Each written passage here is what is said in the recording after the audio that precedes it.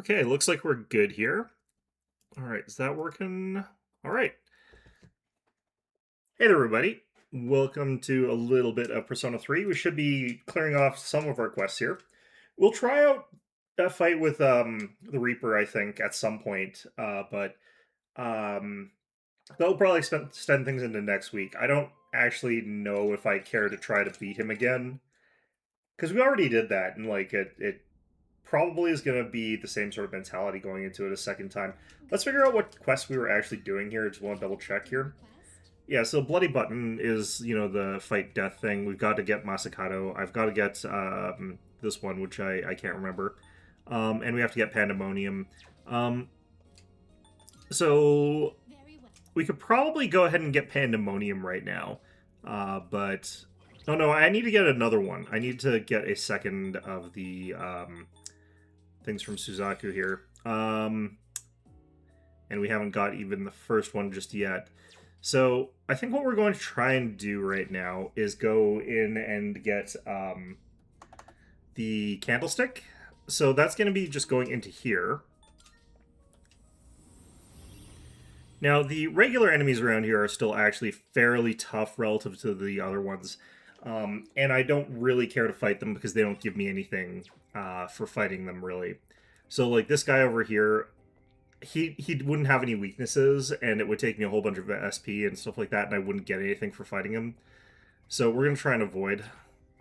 Probably fail, because whatever, but... crap. Okay. I don't really want...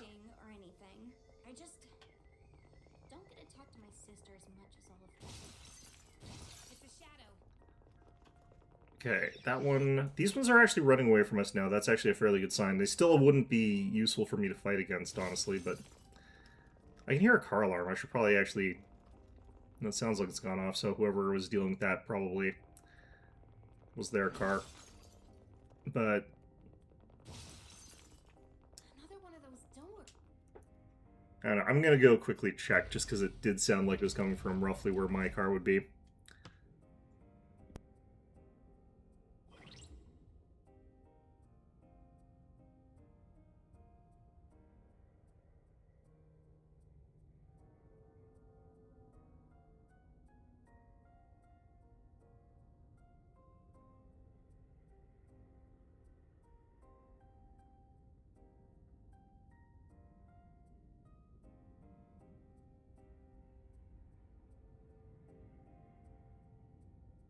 Doesn't look like anyone rammed into my car or anything like that, so it's probably good. I'm not sure who would have this particular item. The candlestick looks like it might be in that thing's torso, so I think we sort of assumed that. I do actually want to use Sylphid Aura for these guys, because these guys are actually a lot tougher than the other ones, but blah blah blah. We have got Ken with his Theurgy, so that's going to be important. The only one we're missing is Yukari, I think. So we'll have that as an option in a bit, but for now, I think we'll try and get through this guy by normal stuff here.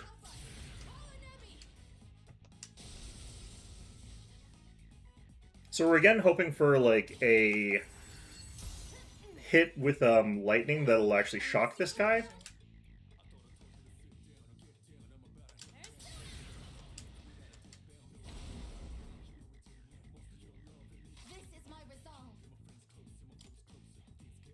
I don't really want to do a revolution here or anything like that. I'm kind of wondering what I should really be trying to hit him with. And I am still feeling like lightning is probably our best bet.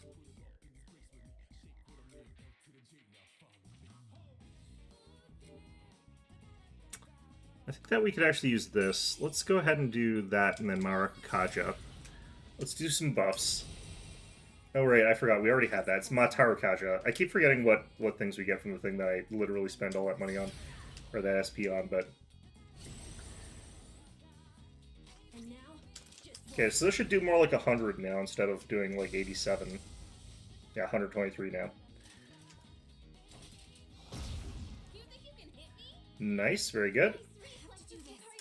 We have got the, like, Tsukakaja up right now, so we'll have that for a little bit. Okay, I'm gonna go ahead and do... No, I'll do Zeodine again. I can't remember if this guy was the one that could be shocked, though. Yeah, he is. Okay, clearly.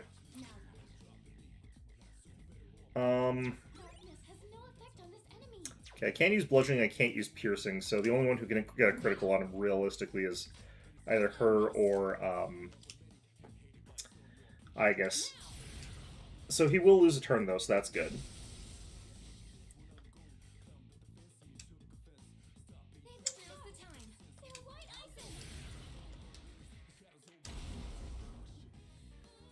Okay, so I guess we have to try and use, like, Heat Wave here, which is not my favorite use of this, but we get the critical anyway. That was worth it.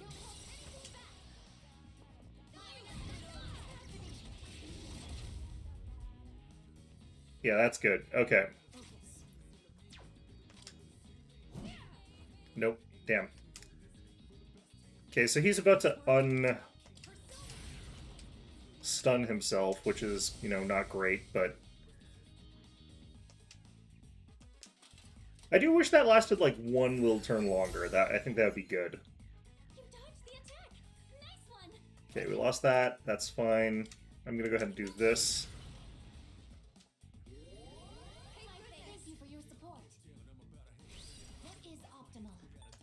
This sort of thing was why I really liked using Mitsuru, though, because, like, she could get those freezes, and they were really, really strong. Because you're getting, like, a guaranteed critical off of those. Okay, so I can't use that, actually. So that wouldn't work here, but I'm gonna go ahead and do this while I've got an opportunity. I think we're about to lose buffs. Yeah, we're losing, like, all our buffs right now. I need to probably reset those. He hasn't caused any damage to us yet, so...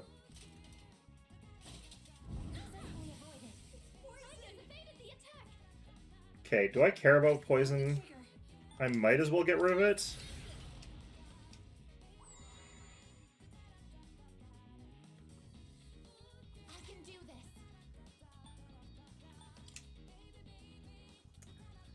I don't know. Okay, we'll do this. The other thing that was nice about Mitsuru compared to all this is that, like, debilitate's a really good thing to be able to do in these kinds of fights against, like, a single target, especially. So, like, that would be something that I think would be really, really strong to be able to pull out, but that's fine.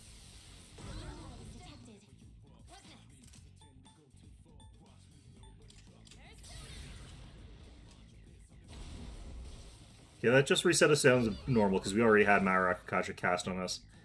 These guys had actually different weaknesses and stuff like that. So lightning on this one.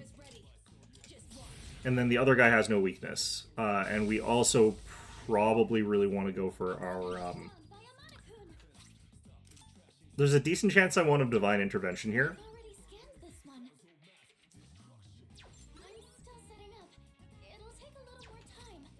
Yeah, I feel like this is the right time for this. Okay. We got a little bit of damage on us. We got a little bit of healing that we can do from that, but more importantly, like, I'm pretty sure that the guy that is on the ground is gonna, like, just self-destruct on that.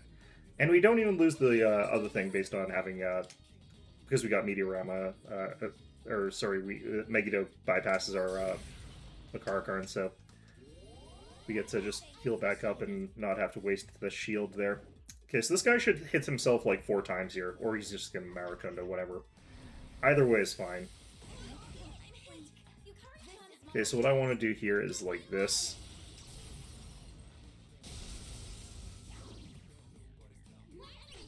Then follow through with that with like Marakakaja, get us back up there. So it's like nothing ever even happened there. I've got the charge going. So I could actually use Orgia mode here. I might as well, I feel like. Because we've also got the Matarakaja up.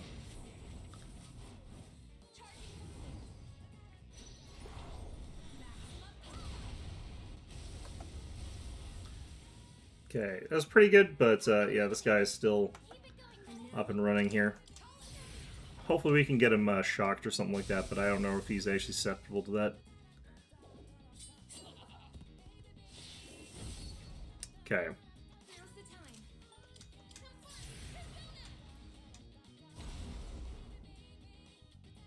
What is optimal? Like, probably, like, charge everybody with Yukari, or concentrate everybody with Yukari. That might be good. Oh. I thought she would automatically avoid doing that, because she has been historically. She doesn't usually actually do that kind of attack in that situation. So that was a little bit odd, but...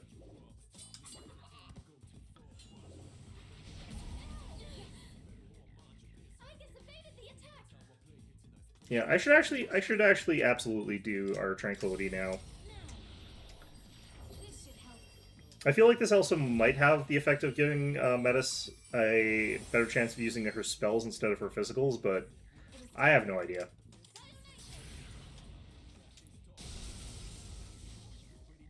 Okay, very good.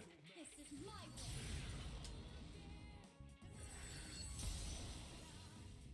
Very good as well.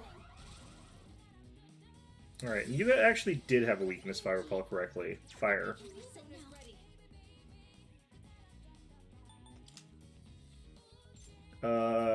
It was you.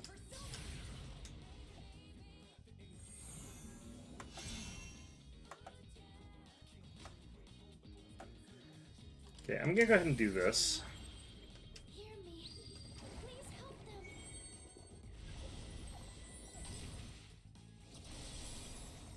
Well, crap. Okay, I was expecting it to not be that. Looks like fire will work great. Now's the I time. might as well do this first.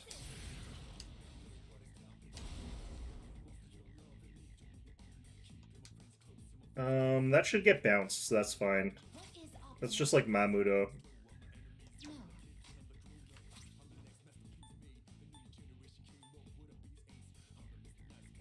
No.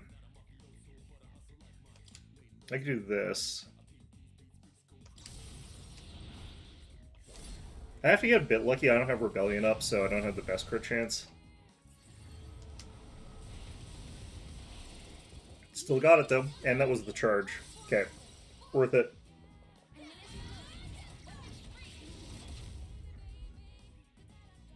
Okay.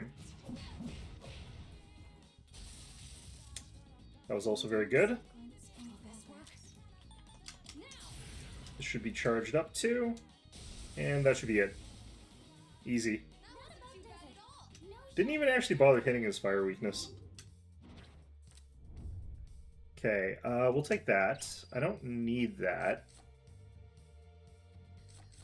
But we got, like, so many slots right now that I might as well just take it on stuff. Okay, what do we get? Saddle of Fortitude Platinum Dice. We didn't get the candle. Okay. Okay, we finally got the Soul Seed drop. So I have to remember to not... Okay, so I have to pull a new Suzaku again. Ring of Eminence. Emeralds. Sword of Eminence.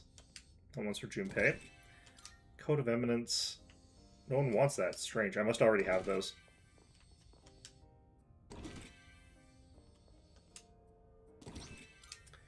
Leather Shoes of Eminence. Okay, I'm still going to try and get out of here. Because I need to redo Suzaku.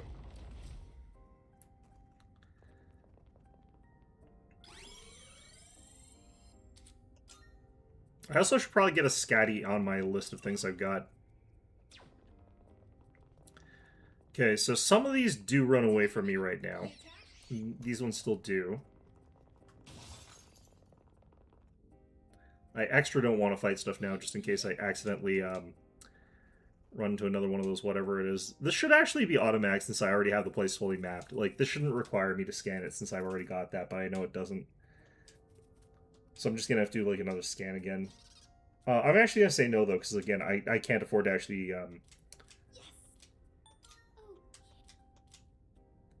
Because, again, I can't risk accidentally leveling up Suzaku. I don't think I would have. I don't think that's likely, but still. Who knows? I might get, like, 5 more greedy hands going down here, and I might get greedy and accidentally, like, level again.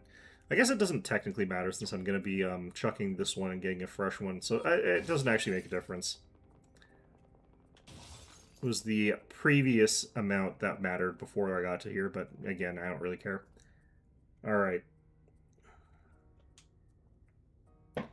I might be at the level where it's worth getting those. Like, I might be reaching the point where I should be taking these types of treasure chests. But I don't feel like I need to have, like, everybody equally leveled. It's probably not going to force me to use anybody else. So I can just stick with this team here. That shadow's different. Again, not going to worry about that guy. Oh, there it is. Could be something good in there. Could be, but, Sister, a shadow. here we go. Teleporter can take us back to the entrance, but I can keep going.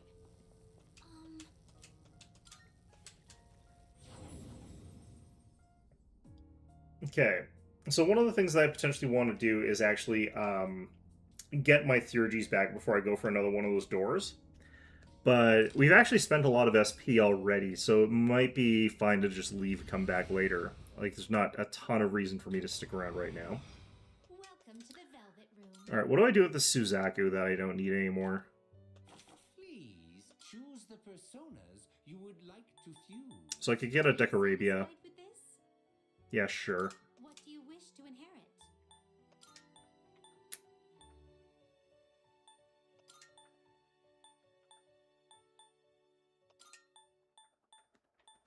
We'll keep that available for these things, but Why, this is exciting, isn't it? I do want the Succubus back, though.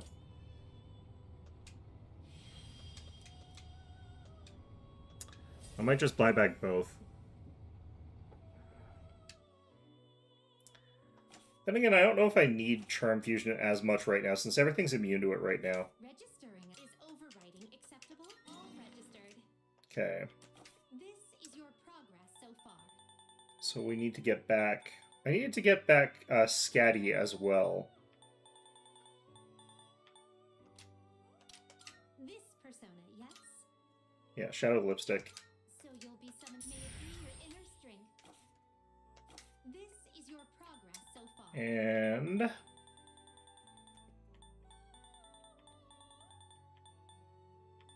Suzaku again. Is this acceptable? Very well. I wonder if I'm going to need more than two. Like, that's going to be annoying if I need more than two. House. Oh, I got another one of these? Decorabia? Yeah, that one. I didn't actually care about this one that much. Yeah, I didn't think that one was very good. We look Like, doesn't Koromaru's, like, hit everybody with, like... I guess his is, like, all physical boosts, or charge, I think, actually, so... I still think that giving that to 4 people is better than getting both to 2. Or getting both of those to 1, so... But, who knows, I don't know what I'm talking about. Anyway, maybe with the last little bit of SP that we've got, we go ahead and we recharge our Theurgy gauges. Just going to wherever, it doesn't really matter. And then we leave after we've already got a Theurgy ready to go for the boss. So you can just go around bullying like weaklings. just stay focused. Looks like that one will be tough to beat. As it screams in terror and tries to run away. Yeah, Arch has make little the first first. move. 2 enemies. Keep it You together. can take them. Call it down.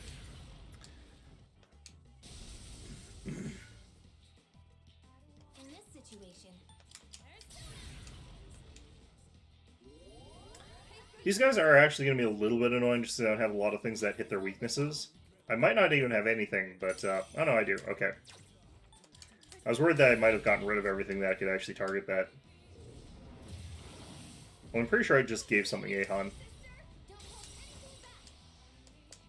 anything back. Okay, got one of them. Now then, And we can just probably do this to kill it.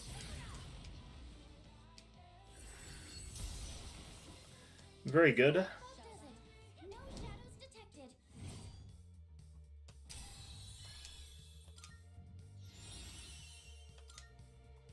Okay, obviously we replace Mudawan. Um,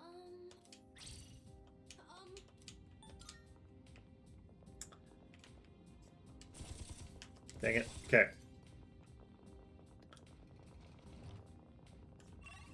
Wait, really? Let's check this other route first, I guess. Doesn't matter too much. We're just here to beat stuff up, though, I guess. Sister, a shadow. Wait, really? It is popping underneath my attack just perfectly every time. Fantastic. Yes, Archie has the upper hand. It's like juking to the side a little bit. Okay.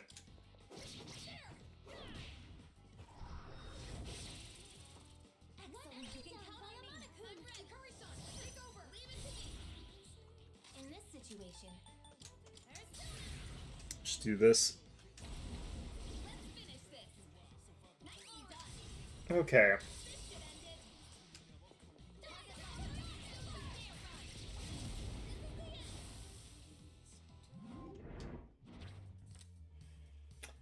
Yeah, this stuff is all, like, pretty irrelevant. That went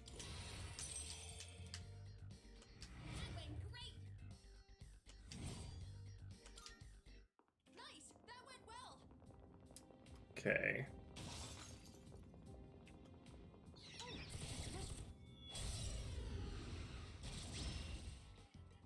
Yeah, Archie has made the first move. 2 enemies. You can take them.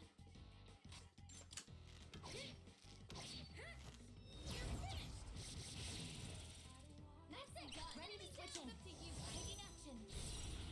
Okay, I think we actually just stick with Hellbiker for this. Actually, no. We're trying to level up you while we're here, so I might as well do this.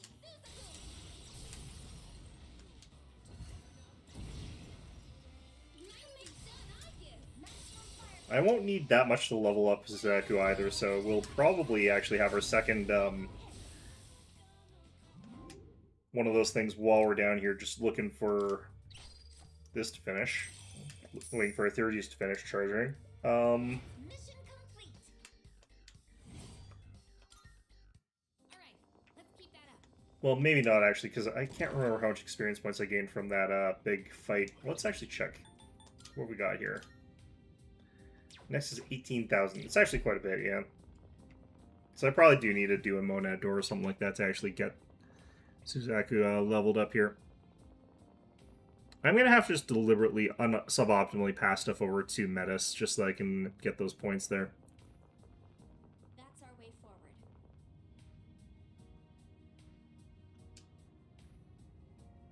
Oh, there's a treasure chest. Should have fought the enemy first before I took that treasure chest. I won't.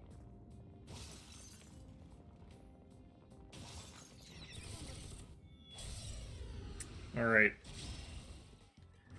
So, like, I could pass these off to Metis, right? Like, that's something I can do.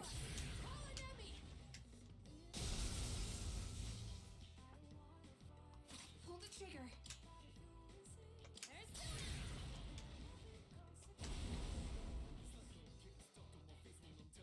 This is my result. Although, do I actually have single target?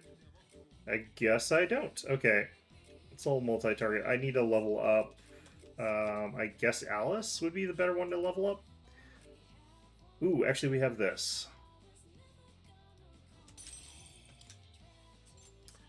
Oh, I could have done... I could have knocked them both down, just had Metis go instead of the other thing. It doesn't matter. Alright, so let's do that. Pass this off to you. Get that charged. I don't think there's any chance that we, like, lose to these guys anyway, so, like, that's kind of why I'm being a little bit blasé about this, but... Scanned this one. Now Ooh, we got a crit. Probably against the guy that's already downed, but, you know... Ooh, no, it wasn't. Very good. then. For the team. Good job, everyone.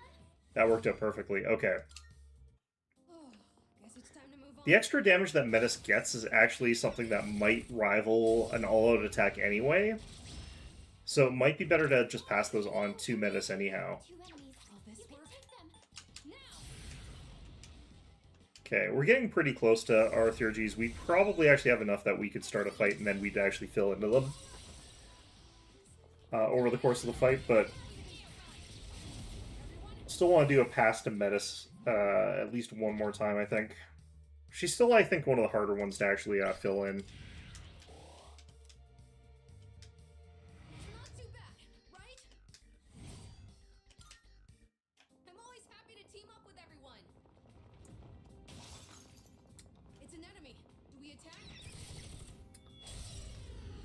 Okay. Caught them off guard. I'll end this.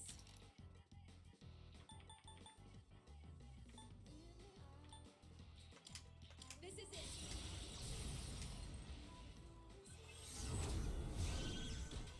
Excellent. Ready to switch in. Quickly. Taking charge. We'll do it like this, I feel like. Persona.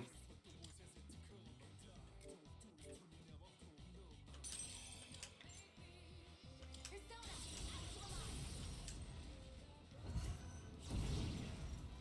Nicely done, Aegis. Now let it go. Full power. What's the best move? Oh, we don't know what those guys are about. Oh, shit. Alright, still enough to kill them both. That's a win. Victory is ours. Good job, everyone. Done. Now let's get going. That is a very good hit, like, doing it that way. I think we're just about charged. I don't need to go in that Monad door. It's, like, kind of a waste here. Okay. It could be tough.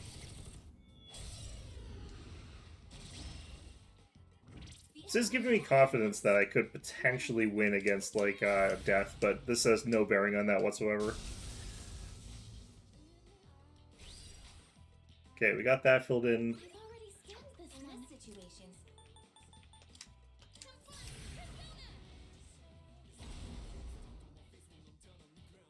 Summoning.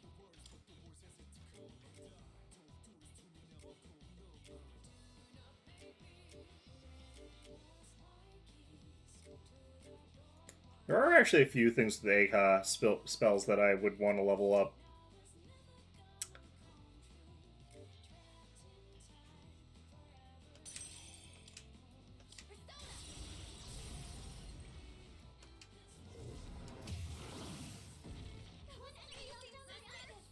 I'm all ready to go. Understood.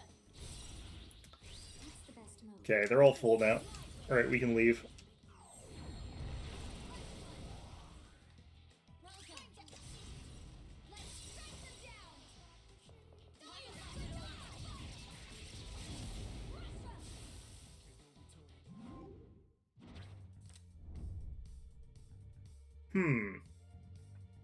Okay, that will take just in case there was something I wanted to do. I think that was for Masakato.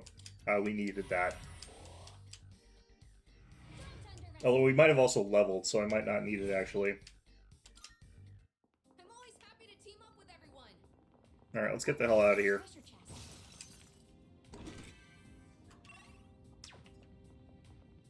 Sister, Shadow.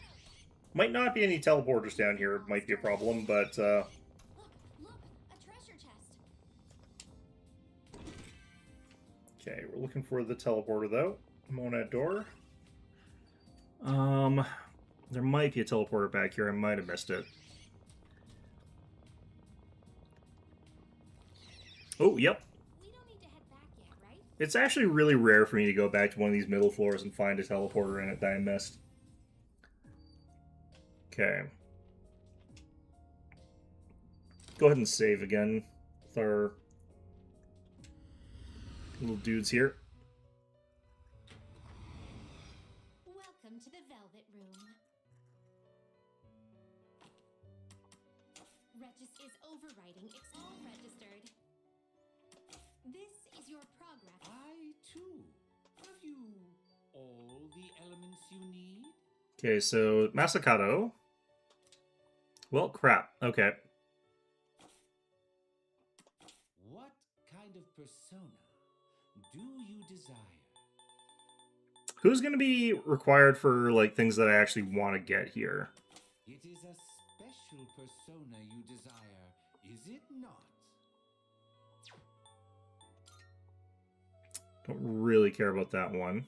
What's this even do? This one's half... yeah.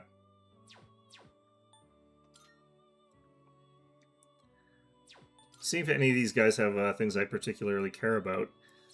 In particular... this would be good, so I would need Samael, Abaddon, Beelzebub, Satan, Hellel. Some of those would require quite a lot of stuff there. Might not be worth getting here. This is just Orpheus. Wait, what's Victory Cry do? He only learns Victory Cry. Fully recover HP and SP after winning a battle. That's interesting. I don't really know if I care. I can... Wait. Resist everything. That's interesting. Not immunity to anything, just resist everything. That's kind of fun. I like Norn out of, like, concept, but I think that's a little bit weak for us right now. Metatron's usually really strong. Contract Angel Wing. Megiddo. God's Hand. Wonder if God's Hand is supposed to be a reference. Okay. I can't think of anything that I really care about getting in particular here, so we're just going to go ahead and throw together some random stuff here. Let's try and avoid throwing in stuff that we actually care to keep, though.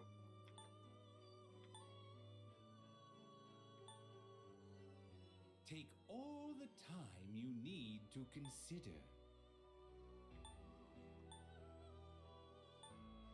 Let's actually do this very deliberately here. Choose the personas you would So I don't really care about having Kaiwan, I don't think. I don't really care about having Dominion, so we could have Kurama Tengu. That's fine, I think. take all the time you need to consider. Yeah, this is You fine. status, please choose what skills to inherit.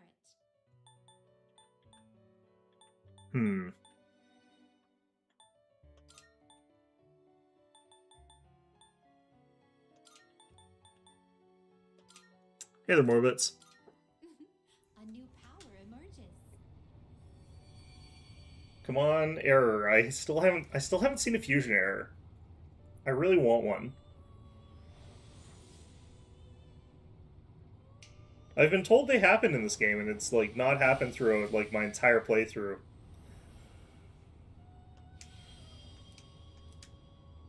I feel like they might have a like 1 in 1,000 chance of happening or something silly like that, and it just is not going to happen for me. Okay, so that done, I need to now go ahead and do Special Fusion, and I need to get Masakato. This would be a wise choice. Spend a crap ton of money for that. Fantastic.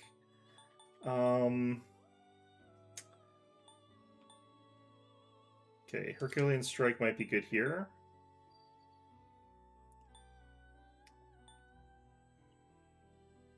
Pierce Boost might be good here. Crit Rate Boost. I've got a card for At Pupil. This guy definitely seems like he's more on the physical end of things, so that's all good. Having access to Maypatra, I think we'll do that. We also get Debilitate next level, so that's going to be good. Okay, so that's the Masakato quest done. Hopefully there's not another one behind it. I really hope it's not. There probably is. I also hope this doesn't fusion error, because I actually need the results of this. Well, I guess it doesn't matter. I just paid money to get it. Can you imagine if this game didn't have the compendium? Like, if you couldn't just withdraw stuff? Like, that would be so miserable. Okay. Are you finished? We look.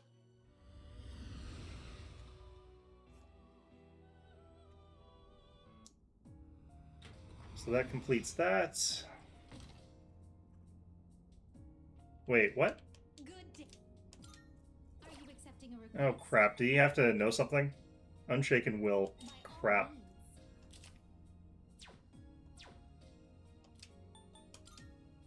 Very well. I think I remember being told that he could learn that, though.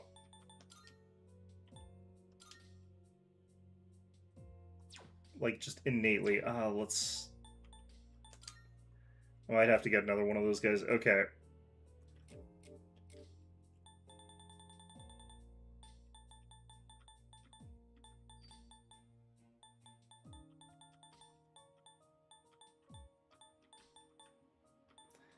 Man, okay.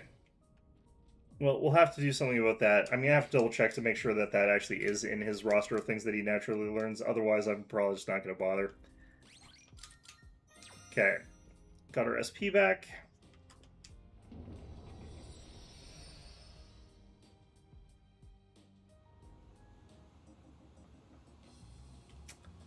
Okay, let's get whatever let's check here. I don't think I can get anything. We have some new items prepared. Come take a look. Okay, let's see here. This is what you get with okay, that nullifies strike damage. This is Metis. Don't really need any of that. It's kind of interesting that there's like 2 of these here. Random ailment chance is high on that. I don't know if I really love that. So, what will it be? Oh, no, I got enough for Pandemonium. I don't remember getting a second one, but apparently I did. Okay, so now I just need to get a whole bunch of Divine Black Tights with a bunch of Shadow Lipsticks. That's what Scatty's for. This gives me Unshaken Will, but that's on the wrong thing. This I don't need.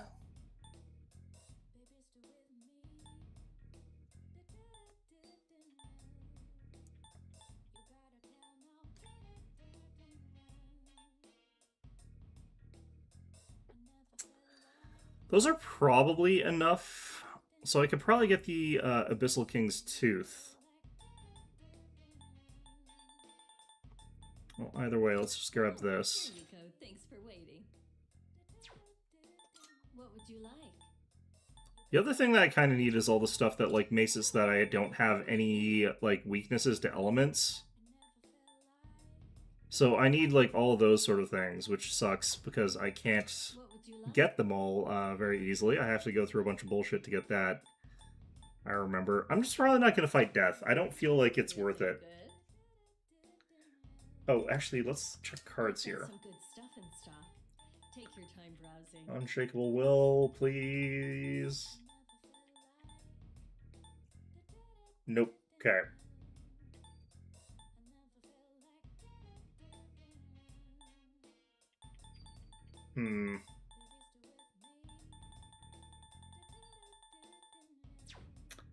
Is Alright, that all well, you need? Hope to see you soon.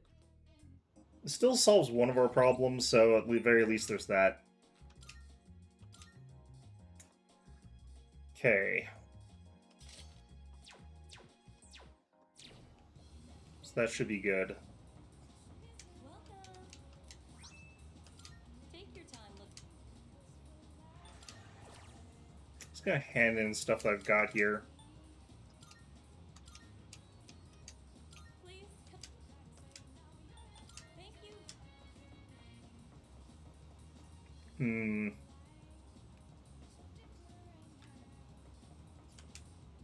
Check here for 1 second. Good to see you. Well, as long as you need. These are all gonna be like way weirder than what I've got, right? Yeah. And none of these are gonna have like immunities or anything like that, right? Useful. So feel free to browse.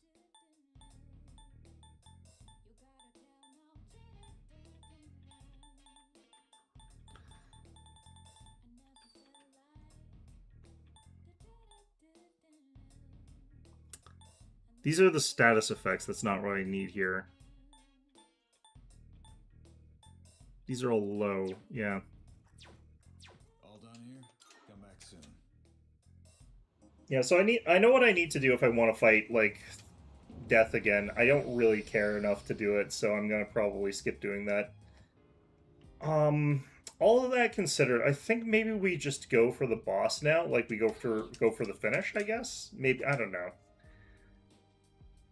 We'll try going through and getting, oh. Yeah, Pandemonium. Here are my Let's just try wonderful. getting at least the quest for like the Divine Candlestick done, and then we'll do the fusion milestones. I think is what we're gonna go for. I'll look up this. I'll look up this, Very well. and then we'll maybe do that on Monday. Where I'm actually going a lot slower than I thought I was gonna be. I thought we'd be further along by now, but... Alright, off we go to find ourselves...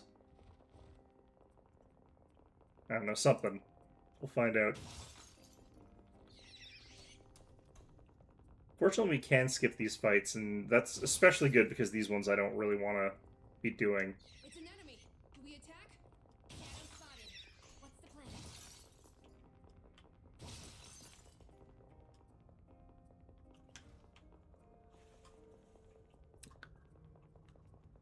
If they had weaknesses, man, that's all I want out of them. Damn it. Okay. I'm always hoping I'm going the wrong way because I want to find all the, like, the little nooks and crannies of everywhere, explore completely, just in case there's a monad door hiding somewhere, but Could be something good in yeah, no. Okay.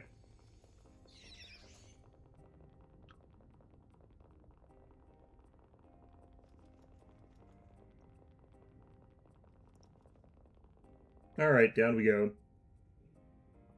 Let's do the best we can. That's all we can really do. Okay. Sister, a shadow! Whoops.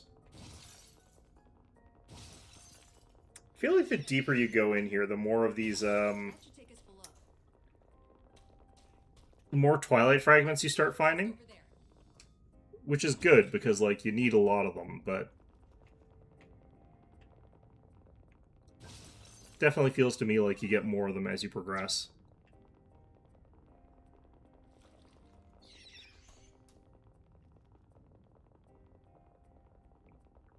It's an enemy. Nope, Do we dead attack? end. Okay. Getting a combination of fairly, like, large floors along with, Hey there, Union Singer. Getting fairly large floors with no monad doors, which is not great. It's not my favorite. Alright. Gold hand. I could kill that. Great! Okay, this guy will actually try to fight us. I think. Yep. Oh, it's a rare shadow. Don't let it get Oh, away. wait, no, I don't want to fight this guy. I was just thinking, like, Sister, a shadow! if I fight it, I'll lose up my... I'll probably use up my Theurgies, which we're saving for monad doors, so that wouldn't make any sense for me to actually do. After all that work I did getting those charged up anyway. Okay.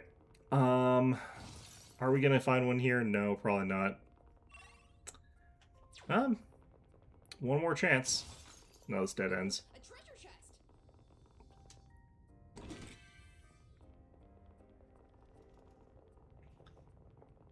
I wonder how many times I'm gonna have to fight these monad doors as well to get the candle to drop. Like, that's the other question. Because even if I find one, it doesn't guarantee that it's gonna have the item I need, so I might end up, like, doing this for hours and not get the drop. That always sucks the most when that sort of thing happens. Oh, there's a treasure chest!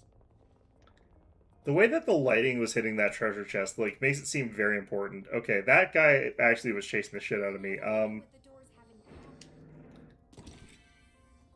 power. I've got the basic fusion one, I've got the special fusion one, I've got the auto Masukakaja, It's an enemy. I've got the... Oh shit. I've got the... what else was it?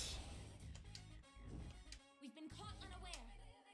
There's another one, but I can't remember what it is. The fact that they've got that right off the gate is kind of interesting. Aegis evaded the attack! I have to get Masakato Unshakable Will, which he doesn't have Take a little more time. yet, but hopefully he will. Help us. Call an enemy. And then I have to get the Bloody Button, of course, which I might not do. We'll find out. The thing is, I know how much, like, prep work I'm going to have to take to get the Bloody Button, which sucks, so, like, I kind of don't think I'm going to go for it. Now then. I'm still setting up. Take a little more time. There's a decent chance I can go for slashing here. Will be some nice strength. Yeah, apparently that worked fine. Okay, Enemy down. Your turn. Taking charge. okay. I can do this. I don't actually need to level you right now. Get this. Like, I would want to get all of the items that make it so that I cover up my immunity, or my weaknesses, so that I can't just get, like, chain knocked over by death. Because I don't want to have that happening. I'd have to get rid of, like, all my weaknesses to status elements for for Aegis, which would be annoying. So there's a lot that I would have to do that I know how to do to like fight death, but Went well. it would suck. Like I don't want to do it. Look, there's a shadow. Okay, apparently we have to level up a little bit more here so I can blaze through these areas without fighting. We have the upper hand. The irony of getting in fights so I can avoid fighting. Alright. Got it. Okay. Shall I take charge? Aegis-san, stick with me. I'm still setting up. Okay, so these ones are fire. My resolve. I got both. I guess I don't really have to hand it off to Metis, but I might as well. Because she gets that gigantic boost. How can I help my sister? So deal like 3 times as much damage or whatever.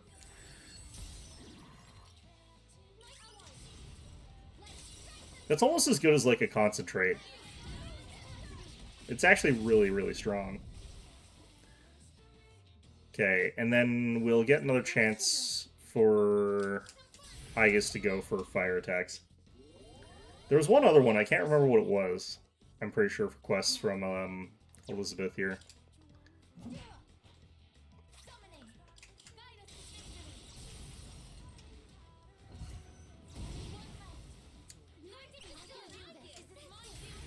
I still love how Muppety he looks. Look at that. Like, there's just something innately funny about how Koryu looks. Good work out there. Single target boost. That actually is good to have. Okay, let's be on our way. Oh, that treasure chest looks. Okay.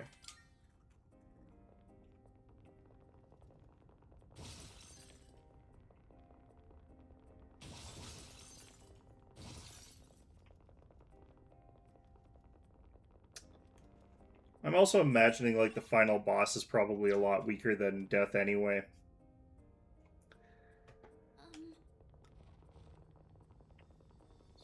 Okay, these guys are willing to run away from me again. That's what I wanted. Also, that floor had tougher enemies for some reason. Ah, Mona door. There's a shadow. Finally. Alright, this is what I've been looking for this entire time. Let's approach this a little bit smarter and not, like, just spam spells that are already doing things that I've already got. Alright, we got the guy that drops, I'm pretty sure, the candle. I'm pretty sure that guy in the middle is the one who drops it, so... Let's get a Sylphid Aura in. All I need is Matara Kaja, because that's the one that's missing. The other ones I've already got. All right. This guy's actually weak to fire, I think. So this guy's actually kind of easy to kill. Time. Could just do this too, but... I'll end this.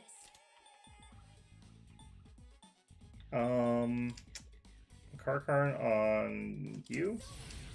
I think I've got a bunch of, Homunculus, though, right now. Okay, this will probably be charged, so if I get that, I know not to use that on Yukari.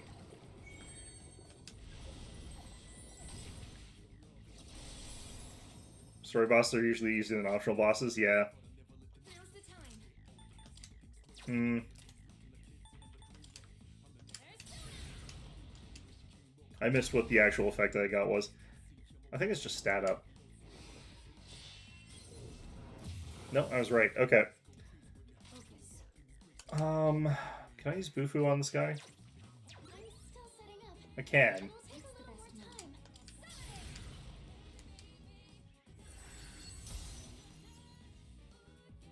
What is optimal?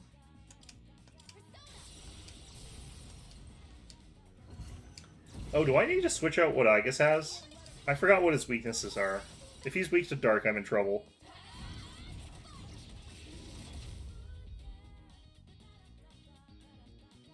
Well, yeah, let's just do this again. He might do the thing where he's then spends a turn charging. That would be ideal for us. What next? Because then we'll have time to just probably kill him.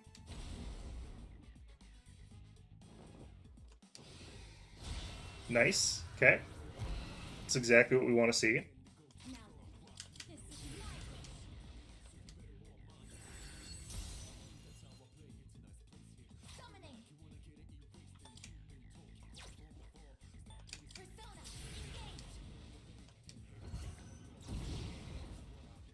I think we're gonna be just shy on killing him here.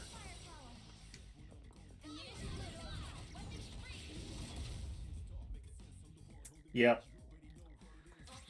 Okay, hopefully this is enough.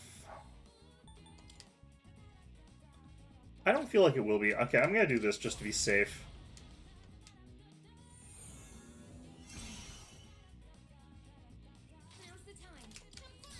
And I'm gonna find out this is enough, and I would have just had enough time. No, I think I would have killed him if I hit him with Ken. It doesn't matter though, because he's wasting his turn doing this shit. Okay. Fire, if I recall correctly? No, lightning. Okay.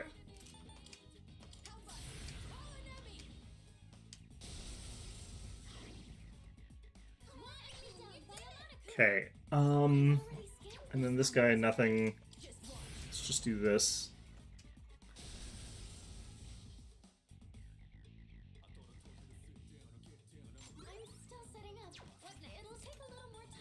I can do this at least. Still do damage. This won't hurt that badly, actually.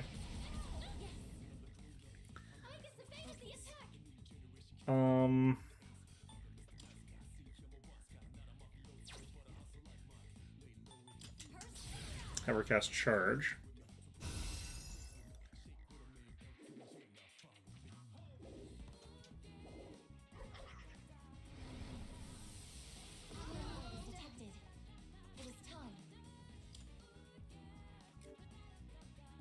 Okay, I could undo that I can actually get a lot of buffs up here. So undo that. 1 die short of a Yahtzee set? I thought you needed 5 dice for that. I guess, yeah, no, 1 short.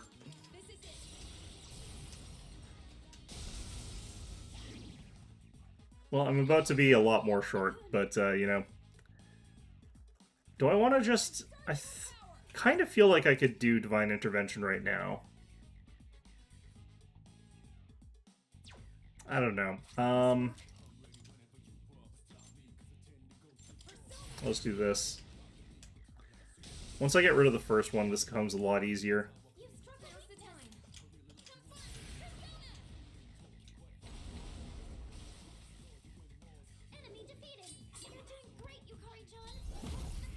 Okay, so she'll recover, so that doesn't matter.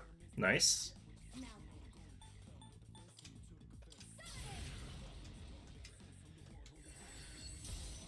So this thing's not that hard to beat by himself, so that's what we're sort of happy with here.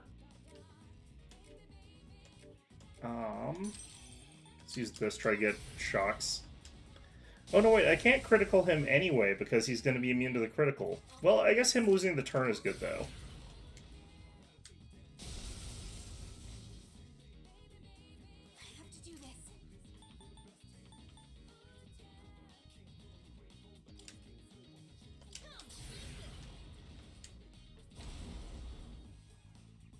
It's only down to like half health. Still got a lot of hit points. How can I help my sister?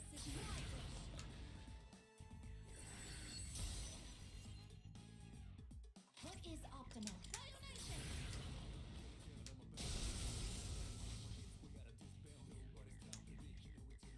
Okay. Will this work?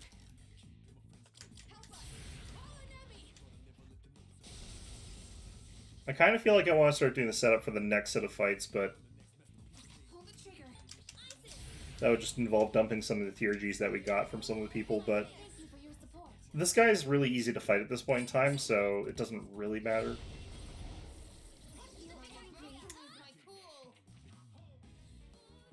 And recovered. I'm perfectly fine throwing out a refreshing Amrunion or a Maypatra gem. Let's use a Maypatra gem. I don't even think I really need to use that, but might as well. It is time.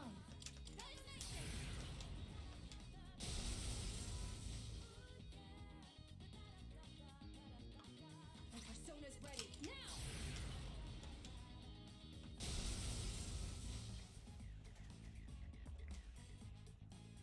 What next? I won't lose. I do kind of wish there was a buff that you could cast that would make you, like, immune to status effects. Lose my cool. Like, I think that would actually be something that would be a nice addition.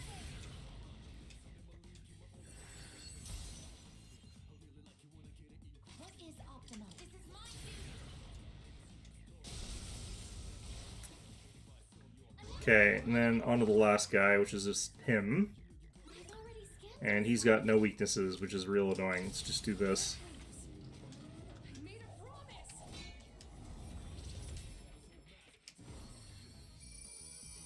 Thank you very much. I thought that was going to heal the Infuriate.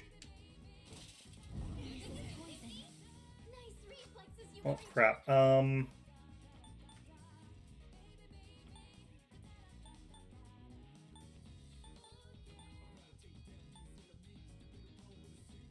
Hmm.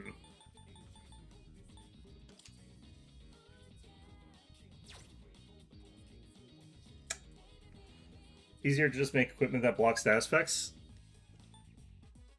Yeah, probably, but it actually is kind of difficult to get that stuff. Using items. Ouch, that's actually a lot of damage. Do this.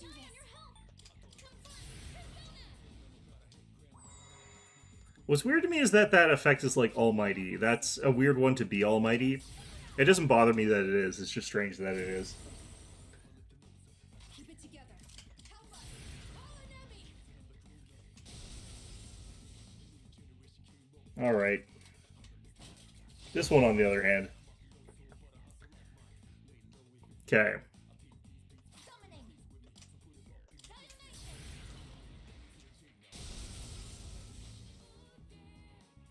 Now's the time.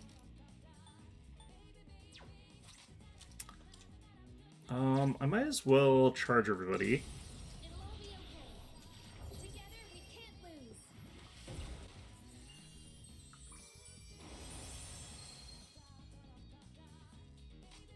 Now then. Hmm. This is my Can still do this, that's fine. persona's ready. Pretty good hits.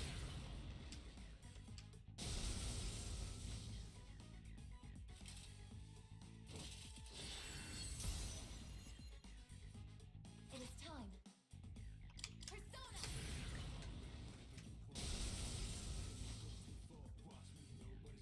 In this situation, I won't lose. Focus. Persona. I'd probably finish him off with Orgia at this point in time. This. Now.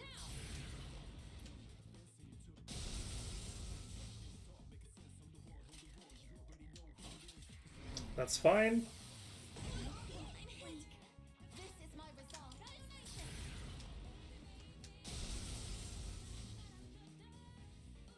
I have to do this. Come on, Persona.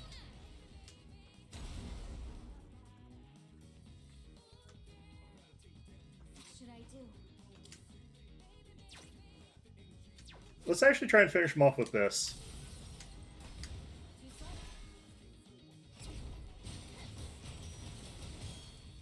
it. I think that got him. Let's handle this. Yeah, I think so. Enemy eliminated. Nailed out there. Alright, did we get the stupid candle? That's great. I don't need that badly yet. And we'll take that.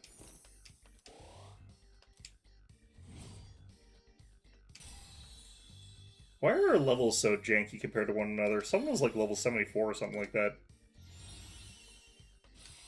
Okay, this Aegis. We got another Soul Seed drop, which I don't technically need that badly anymore. Got Light Amp. I do actually really like his current setup. I think if I was to throw away anything, it would probably be Myriad Arrows. Even though that's proven to be pretty strong from time to time, I think that we still get rid of it. Heat Riser's next, that's going to be quite good.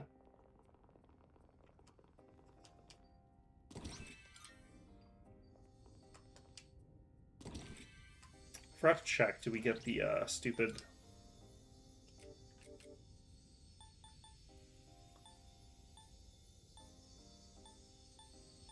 Yeah, I don't think we got the thing. Damn it. Oh, man. Okay.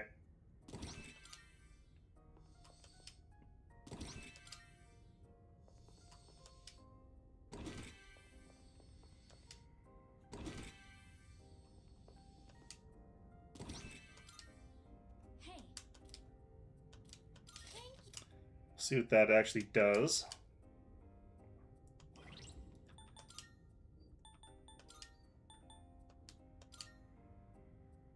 Endurance 3, regenerate 2. That's okay. I think that'll be fine.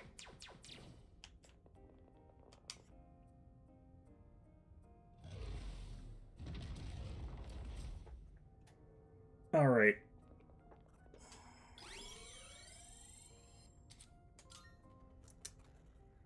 I'm wondering if I should chuck the Suzaku, and honestly, I don't think it actually matters. I can always chuck it afterwards. I'll forget to, but like I could chuck it afterwards. I'm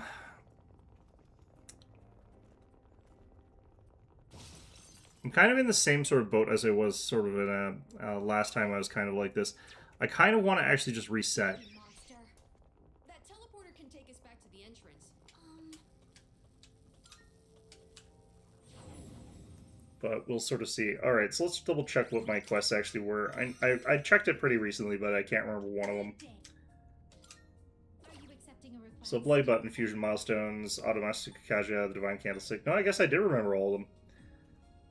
Then, yeah, the Unshaken... I just need Unshaken Will for this guy. So we'll figure out what I can do to get those easiest, but don't have those right now. Okay, so we have to find somewhere to go grind up our, well, I don't have to, but I'm going to just go somewhere and grind up our theurgies and then go in again in a little bit. Dying of dehydration here.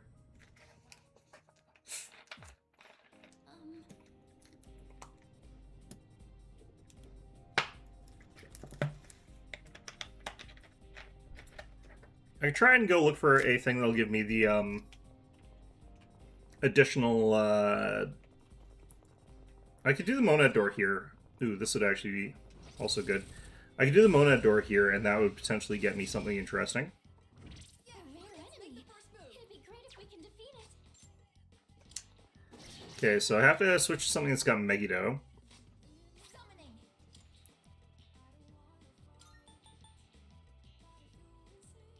Yeah, so like this guy would be good. This is my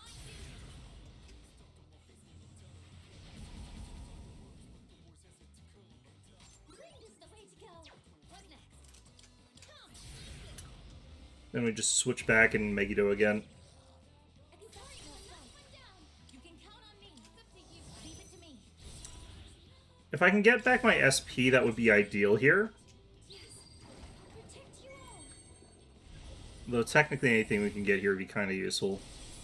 Yeah, charged up is fine. It is time. So we chuck down like a charged up Megiddo and that'll easily kill everything. Just two left. Oh, it didn't. I thought that was going to kill everything. Damn. Enemies defeated. This is my Just one to go. Target eliminated. What should I do? Keep it going. Okay. All enemies defeated. Good work out there.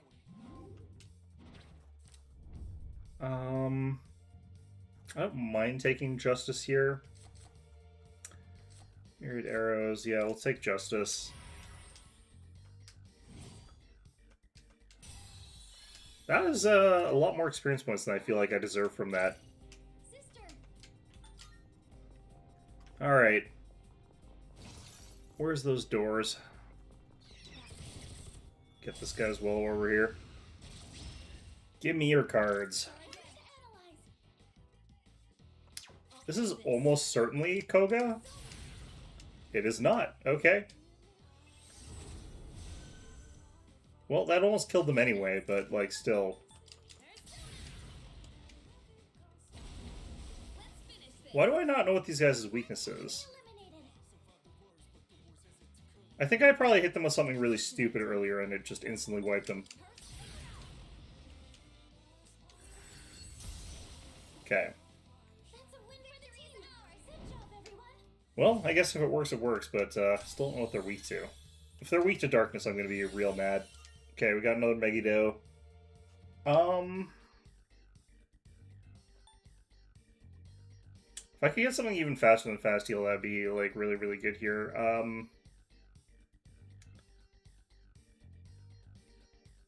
Yeah, I'm gonna get rid of Sexy Dance. I don't feel like I really need that badly. Done. Now let's get going.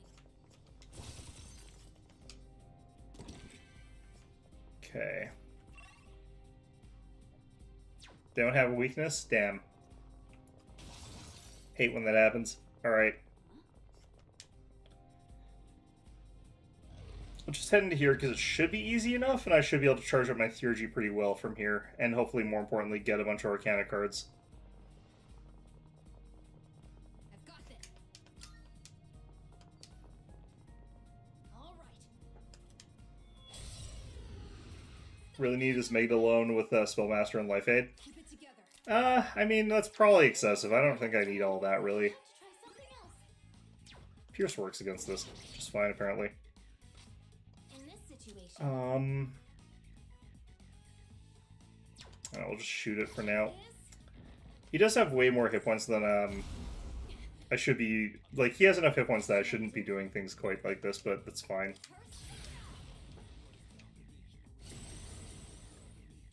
what is optimal? Okay. Do I want to level up him still?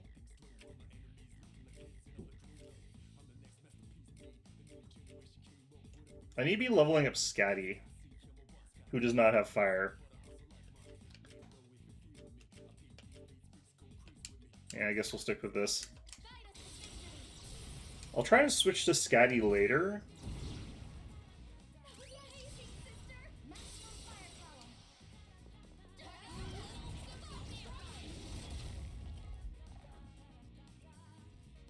My persona's ready.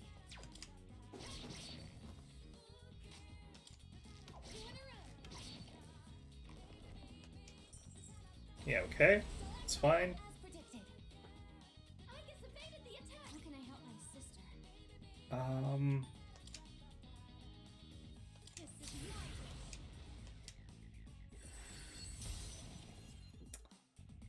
This is my resolve. Persona, actualize. We've got more incoming. Okay, ice and fire. Still making it hard for me to switch to Scotty. Although it will work here.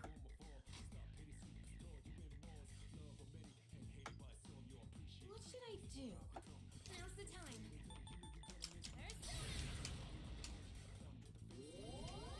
I appreciate it. Alright. This is going backwards, unfortunately, so I'm doing this the wrong way, but... Oh, well. It is time.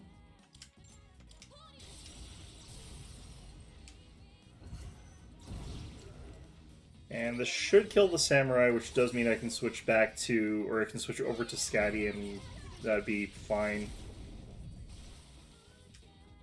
Okay. Hero Slash, that's not great. Because we're all confused now. Goodbye, money. Aegis is confused. Just try and calm down. I'll end this. Well, unfortunate. Okay, let's just, Koga? Just watch.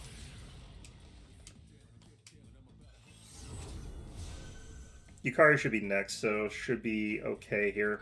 What is this? She's acting out her eyes.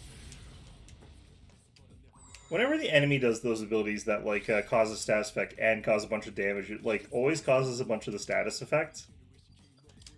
Whereas when I do it with my team, it does not. Okay, I have to hope that this doesn't... Well, actually, it doesn't matter. There's one more stage after this.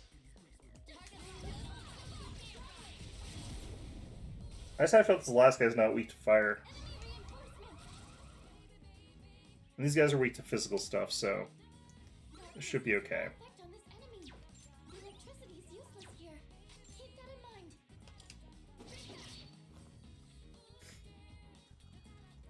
In this situation.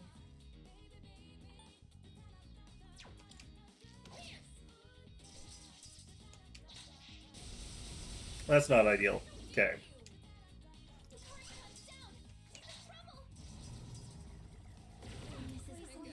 Damn it. The timing on that is always the most annoying thing. Okay. I kind of want to do this. I can't switch to anyway. God damn it.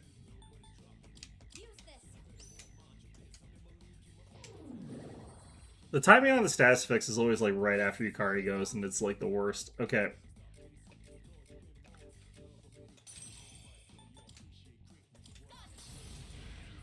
Pass this off to Metis, and that'll make her happy. Or we'll just knock everyone down and kill everything. Okay, never mind. Alright, that works. Okay. Persona's ready.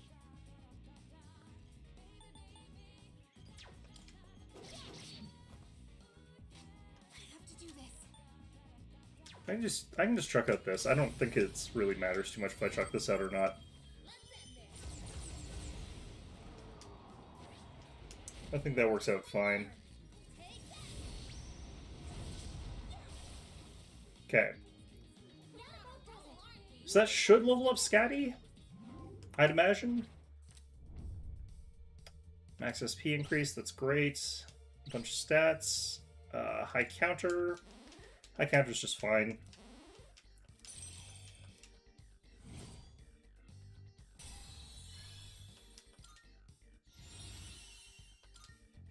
Okay, Mudo boost. We can get rid of growth 1. Oh, hello. Okay, well, we did accidentally use up one of our theurgies, but that was really fine because, like, that's the easiest one by far to... Wait, really? That's the easiest one to replenish, so it doesn't really matter. 90 accuracy plus 50 experience points. Okay, well, yeah, okay. Yeah, I guess we're switching to that. I can't believe I haven't found a new weapon for medicine that long.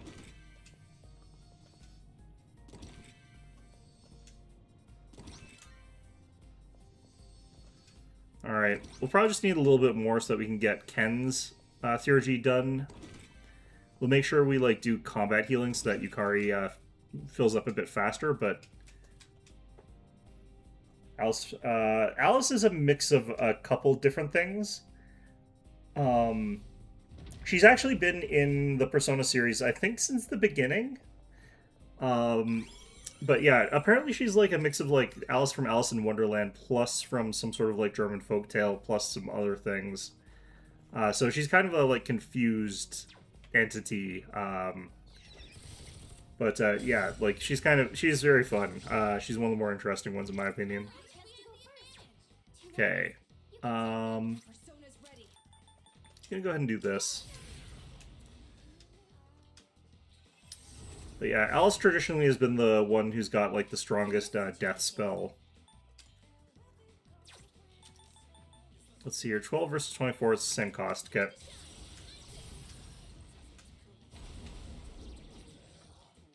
Exceptional fun. This should end it. I need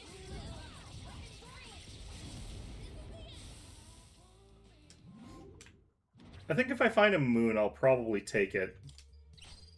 Do I need... Yeah, I did need Pazuzu. I don't really need Decorabia anymore. I also don't need the Crown of Tengu. And that's how it's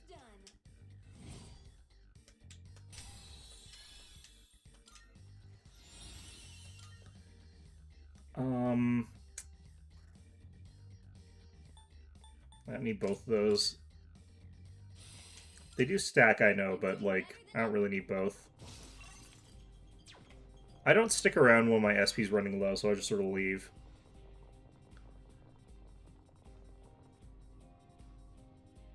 Could it be? Alright, let's try taking this out.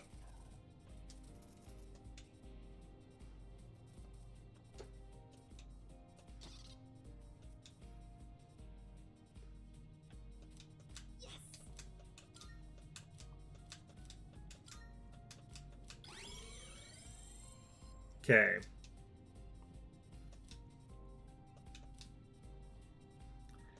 Straight? What do you mean straight? That's not an option. You mean we've been able to just run in a straight line this entire time? All right. What the hell? A rare enemy. Bring it on. It'd be Okay. great if I can- This one's wind.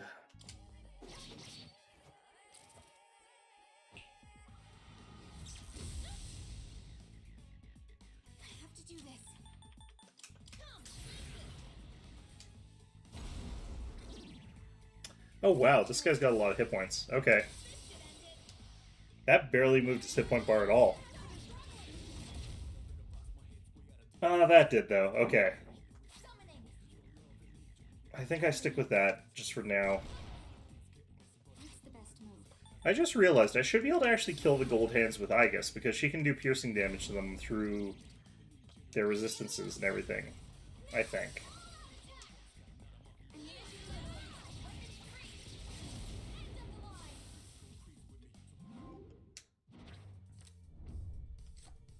Yeah, sure. Okay.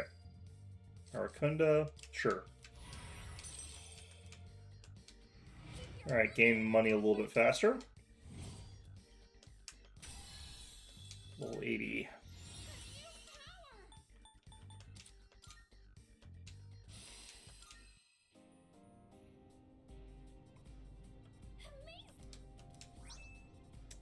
That dropped, like, basically nothing. What the heck?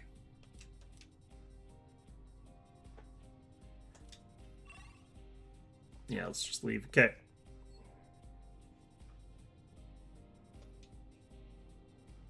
Oh, there's a treasure chest. Alright. Haven't had a chance to actually heal very much with Yukari here. Two enemies. You can keep it together. Just watch.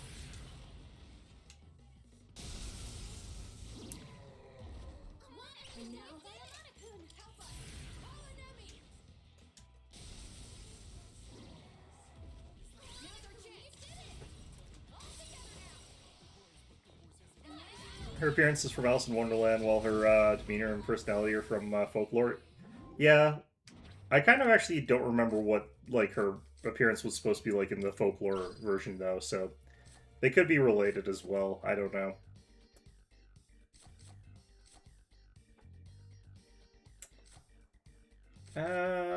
Do I want this? I don't know if I care about Chernobog. Not too bad, right? I actually don't know the old folkloric story that Alice comes from in Persona, so whether or not she's one thing or another, I actually don't know much about it. So, Mitsuru-san was 12 years old in that memory.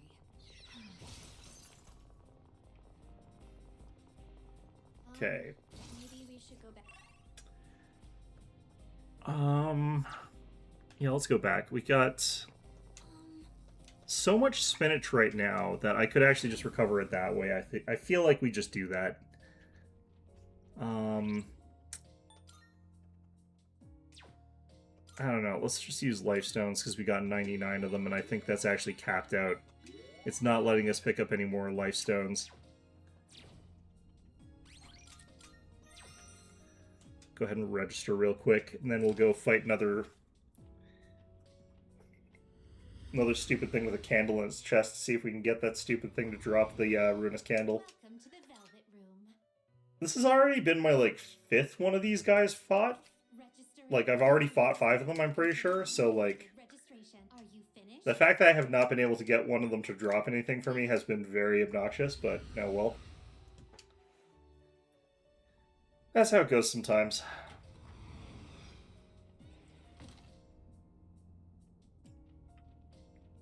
Oh, I don't want to go to the last one. I should just go to, like this, I think. I do wish it was, like, go to most recent floor as an option as well, but Oh, there's a On the plus side, I do know where everything is already, so I can get to there a lot faster. It's a shadow. Like, we can just sort of run it this way, get to where we're going. I think I have to go down 5 floors. There's actually quite a few.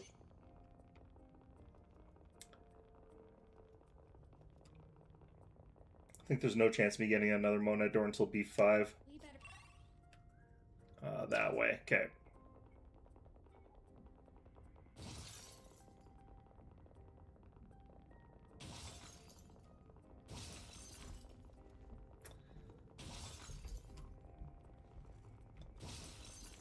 Oh, this is probably going to try and fight me. What are you thinking? What?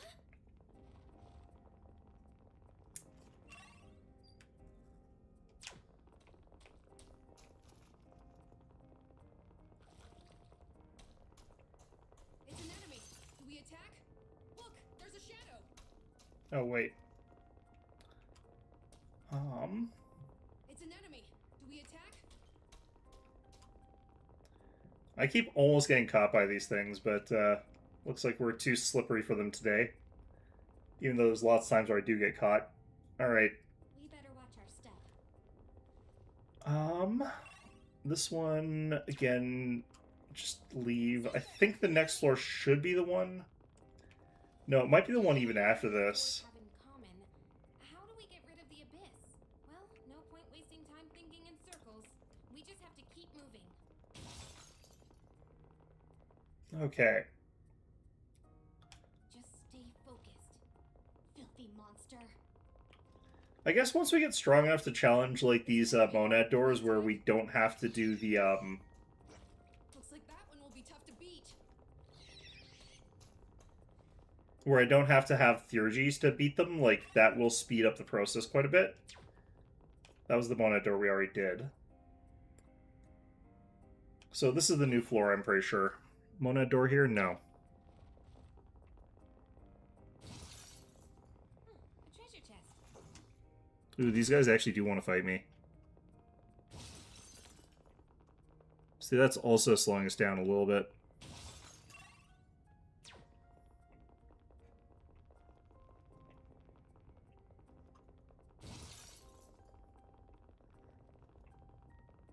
Shadow spotted.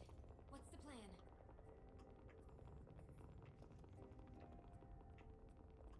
Alright.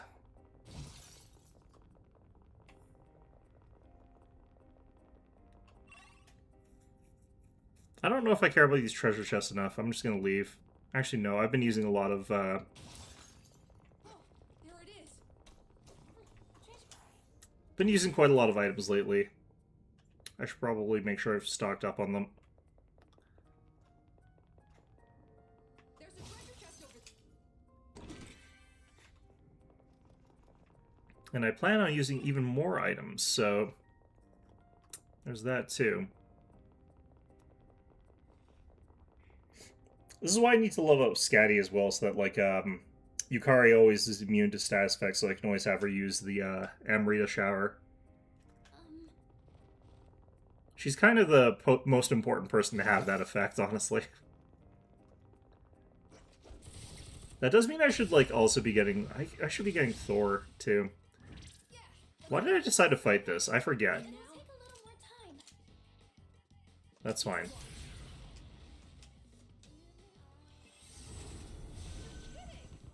That's a knockdown. Keep it up, Amana-kun. Okay, I haven't tried ice. Shall I take charge? I'm ready. There's a very real chance that this thing does not have any weaknesses, though. What's the best move? Never mind. Alright. Wow. Truly is the last thing you try whenever you're looking for that sort of thing. Okay, whatever.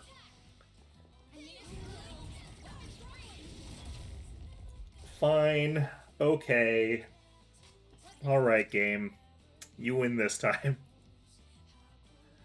Let's just do this. Okay. Summoning.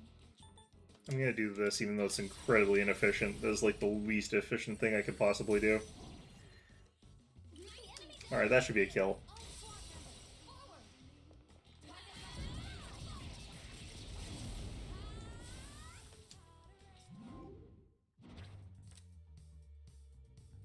This would actually be really good going into the next monad door.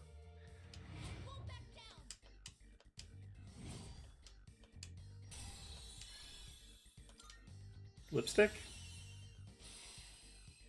Wait, have I already got the shadow lipstick?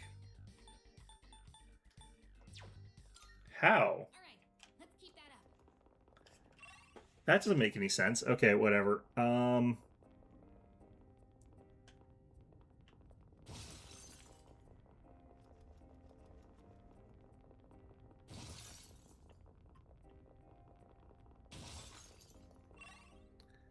Man, I feel like I'm going in the correct direction to leave, which is not what I want. I need to find that monad door.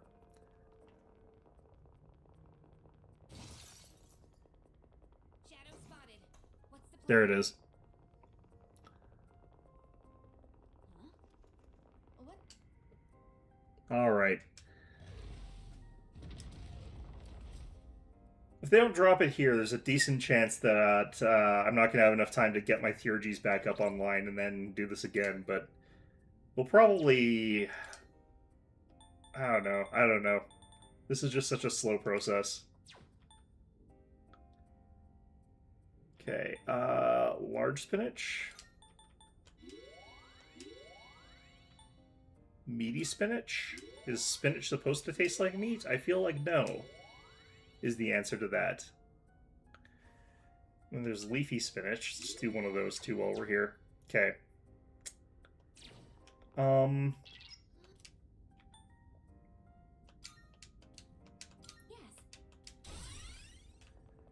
so Yukari hasn't been charged up yet, but that's fine. All right. We won't hold back. Hold on to his for later. Especially because we got this.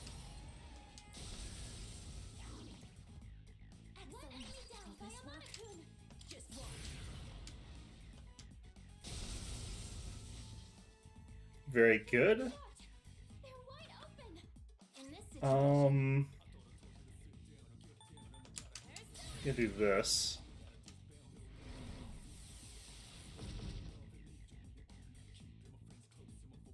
summoning.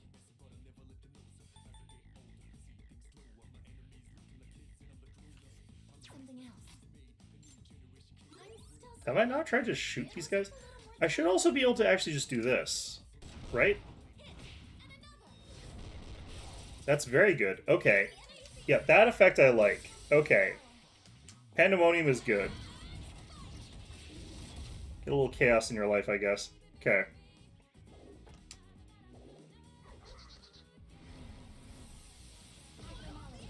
Okay, so that just got rid of the thing that we already had. Let's do this.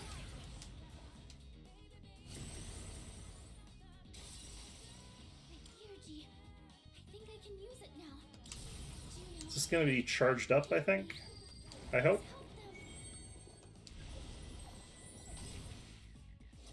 Yep. Keep it together. Can't always get what you want, but sometimes you do. Okay. The enemy can take it out. Chuck that over to Aegis and we'll try that again.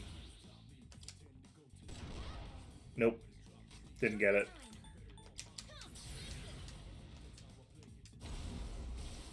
Alright. Very good kill anyway.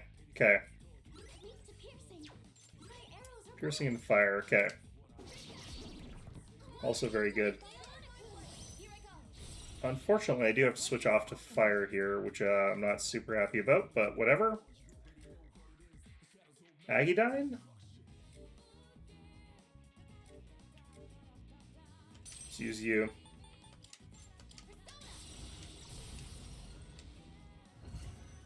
I forgot. I'm gonna have to have fire as well for the next guy, which sucks. That's also gonna suck.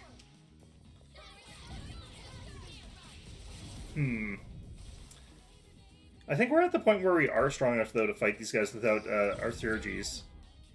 Aegis evaded the attack.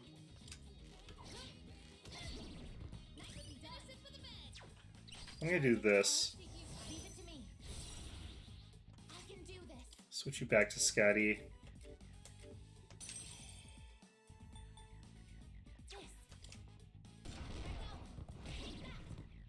This actually deals enough damage that's kind of good enough to compensate.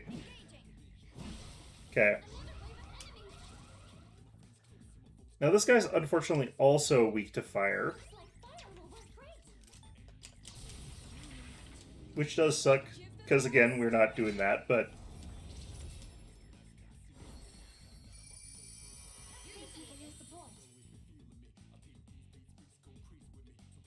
In this situation, Okay. Shining a death spell, it doesn't matter. it is time. This is my duty.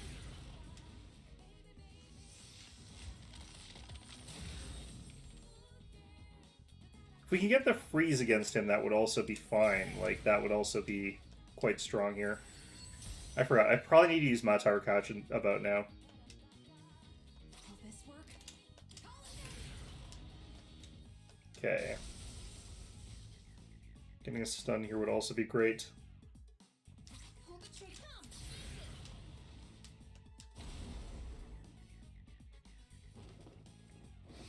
This is where it would be fantastic if there was, like, a light or dark break where it could, like, get rid of his resistances to these kind of things. Just make it so that whenever he does that, he has a chance of, like, instant killing himself on the deflection. What should I do? That's probably why the instant kill schools don't have, like, a break resistance for them, but, you know. It would be nice if it did. What next? Okay, hopefully he charges up again, that'd be great. He does. Perfect. This is my resolve. Diamond does cost a shit ton, man.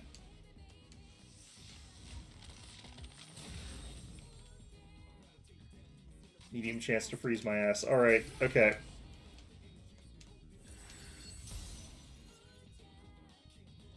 And now,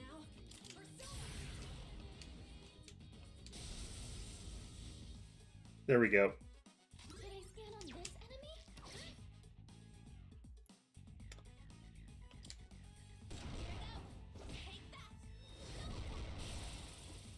I won't be defeated. Right, well, whatever. It worked, it works. I don't need that right now. I've got so many auto Maraku Kajas, but no auto Masuku Kajas. It's so sad. I think I needed Abaddon. Shit. Oh well.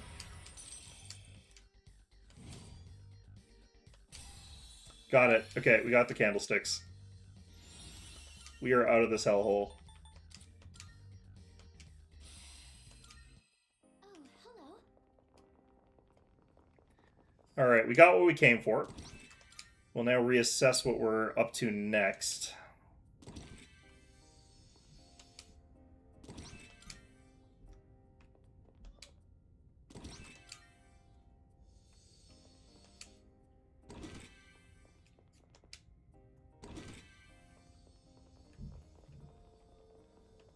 Alright.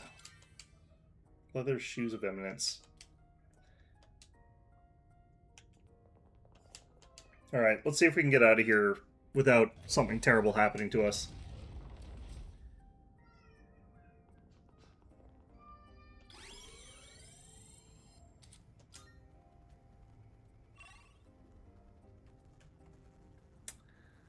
Okay, I kind of want to get those treasure chests, but a little bit questionable as to whether I should or not.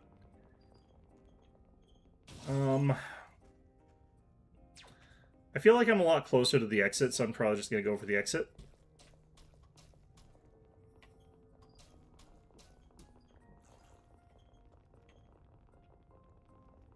Especially because it seems like a pretty big level, and I really don't want to invite death here.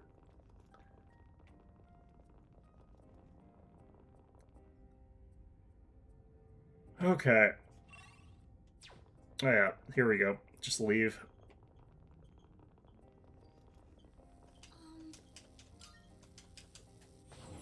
Okay, so that's that quest done.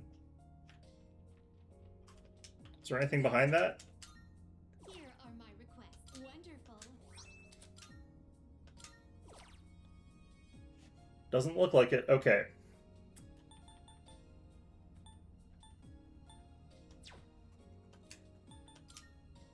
Very well.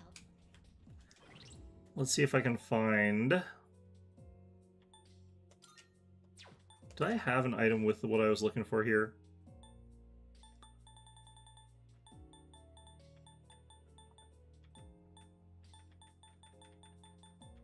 I don't think I do. We have 4 auto Maracakajas, but none of the other ones. That's so infuriating. Okay.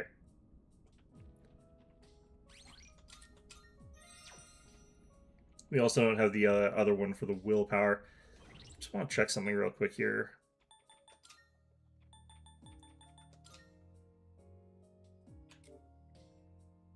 Yeah, she has insta-heal, not fast heal.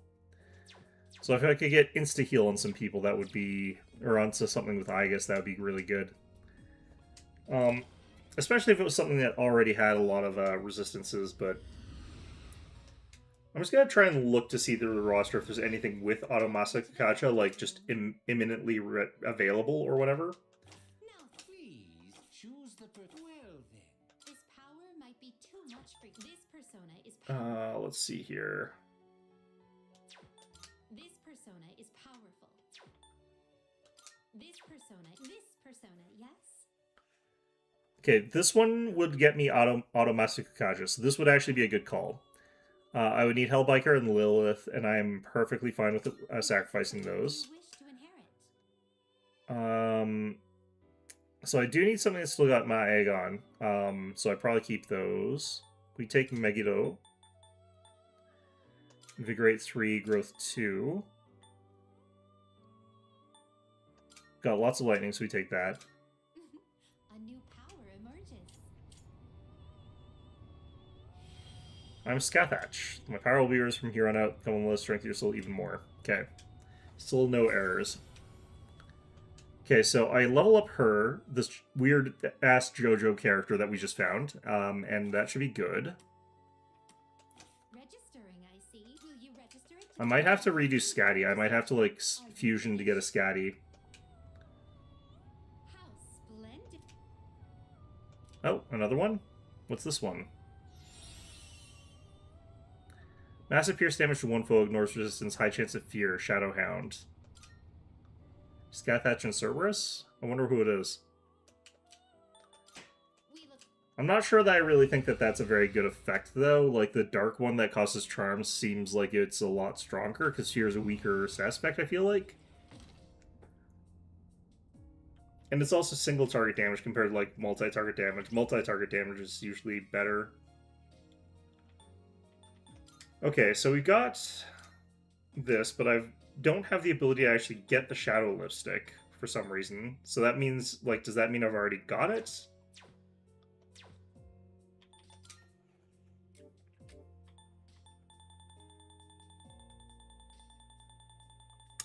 I should go actually check to see if I can just buy the thing that requires Shadow Lipstick. Nope. I've got the Fetching Hero's Comb, I've got Hell's Muffler, I've got Black Frostite, and I've got the Soul Seed Drop and Soul Seed Driblets, but I do not actually have any Shadow Lipstick. So how did that happen? Like, I'm guessing that must mean I, like, have to fuse it.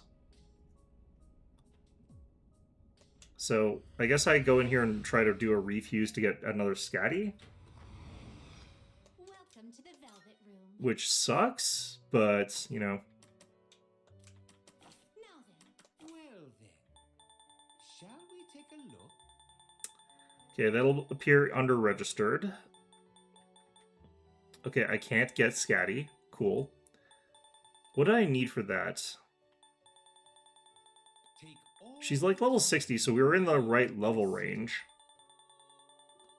Oh no, wait, she's not showing up because she's in my goddamn list. I can't. Okay, I have to do this first. Chiyu, Kali, Abaddon. I need to get an Abaddon. This would be a wise choice. That would be my Masakato. I need to actually level up Masakato, though. So he's gonna get Debilitate next. I wonder if he's actually gonna get his,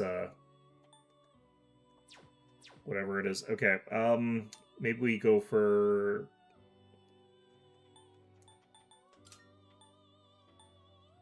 Scotty Pazuzu might be a good thing. Shishan Zhisheng. I can't pronounce that properly. Shishan Dasheng. I can't. Yeah, no, I'm not doing it right. This one is somewhat It looks like Sun Wukong, but old. Still. Please choose what skills to inherit.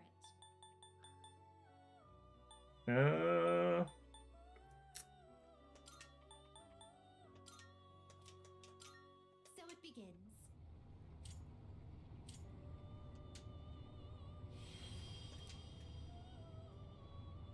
It'd be 1,000 strong. Yep. That definitely must be the other name for Sun Wukong.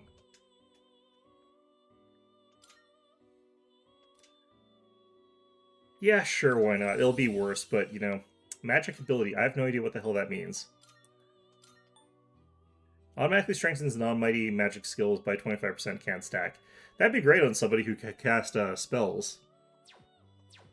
That would be fantastic. Well then, shall we take a look? Okay, I still can't get Scatty, but you know what? We're one step closer to being able to do that. Damn it. Okay. Have you all the elements you need? 1, 2, 3, 4, 5, 6, 7. If I did all the base ones that are sort of like already available to me, then I could actually get that quest completed without having to do anything crazy like getting Lucifer or something like that. Almost certainly be worth your time. Which might actually be worth me thinking about doing it the way that I'm looking at doing here. So that's interesting. I also need to check these 4 guys. Zochoten, Jikokuten, Kamokuten, and Bishimonten. This is your progress. I'm not going to be able to remember those names. That's going to be impossible. Scotty is level 69, actually. Does that persona catch your eye? Okay, this was one of them, I think. He's going to be able to get Auto Terrakaja, but what I need is something.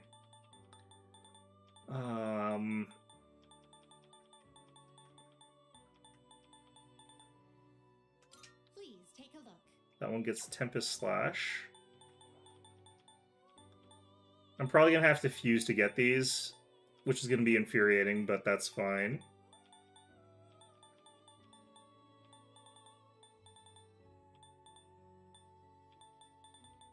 I can't remember who I'm looking for here. Oh well. I should also just find... Yeah, no, definitely This persona, yes? is saying that I can't get the Shadow Lipstick here. Which is, again, whatever.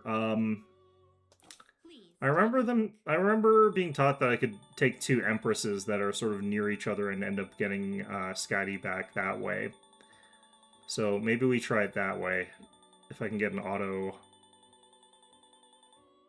Browse to your heart's content.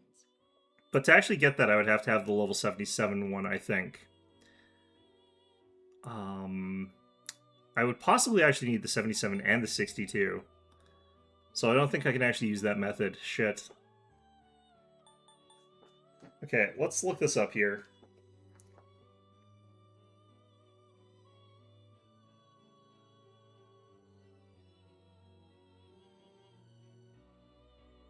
Browse to your heart's content.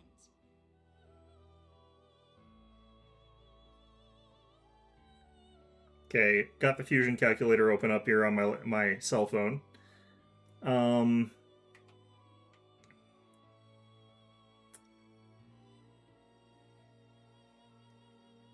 Let's see here. I could use...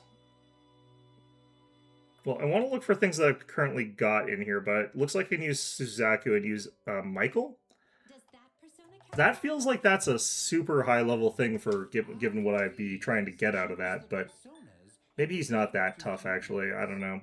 Let's see here. So I've got Suzaku. And I do not have anything like that. But he's a Judgment level 70. Well then, shall we take a look? Can I get Michael? I can get Mulkaidazek. I'm looking for Judgment, I think. I cannot get Michael. Okay. Seeing what personas come to be is a great joy of mine. Damn it. Okay. Who else could I use here? I could use Ganesha and Attis. That doesn't really help me right now. Let's see if I can find multiple things that I can use. Okay, I can use Alice and Callie. Did I have Callie? I think I don't actually have Callie either. Damn it. Man, okay, I actually am really far off of being able to get this fusion. How did I even get Scatty in the first place? I found her in the dungeon, but still, I mean, like, still, that's, Okay, Masakato and Parvati works. Really? Okay, I'm pretty sure that's going to be our better option here. I'll have to rebuy Masakato, but that's fine. Please choose the personas you would. This is your progress. Okay, so Parvati.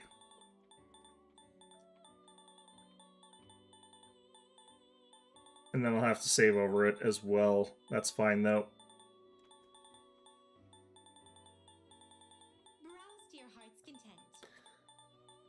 If I find out I also don't have Parvati, I'm going to be very sad.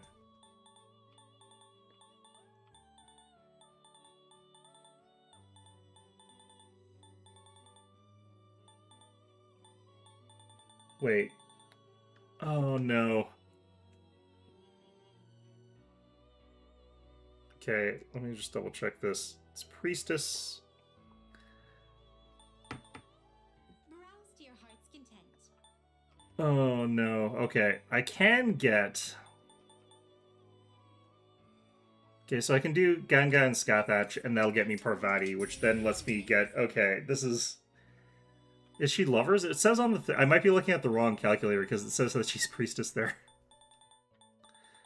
Oh, God. Okay. We'll find out in a second here. Will you choose? God, okay.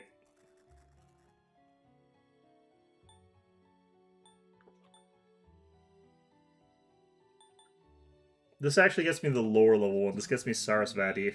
God damn it. Okay, that doesn't help at all. But I could theoretically get, yeah, nothing useful here. Well, that's unfortunate. I'll have to get rid of this with something here. Is any of this useful for getting what I'm looking for here? So, am I looking at the wrong calculator? Oh no, Priestess is Masakato? No, he's Tower. What the hell? Personas come to be is a great joy of I feel like this level... I think this calculator is bullshitting me. This might be for a different version. No, Persona 3 Reload. What the hell? Man, this is going to make it a lot harder for me to figure out how to get what I'm looking for. Rangdo would be useful for fusing Shiva. Do I need Shiva? Take all the time you need to consider. I've forgotten. I'm starting to forget what my actual goal here is. Oh god. Okay. Well, yeah, I'm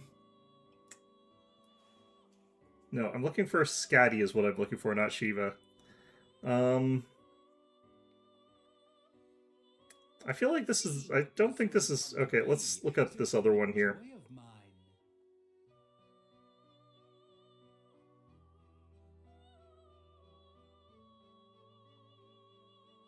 Okay, it says I can use Horus and Cert. This is a different other guide that might be wrong. That's Alice for you? Yeah, well, you know. This is why I'm not, like, a person who does these. Um... Do I even have Horus or Cert? I don't know if I do. Personas you would like to feud. This is your progress so far.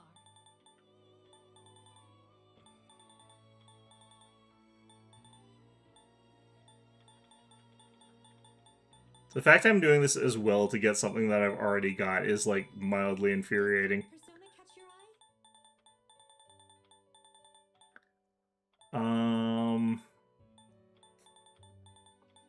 I'm like 99% sure I don't actually have either of these either. Why is Scatty so high level? I did not think she was actually that high level. Man, okay. Yeah, I can get, I think I can get them, but I'm kind of surprised I don't have either of them already, but, you know, whatever. There's, Cert, yep. Are you satisfied with This is from Black Frost and Scathach. This one is Okay, unique. can I get Please Horus, use though? that skills to inherit. Let's just get that for now. Take that for the time being. Not like I'm gonna come back and get another cert unless I have to for some reason. Okay, so now I need Horus. We'll find out if that thing's bullshitting me again. It probably is. Let's be real here, I'm probably getting bullshitted again.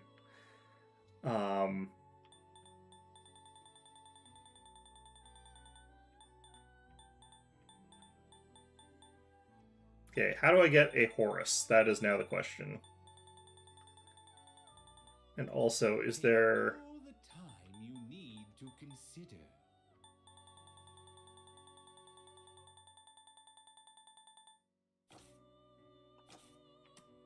This is your progress so far. Was Horus a special summon? Very well. Oops.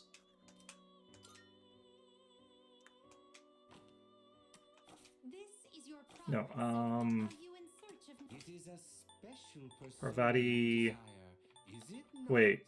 Oh god, this is why I couldn't do that. Oh my god. Damn it.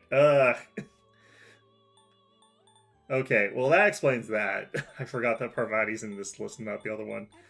Oh no. Okay, well... Your abilities. Horus is a basic fusion? Yeah. God.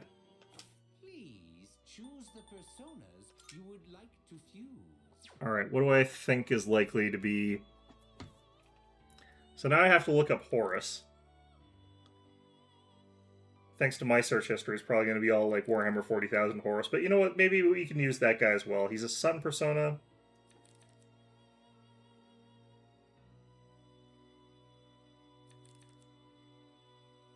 Okay, how to fuse Horus.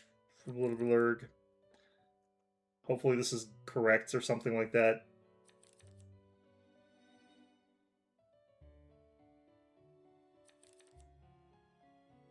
Trumpeter and Belphegor. Well, I don't have Trumpeter, so...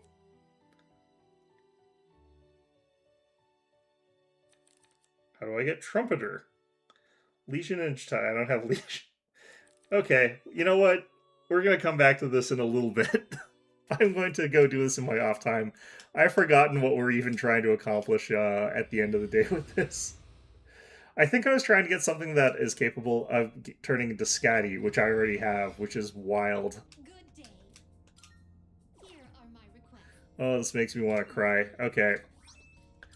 Thanks for the consolation prize. Okay, so now all I've got is Bloody Button. We got the Special Fusion milestone, which is fine. I have to get the Auto Massacre Catcher, which does mean I have to go back and get a Scathach again, which is fine, because I just have to pay money to get that. That's nothing wrong with that whatsoever. Welcome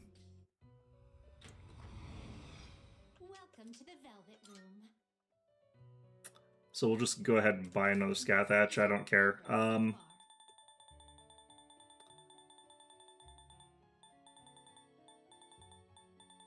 I can never remember what, like, Arcana anything is in this game. Because some of them don't really make a ton of sense, but... Does that persona catch your eye?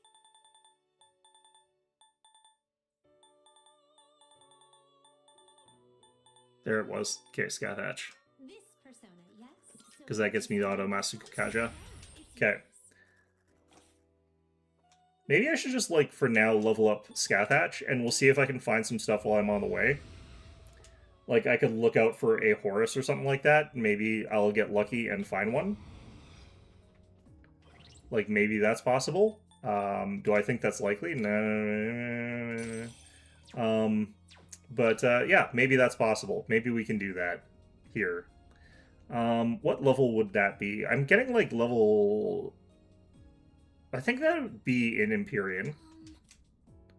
I can actually just go through the front floor here, because I'm just looking for personas. I'm not looking for major arcanas or monad doors or anything like that, so I can redo this floor.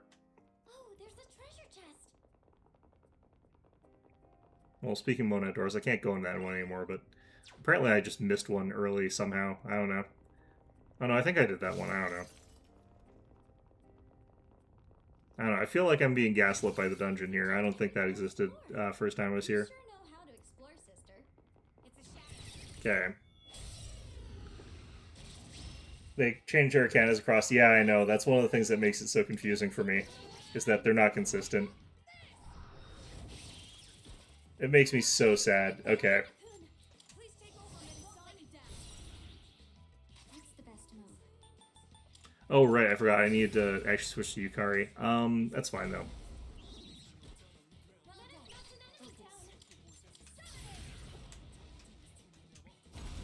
Okay. Oh shit, it's 4. I should actually be switching over. Fortunately, it won't take me very long to go find a, teleporter, since we just have to go through, like, to where we've sort of already been. Okay, there's Raphael. That's not the correct thing here. That's Mabufudine.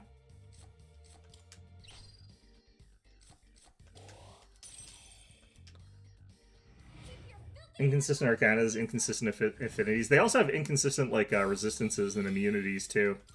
It makes it very difficult. I don't need the Arrowhand. Nice. That went well. Okay, I'm just gonna, like, probably leave in a bit, but I might as well fight my way down to the next spot, and then we'll Time enemy. We've got the advantage. Don't hold anything back. do what we need to do. Let's see if this guy's also weak to lightning. I don't think he is, but no reason not to check here. Fire won't work. Be careful. What is optimal? Sure.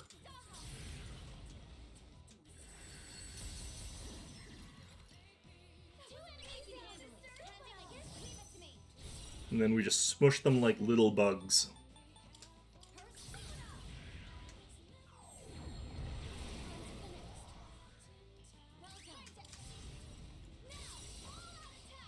I think I might be a few floors too short to get Horus. I might have to go deeper. And it's not like I'm really... Oh, no. Garuda. No. Okay. Is he... I can't remember what level he is. Take Lucifer in P5, he was weak to light, yeah. Took neutral damage to everything else. In Royal, he was seriously buffed up, yeah. Quite a lot of them, like, jump quite a lot through the editions. I kind of wonder why they do that particularly. But it's fine. I don't really mind that they do. Because I don't know that would be for balance reasons, right? Like...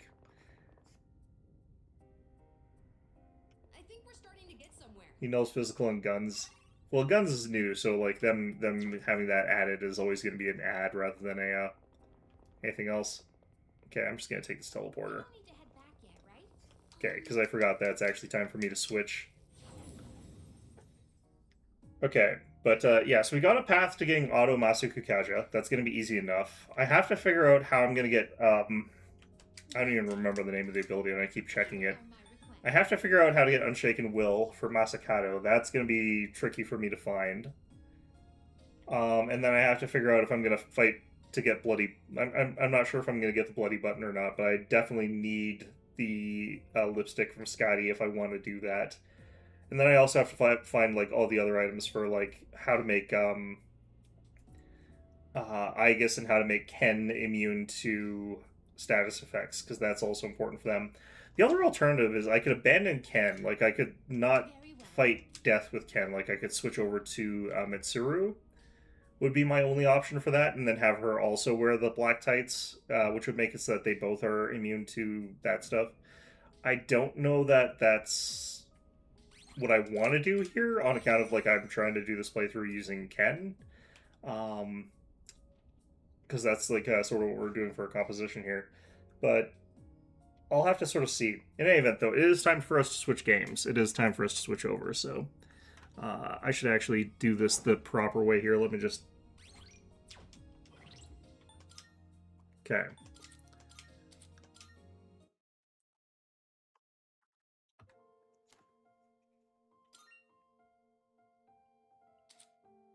What's interesting, though, is, like, I'm searching specifically for the like Persona 3 Reload, and I'm looking up how to get these things, and they're like, yeah, this is how you do it, and I try it and it doesn't work, and it's like, you said. Wouldn't crafting the Fallen Noble armor be a little bit easier? Does that actually have that effect? I don't think that has that effect, does it? I'd have to double check. But yeah, the one with the lipstick I found was the easier one. Is maybe Fallen Noble armor was the one that was for guys, and I just don't remember that. Maybe that was what I equipped myself with in the previous playthrough. But either way, I need to find one for Aegis, because Aegis is unique as well, and she doesn't have that other stuff. It's normal equipment, which is kind of sucky, but... Okay, back we are into this game, where I've probably forgotten all the details of this. We're talking to a new person here, who is her. She is the person we're talking to now, and she is very stupid, apparently, and cheating. But I can't remember, honestly. Fallen Noble armor has unshakable will. The problem with Fallen Noble armor is I want to be able to block, like, the mental and the physical ailments, is what I'd be trying to get there. So, like, that's why I want to have, like, the equivalent of the black tights or whatever. But yeah, like, Fallen Noble armor, if it has unshakable will, yeah, I could use that, I guess. The mental ones are usually the more debilitating ones, but the other ones are still pretty debilitating. So I'd ideally not want to be, like, poisoned the entire time, for example. So I'll look into what I think would work as a composition, but last time I relied heavily on the stuff made out of Scatty. Okay, I also have to go craft... I have to get a Thor so I can craft the thing that makes, like, Yukari immune to lightning. I'd have to make Ken immune to dark, and I don't know what item does that. I don't know what nullifies dark. I'd have to look that up. But fortunately, Metis doesn't have any inherent weaknesses, so she'd be easy for that. But, okay, so let's get into what I'm doing here, actually. So, yeah, is this working, actually? I should probably also check that. Looks like it is. Yeah, looks like it is. Okay, good. Okay, so we're talking to her. We're trying to ask her because her sword was in the back of, the Necromancer kid's locker, and we think that it's probably the murder weapon. Ken has an accessory with no dark effect. I assume he would. Yeah, I just don't know what it actually is. I have to go through, like, the whole roster of things and look for the one that does that. Which, that's fine. That's not a huge deal. It's just that I'll probably have to level up some insane, janky-ass persona that I don't have. Apparently I have not been permitted to speak, but that's okay, I'll speak anyway. Oh, here we go. Celesta's still smiling, but I could faintly hear her grinding her teeth together. The other thing is, like, I don't think that it's really that worth killing Death for the Bloody Button, because we already did that in the main game. Isn't it doing the same thing over again? I feel like it's the same accomplishment, I don't know. So, you heard about what happened to Professor Bellwether. I can't believe it. Yes, it's quite tragic what happened to her. She'd always been a friend of House Freyga. She's obviously going to be more receptive to Celeste Steelwind. Might be right to let Celeste take the lead on the questioning. The murder. We heard that you saw her on the day of the murder. Can you tell us more about what happened? Oh, you heard about that from a relative, did you? If you don't mind me asking, why are you so interested? She's not like Arya, is she? As in a prosecutor? Oh, you know, I'm just curious is all. You know how uneventful life can be sometimes. Or anti-nobility and all. Being a noble and all. Alright, she really needs to tone it down. Oh, is that all? I was worried you were going down the same path as that poor, confused Arya. Class traitor? Well, I'm in the middle of a study break anyway. Suppose I have some time to spill some tea. Speaking of, Construct, please prepare some tea. Use that lotus tea we imported from the Eastern Kingdoms. She might be useful. I should win her favor. How did you know she liked lotus tea, though? Acknowledged. This thing looks janky as hell. Lotus tea? You have lotus juice? I feel myself slowly losing control of this situation. Okay, let's go ahead and examine while we're here. An extravagant bed. Miriam appeared to be living pretty well here. What other details am I missing about this case? I should probably actually go over my notes. It's a table for guests, but didn't look like it seemed much use until now.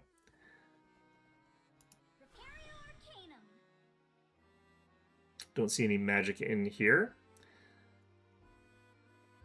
Okay, whatever. Let's just take a look at all our stuff here. So we had our Attourney runestone. We had the information about how the arcane constructs work.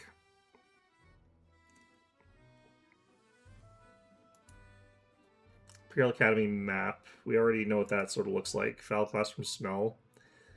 The autopsy report.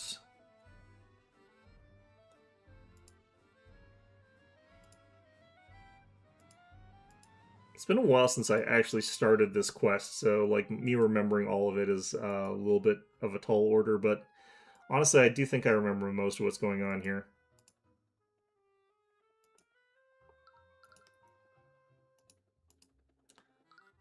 Okay, let's just heard you're one of the last people who saw the professor. Where did this happen? I was in the hallways when I saw her coming out of the headmaster's office. She appeared to be heading towards the library. Do you remember what time this happened? I'm not really sure, honestly. It's a little embarrassing, but I have bad habit of getting too absorbed in my work. Sometimes entire hours will pass without my notice. Do you have a rough idea, at least? I believe it was in the morning. This was before her meeting with the headmaster. Do you see anything off about her? No, it was a short encounter. I merely greeted her, and she responded in kind. Or at least that's what should have happened. That thought just now, what did it mean? I slowly glanced at Celeste and caught her attention. Using small motions, I shook my head. Miriam was holding something back. I don't know how you, like, get that to her without it being suspicious as hell, but okay.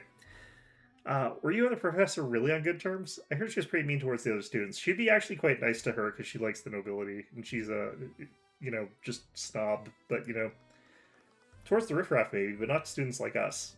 She was my personal instructor during summer break. She fulfilled a similar role to both, to my sister when she studied here. She was a longtime friend of Husfrega. That's why we were planning on appointing her as the new headmaster.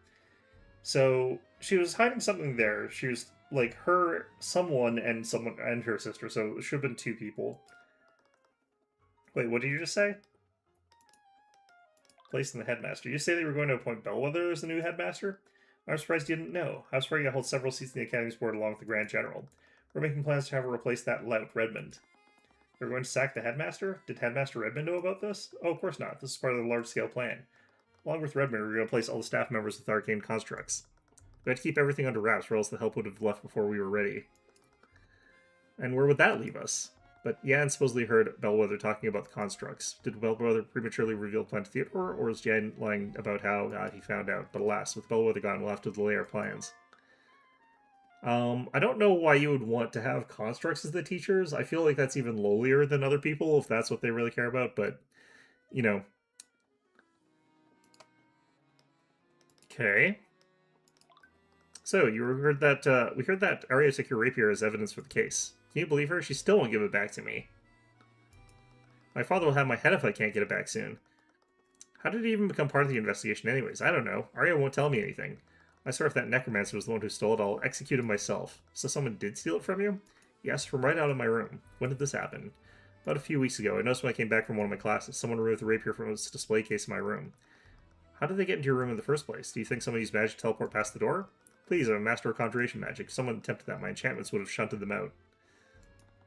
That means that the thief came through one of the doors or windows. Just walked in. I bet it was that necromancer. I'm sure street child like him just knows how to pick out a lock. Knows how to pick a lock. I heard that you're one of the Academy's top students. Your grades must be amazing. Of course. Feels good to have my greatness recognized. That's interesting. As inheritor of House Frege, my grades are impeccable.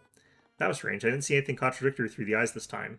So that means that the report about her doing poorly is, or no, did it say she was doing poorly, or did it say she was cheating? I can't actually remember.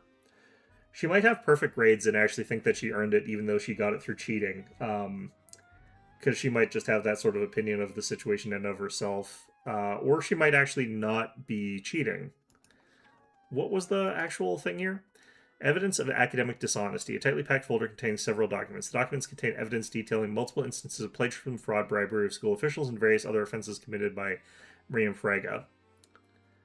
Okay. She might actually just think that that's normal. But it might also be evidence that she didn't actually do that, and that that's fabricated evidence. Was she just delusional about how good a student she was? I gestured to Celeste to continue pressing her. What kind of magic do you study here? Conjuration. You must be joking. I study magic from the School of Conjuration. Just like most members of my house. Or her family's cheating for her and she's unaware. That's also possible. That's definitely possible. It could also be that she's got, like, a friend and she's, like, cheating on the behalf of her friend who's, like, a failure or something like that. That's also possible. Well, actually, let me double check something. Yeah, no, it could... I don't actually know that bribery of school officials from her family is considered a misdemeanor in this society. If, like... I feel like that would actually just be like, hey, I heard you wanted to build a new wing for your school. Here's $100 million. Sure hope that my daughter gets good grades, by the way. I feel like that's just normal rather than academic misconduct. I don't think anyone would stop that. School of Conjuration. That's the type of magic that specializes in spatial manipulation, right? Yes, I consider myself quite the expert in that field. Why, the Crown Prince himself has asked for my assistance in the research studies. Nice to finally work with someone of my caliber. Again, I didn't see any thoughts that contradicted what she was saying. She was smart enough to get the Crown Prince's attention. Why would she be cheating? There's actually, like, multiple different ways that this could branch out. Like, there could be a very wide variety of different reasons that there's academic misconduct or cheating or something like that going on. So we'll have to see what that actually relates to. You said something about my wayward relative before. Were you talking about Arya? I'm terribly sorry if I offended you. But I'm sure it must be must pain you to see the way that she's been acting lately. Yes, it's been extremely hard. Hang in there, Celeste. Did you know that she even interrogated me about the murder yesterday? Can you believe it? A steel one running around a crime scene like a common night? Well, if I tried something like that, my father would disown me. She's so desperate to prove that she's nothing like her father. Is that really what you believe, or are you just hiding the fact that you're here on your father's behalf? I'm not working with my father. Yeah. We remember this. My apologies. I didn't mean to lose my temper like that. Is that why she became a prosecutor? Was it all to reject her bloodthirsty father? Honestly, she probably thinks she can do anything just because of her betrothed. She's so full of herself. Aster deserves better. Who's Aster? But if the Grand Journal keeps drowning these villages in blood, I imagine even that will be in jeopardy. And when that happens, I'll steal him back. Who's Aster? Celeste's eyes perked up. I'd be lying if I said mine didn't too. Why would Celeste's eyes... Alright, whatever. I was also curious about who this Aster was, but I shook my head when she looked at me. We couldn't risk blowing our cover of some gossip about the prosecutor. Do we know who Aster is? Apparently not, so that seems to be what's implied. Arcane construct. You have an arcane construct in your room. I thought they were only in the library and the locker room. She's rich enough to have her own. This construct was a gift from House Von Sanctus. I have to say, they're quite convenient to have around. They look really cool. Maybe I should get one. You should. A construct would be far more useful than this attendant of yours. Yeah, maybe. Unfortunately, there are still some issues with their intelligence. Their intelligence? It happens to give them complex commands. It might be easier to show you. Miriam turned to the construct and began beckoning it over. Construct, please retrieve my textbooks and bring them here. Then cast Steel Wind Strike at this location. After that, retrieve some plates and set them out at this table. I don't feel like these are complex in any way. This is just like there's a lot of them. So it can't even handle like multiple simple tasks. Acknowledged. What? The construct stood up and retrieved Miriam's textbooks from one of the shelves in the room. Brought them to the table they were sitting at just like she'd ordered, but then suddenly stopped. Wait, what happened? The construct obviously can't cast Steel Wind Strike, so my second command was impossible to carry out. I was wondering if they could cast magic or not. Apparently no, so that's interesting. But did you notice something else? It ignored your third command, too. Exactly, my third command was possible to carry out. Constructs execute a series of commands in the order that they're given. So they're like simple program computers where it's like it has a null command, it's now caught in a loop, and it's going to be stuck doing its failure routine for forever. And you know, you have to turn it off and then on again or something like that. I don't know. But let's say one of those tasks is impossible to complete. This is going to be important for the thing because we think I was saying I think that the murder happened, and then a construct came towards her that was disguised as her with an illusion spell. So that's going to somehow be important. I don't know how, but you know, when the construct gets the task, it will deem the entire series impossible to complete. As a result, it will stop executing the series altogether. So yeah, this will be important for something, but I don't know what. Lady Steelwind, I'm afraid we must leave now if you want to make our next engagement. Oh, right. Let's go, servant. Oh, leaving already? It was a pleasure talking to you. Yeah, sure. See you around. Made my way back to the foyer with Celeste. With all the time we'd spent, we'd only a brief amount of time before night fell. But luckily we found a lot during our investigation. Are you sure you didn't want to talk to her more? We're getting a lot out of her. We already got a lot of useful information out of her. The more time we spend with her, the more likely she is to see through her ruse and warn the prosecution. Right. So, why Steelwind? I don't know, I panicked. I don't remember any of the other houses' names. Pierce would have had a lower profile. I'm not used to that. I'm not using that creep's name. Hopefully Steelwind doesn't mind us borrowing her name. And we got her statement on what she saw that day. There's also what she said about her rapier. I bet she was lying when she said it was stolen. She's probably trying to establish an alibi. I'm not so sure. Why do you say that? It doesn't feel too obvious. She was lying about the rapier being stolen. That would imply she planned all of this in advance. But if she had to choose a murder weapon, why would she choose something that literally has her family name on it? I don't understand if the murder was a spur-of-the-moment decision and somehow occurred in her dorm room. In a situation like that, she might have just used anything nearby. But if this was a premeditated murder committed by Miriam, that rapier would be the last weapon she would choose. People don't act rationally when they're going out and murdering people, so you can't really assume that it would be a rational premeditated murder, because those are by definition kind of irrational, but, you know, right, I guess that makes sense. There's also the evidence of academic dishonesty. It doesn't match up with what we heard from Miriam. You know, stuff about working with the Crown Prince? She was probably just making things up to look good in front of me. I have an insight when it comes to things like this. Under certain circumstances, I can usually tell when someone is lying. I'd be able to see through a lie as grandiose as that. People could subconsciously shield themselves from the eye of Horus even if they didn't know about it. But when they did that, I wouldn't be able to see any thoughts from them. I saw that she was lying about her encounter with Bellwether. I would have seen dissonant thoughts if she were lying about her grades too. Well, I guess your insights never failed us before, but what does this mean? I don't know. Even with everything we found, I'm still not sure who the real culprit is. At the very least, I think we should try to pull Miriam into the stand. If she testifies in court, I might be able to find something I can use. That was a big maybe. She was the daughter of the Duke of Finance. If I didn't play my cards right, that move could spook the judge enough to make him an end of the trial then and there.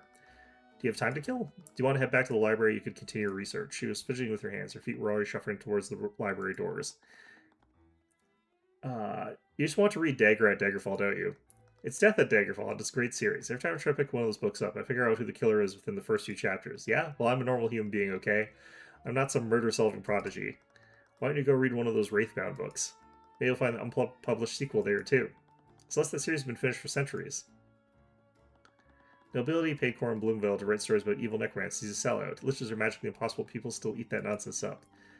That man single-handedly threw the study of necromancy back to the Stone Age, blah, blah, blah. Apparently he's been around for a lot longer. Okay, I thought that was a contemporary book. What's wrong? I can't stop thinking about what Wallace said about Corin Bloomvale. Look, I get that you really like the series, but they're just books, Tyrion. They're more than that to me. Those books inspired me to do what I'm doing now. Wait, the story about the magic light sword inspired you to become a defense attorney? A long time ago, experienced firsthand how corrupt Weaverguard was. I started assuming that the nobles would always win, but those books made me want to believe in a world where good could triumph over evil against all odds. If I'd never had that, I don't know if I'd be here today. I get that, but Wallace really cares a lot about necromancy too. He'd been feeling the stigma against it for this entire case. Is it really so hard to believe that those books contribute to how bad things are for him? You said it yourself, it's one of the most popular books out there. Do you even know what kind of person Corin Bloomvale was? Not really. So he could have been paid off by the nobility to write those books. No, someone who did that would never write something so beautiful. No, that's definitely not true. I'll grant you that's likely he played into harmful stereotypes about necromancers, but I'm sure that was just an unfortunate mistake. I mean, he also just could have, not liked necromancers. It is very possible for someone to legitimately not like some sort of magic for dumb reasons. I'm sure there are historical records that will note his many good deeds and contributions to society. I doubt it. Maybe if I show Wallace that, he'll understand he wasn't all that bad. I don't think this is worth doing. Sure. I looked over at her. She was already shuffling towards the entrance of the library. All right, let's just go. Woohoo! She barely acknowledged me. She flung open the doors of the library and ran inside. By the time I entered the library, she was already sitting at the table, her eyes glued to the unpublished manuscript. Alright, where to start? Here we go. Coram Bloomville's autobiography. 1 hour later. Autobiographies are a terrible way to find out if someone was an asshole or not. Oh, that hour flew by. I still couldn't finish. Oh my god, how many books did you get? He was a Steelwind Celeste. What? He wasn't just paid by the nobility. He was of the nobility. Was that in the historical records? No, it's all one giant conspiracy. I found this old submission to writing competitions that they made under his original name. The prose he used back then matches his style too closely. It's uncanny when you compare them. Some of these submissions even contain story elements that he later used and published in Wraithbound. How did you even... His real name was Lorenzo Steelwind, born in the year 208. What year is it now? He deserted the army and was disowned by his family, but they paid him off, Celeste. Okay. They saw what the masses liked his writing. They corrupted him. They used his artistry as a weapon to turn the public against the necromancers. And he just went with it. They dangled his inheritance in front of him like a carrot on a stick. Tyrion, what in the actual hell? We've only been here for an hour. I know, if I just had more time, I could find enough evidence to prove this once and for all. I'm sure if I can take a few more hours to... What? Tyrion, no. Wallace's trial is tomorrow morning. Skilled Lord, how could I forget? It's fine, Wallace will want to hear what I found. He's gonna be, like, literally in the gallows, and Tyrion's gonna be fanboying out about his, like, headcanon about the author of a book that was written a long time ago, who is now dead. That's gonna, like, really put Wallace to ease as he's getting, like, murdered. I guess it's not murdered. He'd be getting executed. It would be a legal, legitimate execution by the state. Fantastic. Okay, whatever. Let's just go home. Not gonna remain concealed, Celeste. Sure, Tyrion, you did great. Good job. Not gonna remain concealed. Okay, cool, great. This is gonna tie into her heritage somehow, probably.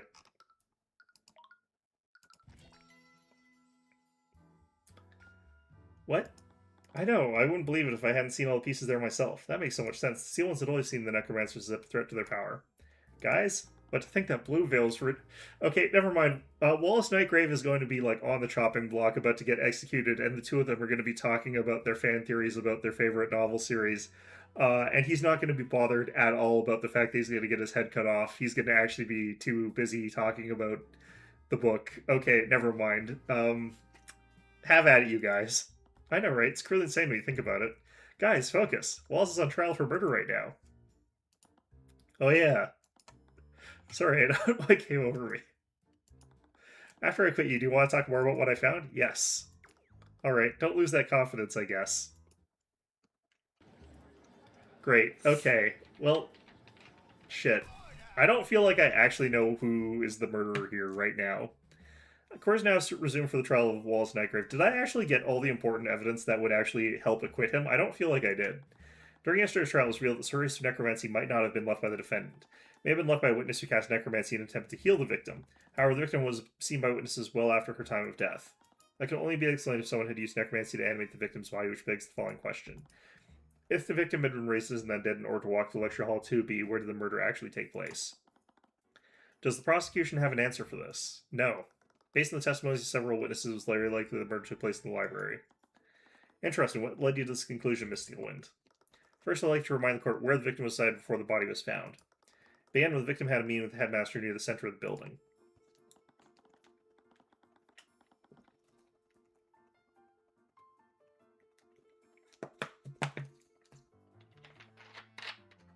Okay. Meeting at 12. Meeting lasted an hour.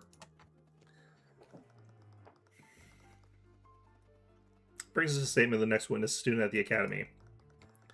The student saw the victim walking in the hallways. I saw her coming out of the headmaster's office.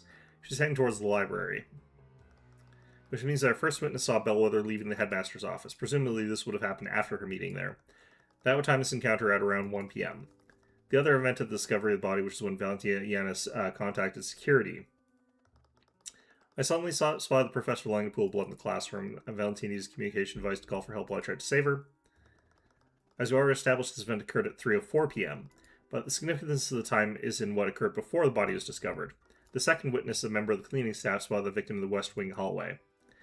Bellwether knocked over a vase, and there were shards of dirt everywhere. It was probably 20 to 30 minutes before the twins found the body. Again, this doesn't establish a very firm timeline. I wouldn't count that. This means that this encounter must have happened no later than 2:30. I object to that. This implies that the victim was near the library between 1 p.m. and 2:30 p.m. According to the defendant's statements, he was in the library during this time period.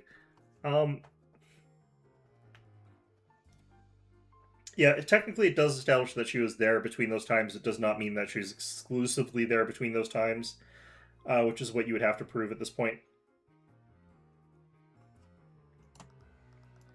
Time of death was at 2:01. This means that Mr. Hughes saw the victim's animated body.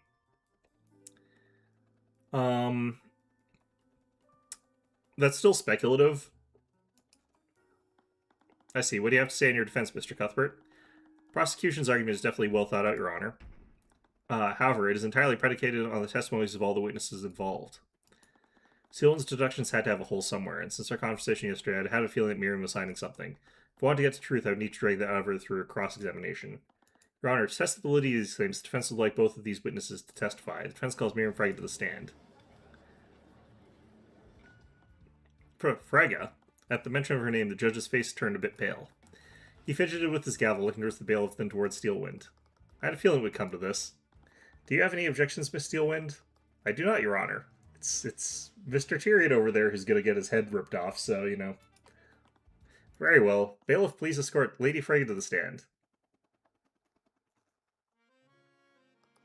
Witness, please state your name and occupation for the... You little snakes. How dare you deceive me? Oh. It looks like she found out. I had the opportunity to brief the witness beforehand. Miss McCoy, I ask you to exercise discretion. I did not imply that you should impersonate a member of my family. Yeah, sorry about that. I gave you all the tea that I imported from the Eastern Kingdoms. Really? I demand that you return it to me. No, you gave it to me. It's legally mine now. Anyways, Miss Miriam, can you please testify to the court about your encounter with the victim? Fine. She should give her tea back. I was working on a research project in my dorm room when I decided to take a break. I left my room and went on a walk. That's when I saw Professor Bellwether exiting the headmaster's office. She was walking in my direction, so I greeted her, and she responded in kind. After that, she headed towards the library. A short time after that, I went back to my room and continued my work. I see, so it was only a brief encounter. However brief it was, the witness testimony verifies two things. One, that Miriam saw the professor exit the headmaster's office. The other is who witnessed the victim head towards the library. This gives a rough timeline of where the victim was before her death. That does seem consistent. Alright, let's check the map.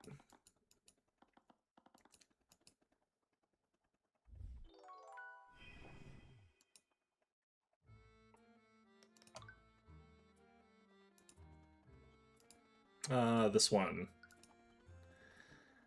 Okay, so what we'd be looking for here... Headmaster's office is there.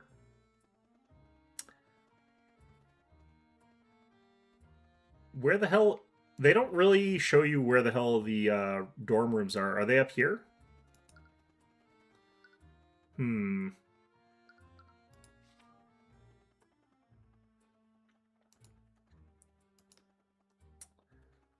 Okay, she went on a walk, though, so where did she go for her walk? Okay, let's go back here. Was this research project part of your schoolwork? It was an independent study to develop new conjuration spell formula. The project is being sponsored by the Crown Prince himself. I wasn't aware that he was involved in such a study. Of course he wouldn't. Do you expect to know every aspect of his life, dear Arya? I sense some hostility. If you don't keep an eye on him, House Freya might just steal him back from you. As if His Highness would align himself with your rapacious family again. Our banking houses form the economic infrastructure of our kingdom. But perhaps he'll come to the Sealwoods if he needs to massacre a village of commoners. With all due respect, may we please focus on the matter at hand? Of course, Your Honor. Okay, I guess we question where she went for a walk. Are you sure that you saw her exit the headmaster's office? Yes, I remember it clearly. I was surprised that she was still meeting with the headmaster at all. She must have been referring to her family's plot to replace him. Do you interact with the professor at all, Mirren? She walked in my direction, so I greeted her, and she responded in kind. Did anything seem off about her? No, but it was a very short encounter. It's not as if we stopped to have a conversation. Say that you greeted her, and she responded. What did she say? Well, why is that important? It's not important at all, so why? It's very possible that someone used illusion magic that day. Every detail about the victim's interactions could be important. Well, I bid her good morning. She said good morning in response. Okay, so there's something off about this. And it also locked me here after that. After that, she headed towards the library. I don't know her being, like, Did you see her enter the library? I didn't, but there's not much else in that direction. No, there's the classrooms. From the testimony of Yan Hughes, you know she came later from the library. Even if she didn't enter the library, she's still in the area for more than an hour.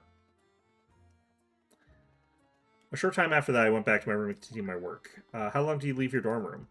Only for a few minutes. I try not to let my breaks go for too long. And you didn't see the professor again after your first encounter? No, I did not. Her testimony seems pretty straightforward, but she could still be lying. I'm honestly not sure. We'll just have to focus on her statements about how Bellwether acted. Okay, so this is the one that is weird.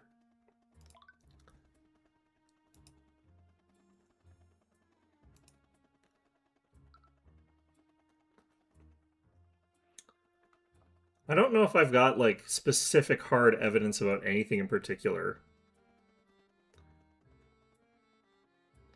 The problem with this is, like, we do know that she specifically is being more abrasive to people who are, like, commoners. And Frege isn't that. She actually is probably more important than Bellwether is in terms of, like, reputation and stuff like that. So, like, she would be polite to her just out of the potential of getting, like, murked for being, like, rude.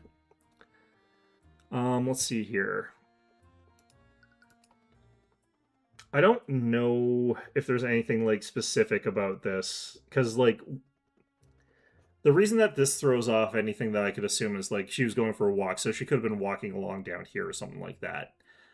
Assuming that the dorms are up here or whatever, she'd be, like, over here, just goes down the hallway, goes over here for a bit, goes back up or something like that, goes to the cafeteria maybe. So none of that really helps me.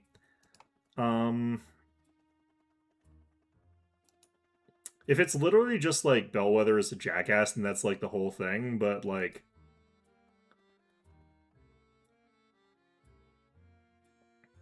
She also does this. She's currying favor with the nobles, so she would absolutely be polite there. Do I do this? It doesn't seem she's aware of that, though.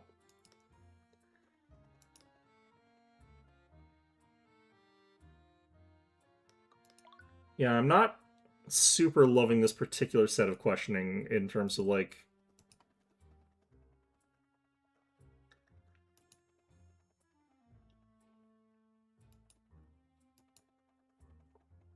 Do we have it be about this?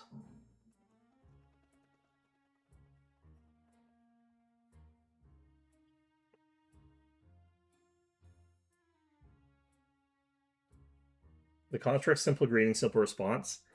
I don't know that that would actually make sense to bring up at this point in time, and I also don't think that it's weird that that would be the thing. And the thing that they're also pushing towards is the idea that she seems to be hiding something, like she had a more lengthy and in-depth conversation with Bellwether about something. I don't think that they were actually just doing that.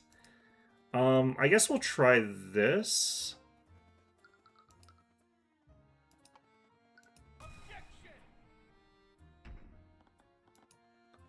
No, yeah. Yeah, I don't love this particular moment here. I'm not too sure what I should be doing here.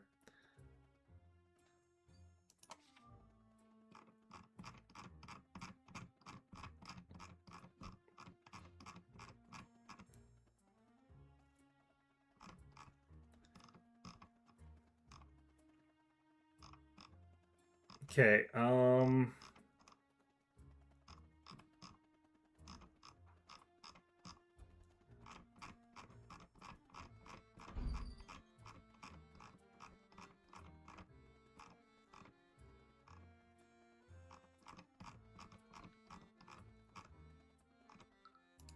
I'm not being penalized for just trying stuff. It is supposed to be like 1 p.m. I do that though, so like I can't throw rocks about that. I also don't think that like, yeah, I do that. I'm not gonna I'm not gonna bother with that.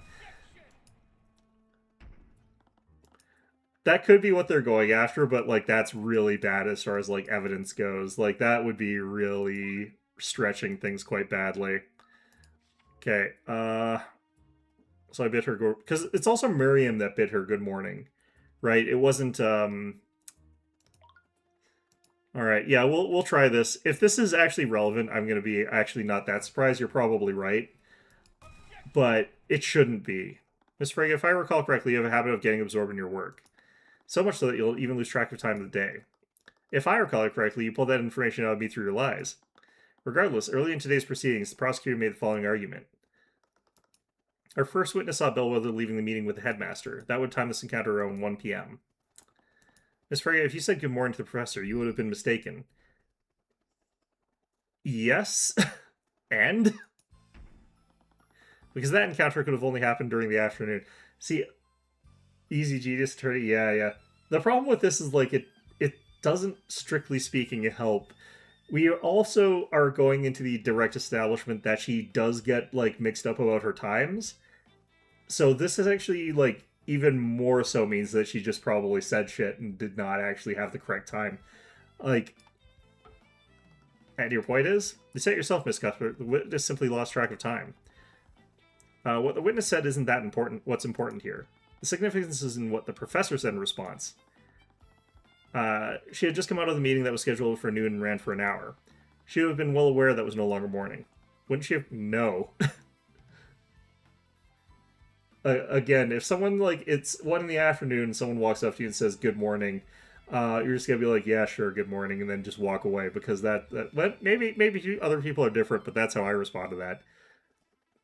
It's like when someone's like, oh yeah, thank you, and you're like, oh yeah, you too, and then you just sort of you know.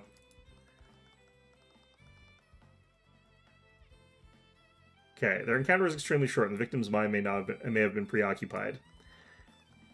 She could have easily responded to the witness without thinking. I think more like the prosecutor than I do like Tyrion. That's, to be honest, I kind of agree with her.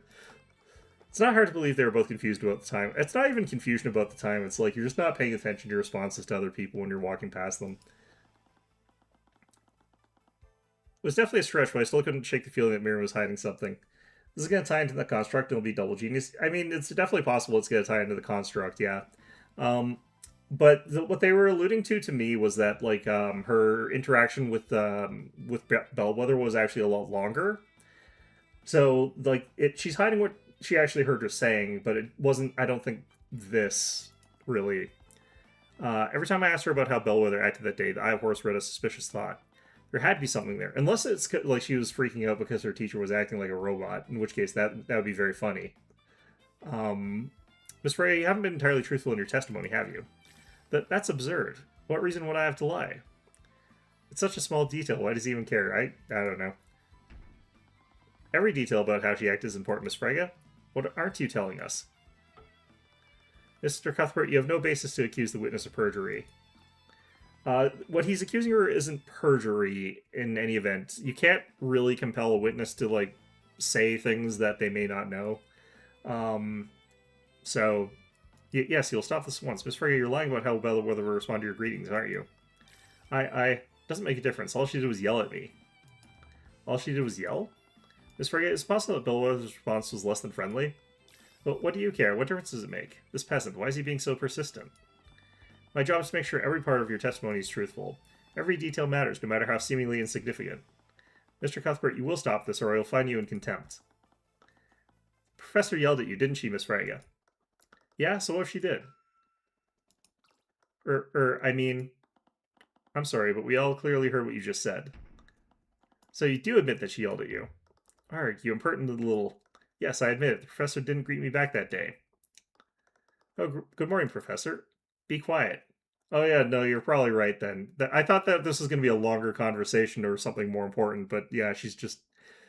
saying that again. Yeah, no, you're absolutely right. I thought this was going to be an actual conversation here. That's what she's getting upset. All right, whatever. She yelled at me to be quiet, but until then, we'd always been nothing but courteous with each other. I don't know what got into her that day, but something had put her into a foul mood. She got murdered by the headmaster. Okay, 200 IQ.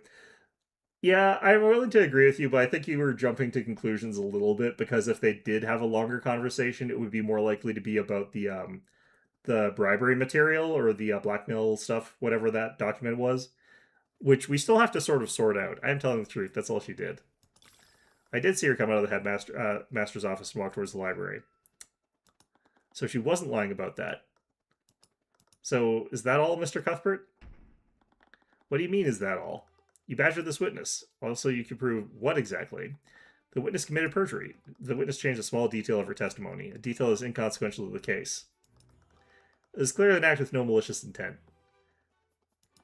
I don't know why she would have bothered hiding that either. She could have just been like, yeah, the teacher was really grumpy that day. Like, that wouldn't really be anything on her. Like, I don't know why she wouldn't have just said that to begin with. So the fact that she really wanted to hide that is weird to me. Like, that does seem to be that all she wanted to hide, but that is really weird to me. I was so sure that the eye would give me a thread to pull on, but she was only lying. I don't even know if she was saving face with that. Witness saw the victim leave the headmaster's office and head towards the library. Do you have any concrete evidence to refute that, Mr. Cuthbert? No, I guess not. Wait, is this really okay? At this rate, this will be the only chance you have to cross-examine her. I don't think she's lying anymore, and I was really pushing my luck earlier. If I continue pressing her, the judge might actually charge me with contempt. But if Miriam wasn't the only one who was lying then, the defense has no further questions for the witness, Miss Steelwind. The prosecutor stayed silent for a while. She almost looked disappointed. Very well, Miriam, you're dismissed. Humph. And then she just fades out of existence. Miriam shot me a look of disdain, but she left the room without protest. The judge let out a sigh as the young noble was escorted out of the room. It was as if he were expecting the young noble to literally explode at any moment. Now, with that out of the way, what else do you have, Mr. Cuthbert? Okay, well, unfortunately, all that does prove is, like, it probably was a robot, which does mean it was probably the headmaster that killed her, and it was probably done to preserve everything, since he and Yan already knew the fact that there was going to be, like, the whole coup, which was going to get rid of the headmaster, as well as, like, all of the constructs, or everyone else using the constructs. Where does that leave, like, the bribery materials? Because that's going to have to come up. Who would have had that? Why is it falsified? Maybe it's just not relevant to the case? That seems weird. The only way to refute the prosecution's theory is to cast doubt on one of the witnesses. If it wasn't Miriam, then... Steelwind, to test your theory, you must question every witness who saw the victim that day. So with that said, the defense would like to call Yan Hughes to the stand. I hope you understand, Mr. Cuthbert, your entire case rests on the assumption that one of the witnesses' accounts is incorrect. If your cross-examination of Mr. Hughes leads nowhere, then I hope you're ready to concede. I didn't like the sound of it, but she was right. Unless I could find something in Yan's testimony, I wouldn't have a case at all. Yeah, there's not a lot we have going for us right now. Bailiff, please bring in Mr. Hughes. He's still wearing his pajamas. Witness, please state your name and occupation for the courtroom.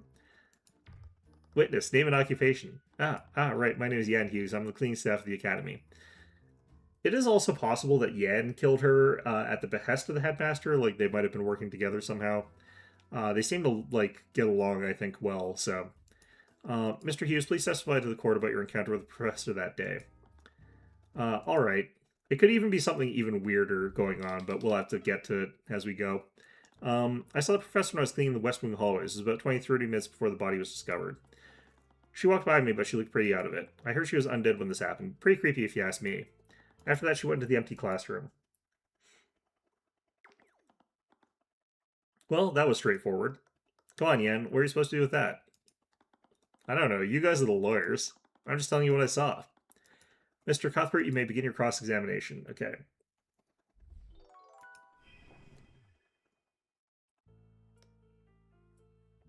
But, okay. How do we know what time it was? How are you so sure it was 30 minutes before?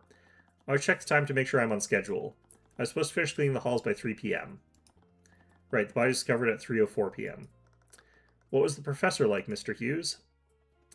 Okay, she walked by me, but she looked pretty out of it. Did anything else look off about her? Yeah, probably. She wasn't undead after all. That remains to be proven. If you say so. Anyways, was her demeanor like? She looked like she was in a bad mood. Either that or she was tired, but I guess she was actually just dead. I heard she was undead when this happened. Pretty creepy if you ask me. I believe you've forgotten a few details about what the professor did. Yeah? Sorry, it's hard to remember these things sometimes. Did she say anything? Oh, yeah, she knocked over the vase. She yelled at me, be quiet. But I didn't even say anything. That detail could be extremely important. Please add to your testimony, Mr. Hughes. Whatever you say, man. Which is pretty creepy because she yelled at me.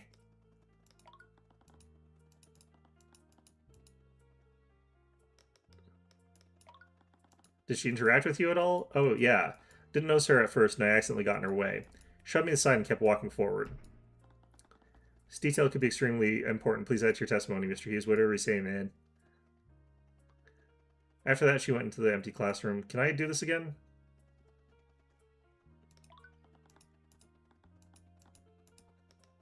She touched the vase, of course. This detail could be extremely important. Please add to your testimony.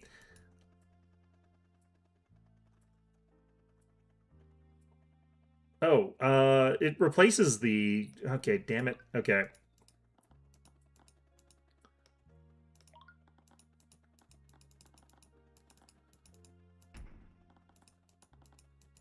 I wish I could have it be, like, all three of them at once. Like, I kind of feel like it should be.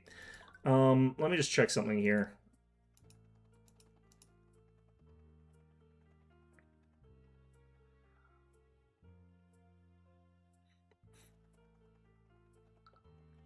Okay, we'll get to that. Do you see anyone else enter that classroom? I'm honestly not sure. I wasn't paying much attention to her.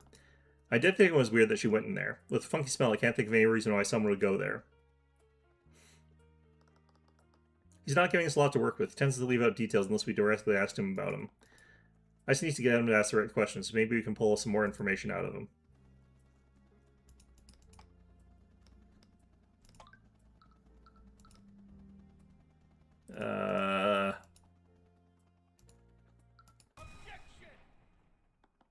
Mr. Hughes, you said that Bellwether yelled at you. What were her exact words? I think she yelled at me to be quiet. What? I thought it was weird. I didn't even say anything. Well, I know better than to talk back to her. That's the thing, Mr. Hughes. The prosecution's theory is as follows. The professor was murdered in the library and is reanimated using animate corpse. With a quick illusion spell, no one would notice that she was undead. However, if what you saw was truly the undead Bellwether, how did she speak to you? Huh? This can't be right. Here's the thing. Like, if you have a skilled enough illusionist, that doesn't really matter, because they would also use something like Magic Mouth on the corpse so that when it interacts with something or hears a sound or has some other thing, it would, like, respond with a sound, which wouldn't sync up with the illusion of the lips unless the illusionist was also present to sort of, like, manipulate blah, blah, blah. But you can have an auditory illusion of the thing talking as well. So, like, what you're talking about is a more skilled illusionist at that point. Mr. Hughes, undead can follow simple orders, but they don't have the intelligence to speak. Perhaps the witness was mistaken. No, I'm sure I heard her yell at me. I remember because what she said didn't make any sense. Exactly, he didn't say anything, but she still yelled at him to be quiet. Wait a minute. I'm afraid I don't understand. We were already established the victim was dead long before our encounter with Mr. Hughes. Well, what we saw wasn't an undead, what was it? Well, it was the construct, but... What we're gonna find out is, like, she was actually replaced with the construct even before her meeting with the headmaster. She's been a construct for, like, weeks. You know, we get back the autopsy report. It's like, oh yeah, no, she died 1 hour ago and 3 weeks ago. It's like, what do you mean 1 hour and 3 weeks ago? It couldn't have been major illusion, otherwise it wouldn't have been able to shove Jan out of the way or knock over the vase. Whatever it was, someone probably used an illusory disguise to make it look like Bellwether. Does that mean it was a person? No, if it were a person, how did Bellwether's body end up in the lecture hall? Bellwether wouldn't have been able to turn herself invisible if she were dead. And whatever Yan saw, it needed to be something that could have transported Bellwether's body unseen. It would also have needed to have mass and the ability to speak. What created Bellwether's voice? Or at the very least, it needs to be something that created Bellwether's voice. What could have done that? That's it. What? Everyone, the witness didn't actually hear the dead victim speaking. What he actually heard was Bellwether's voice being recreated using magic. Are you trying to say their voice was recreated using a spell? Not a spell, Steelwind, it was artificery. And whoever the murderer is, they had the perfect piece of artificery available. I'm wondering if, like, the golems or the arcane constructs are hollow. I should double check that. I wonder if they, like, stuffed her corpse inside of it, but I feel like she was already dead in that particular room at the time of the murder, so I don't actually think that she was moved, because there was evidence that she hadn't been. One program with Catherine Bellwether's voice. Can't possibly mean. That's right, Steelwind. What Mr. Hughes saw was an arcane construct. Yeah, I did know that from when Yan's time period. I didn't think it was from the other one, but apparently it is. So, if that's the case, though, what's it going there for? It may be to deposit the body. I don't know, like, was she inside the body of the arcane constructs? Like, I don't know. It is magically animated suit of armor, Your Honor. But we ruled out such a possibility, hadn't we? Construct or not, no one could have disguised themselves and carried the body to the classroom. A person wouldn't have been able to do it, but arcane constructs are a different thing entirely. Those suits of armor are extremely large, but more... Oh, they are hollow. Okay. That means that theoretically someone could have placed the victim's body inside it. The arcane construct wouldn't just transport the body. With an illusory disguise, it would also confuse and mislead anyone who saw it.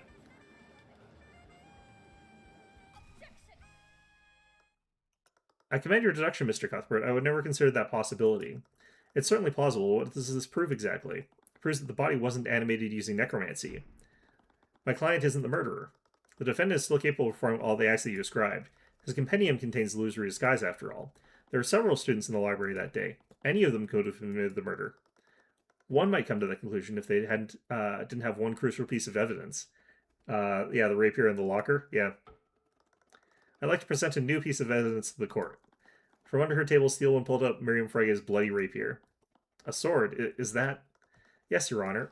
This is the murder weapon.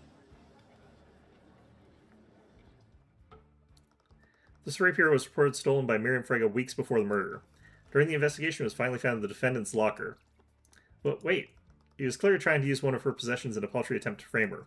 Why, he even stole her locker's nameplate and placed it over his. Damn it, that wasn't really what happened. But honestly, it sounded more plausible than what really took place. Basically back to square one, aren't we? Anyone could have told that construct to do all those things. Wait, was that really true? The construct transported the professor's body and someone used an illusion to make it look like her. They even used a pre-recorded voice to make the illusion more convincing. Who ordered the construct to hide the body? Could anyone have done that?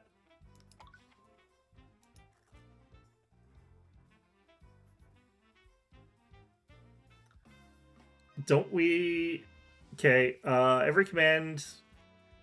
Voice lines can only be changed or adjusted by the Academy Headmaster. That's the voice lines. What about the other commands?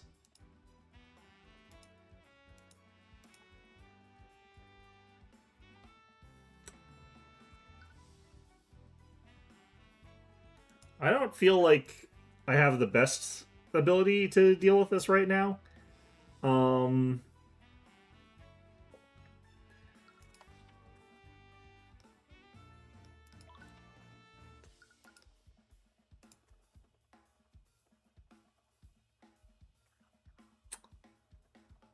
It's probably Redmond.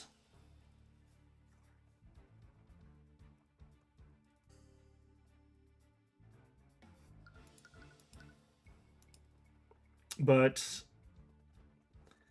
what I think we should try to do is see if we can find the command log so that we could definitively say who did it.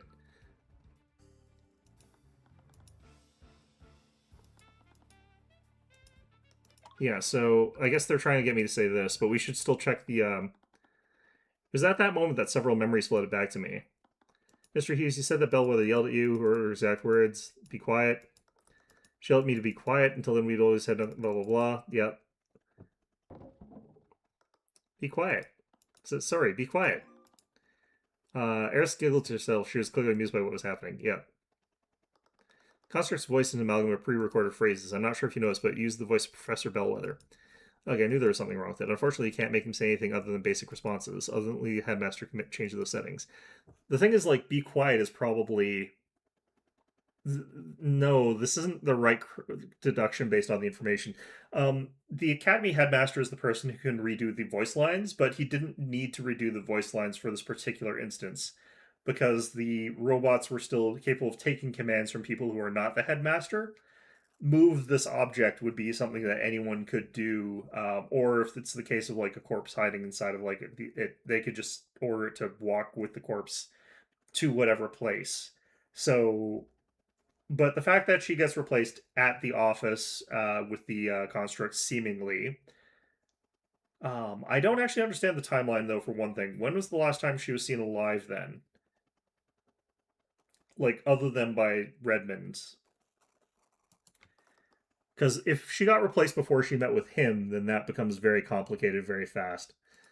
Do you figure something out? Yeah, no way, be quiet is non-standard. Yeah, that one's definitely standard. Like, it has nothing to do with like whether or not he can give that order. Like the other orders could be given by anybody. I did. I didn't like where this is going, but with the way the pieces were laid out, there was only one explanation. Steven earlier said that my client could have orchestrated this entire ruse, but that's simply not true. Why did Eris go sicko mode in that flashback? Eris always goes sicko mode in like all the flashbacks. She has she has put an illusion into my mind where she's given me a false memory via illusions of her going sicko mode because she felt like doing it. She's always like that. How so? Anyone could have ordered the construct to carry the victim's body. Yes, but not everyone could change what the constructs are able to say. Only one individual had the credentials for that. Theodore Redmond, headmaster of the Imperial Academy. This is an incorrect deduction, though. I don't really... Wait, you're not serious, are you? You think the headmaster did all... Well, yes, but that has nothing to do with the evidence that we have currently. I don't want to believe it, but he's the only person who could have done it. That's completely ridiculous. Master Redmond is 88 years old. He could never do something like this. That was unbelievably sus. Eris is always unbelievably sus. Eris is one of those ones where I feel like she's probably not guilty of this particular crime, although she is probably a serial killer. Because she has so many red flags around her that she's probably actually a red herring where you're expected to, like, believe that she's probably actually the secret mastermind behind all this. Just because, like, they make it really obvious that she is so that you get confused by the actual thing that happens. However, this is the second case, which makes me suspicious that she might actually be the real thing. Because in that case, you would actually just make it so that's really obvious from the get-go to make it so that people could, like, figure it out really easily. So she could actually be guilty, but I feel like there's not a lot of actual evidence pointed to her. If she is actually guilty, she's an incredibly smart person. So when there's one common element between each of the witnesses' encounters with Bellwether, so what Bellwether said to them. She yelled at both of them to be quiet. Marian Frego was particularly surprised. She had a good relationship with the professor, but when agreed with by the professor, Bellwether just shouted at her. Almost as if the professor was responding indiscriminately. That's because it was a library robot, right? Like, that has nothing to do with and I recall her encounter with Yan Hughes. The professor knocked over a vase and shouted at him to be quiet immediately after, but he hadn't said anything. She was responding to the sound of the vase breaking. Now, let me ask you this, Steelwind. Where did Bellwether come from before she encountered Miss Frege and Mr. Hughes? Her meeting with the headmaster. It appears that the defense truly means to indict Theodore Redmond. If so, we have no choice but to take a brief recess until he can be brought here. Are we serious? There's no need. Oh, okay. Well, I guess we're not. I guess we're not serious. How did you get in there? Where did Yan go? Fortunately for you, I was already in the gallery. Great, but what did you do to Yan? The headmaster stood up from the gallery behind me and slowly made his way onto the witness stand. Had he been there this entire time? Yes, he just said he was. Now, please correct me if I'm wrong, Mr. Cuthbert, but are you trying to say that I'm the one who committed this crime? I'm sorry, Mr. Redmond, but no matter how I look at it, everything I found points to you. We also have to make we also cannot, like, get rid of the guess that there were two people involved. One person who committed the murder, and then another person who transported the body away from the murder scene. That's something we should keep in mind as possible. I'm going to guess that that's not going to be the case, but it's definitely possible. So, no, there's no need to apologize. In fact, I should commend you for the lengths you're going to defend your Wallace. The court appreciates your understanding, Mr. Redmond. How can she speak so cordially after all she's done? Now then, to clear the air, I suppose I should give my testimony on what happened that day.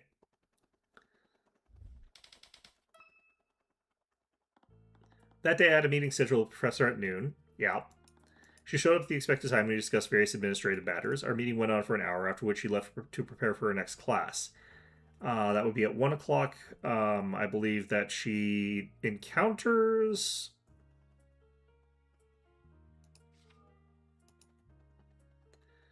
Frege saw his Bellwether in the hallways at 1 o'clock. Bellwether spent time in the library, but we don't actually have good evidence that that was necessarily the case, because that was no longer... She dies at 2 o'clock, which means that she actually dies after she gets replaced. So she gets replaced and then she gets killed. So whoever is messing around with the construct, so Redmond probably is not the killer then. But he did replace her body with the mechanical thing for some reason. Despite our many disagreements, we still know how to be civil with one another. After all, I had no reason to bear a personal grudge against her. I just can't see it. He seems like such a nice old man. Is he really the killer we're looking for? I'm going to be honest with you. A nice old man who was a moral person probably would kill her because she's incredibly evil. But... he has to be. No one else could have orchestrated this entire plot. That's not true. I just need to find out how to prove it. Okay, so we're already seeing that there's problems with the theory that we're trying to build here. But, okay. What was this meeting for? Oh, nothing of a note. We're merely discussing our daily operations and duties within the Academy. An academy such as ours is beneficial to regularly communicate with the staff. Showed up at the expected time to discuss various administrative matters. So she showed up at exactly 12 p.m., more or less. Catherine Bellwether was many things, but she was never tardy. This is going to tie into Eris. Wasn't she in the library? She was in the library, yeah. Like, she was with us for most of that time, and it's hard to tell based on the way that the game actually plays out. But I felt like it was supposed to be that she was with us the entire time, but they're really bad at, like, letting us keep track of that. There weren't any witnesses who saw her before the meeting, so I didn't have a way to disprove what he's saying. I needed to look elsewhere in his testimony. How long did this meeting last, Headmaster? Our meeting went on for an hour, after which she left, presumably to prepare for her next class. So that means the professor left your office at 1 p.m.? Yes, she was quite adamant about taking time to prepare her lesson plans. Now I thought about it, Miriam had no idea about what the time was when she saw Bellwether. And if the headmaster was lying about when the meeting ended, there'd be no way to verify it. Eris was 24/7 illusioning you, wasn't she? No. It seems like she's creating illusions for us where we see that weird scrambling effect, and we've only seen that a few times, and I don't actually know what that effect is actually doing to us. So she could definitely have slipped out or done something weird or used a major image or a disguise or something like that to make it so that we fail to perceive that she was gone for a while. But if that's the case, we have no hope of actually catching her out with what she's doing. Which would account for the hour gap that Steelwind mentioned. Damn it, did the headmaster really do this? After hearing so much about her, I find that a little hard to believe. I can see why you'd say that, but despite everything, I was still her superior. She always remains professional when speaking with me. Is that really true, though? I doubt it. After all, I had no reason to bear a personal grudge against her. I probably press him on this, but I also probably do the evidence here. Right? Really? Even after the way she'd acted towards the students and faculty? Make no mistake, I'd heard many complaints regarding her actions, and I've had many conversations with her to attempt to correct her behavior. At the end of the day, however, she was a remarkable professor, regardless of her lack of people skills. Her testimony pretty much matches what we know so far. I'm not entirely sure if he's lying or not. At the very least, we know what was involved in the professor's murder. First, I would need to make his motive clear.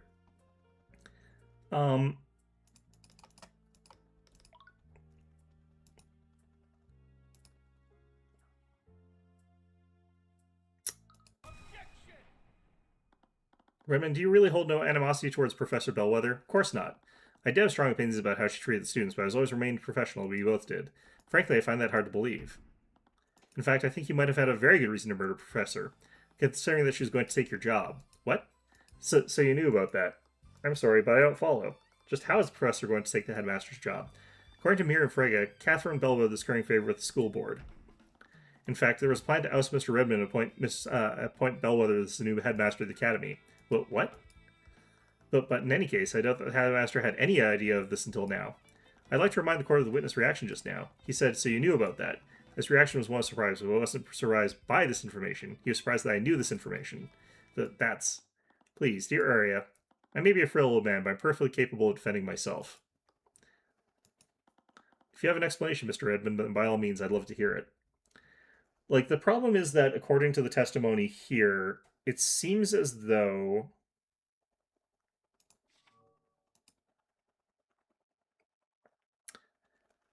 So, Miriam sees the automaton at 1 o'clock. Bellwether dies at 2 o'clock. What's the automaton doing as Bellwether between those times? And realistically, Theodore, according to this timeline, is the only one that could have turned her into... or turned the automaton into the likeness of Bellwether. So that's all very suspicious. Like, that's very peculiar regardless of how you slice it. He might have been doing that without any intention to actually kill her, though.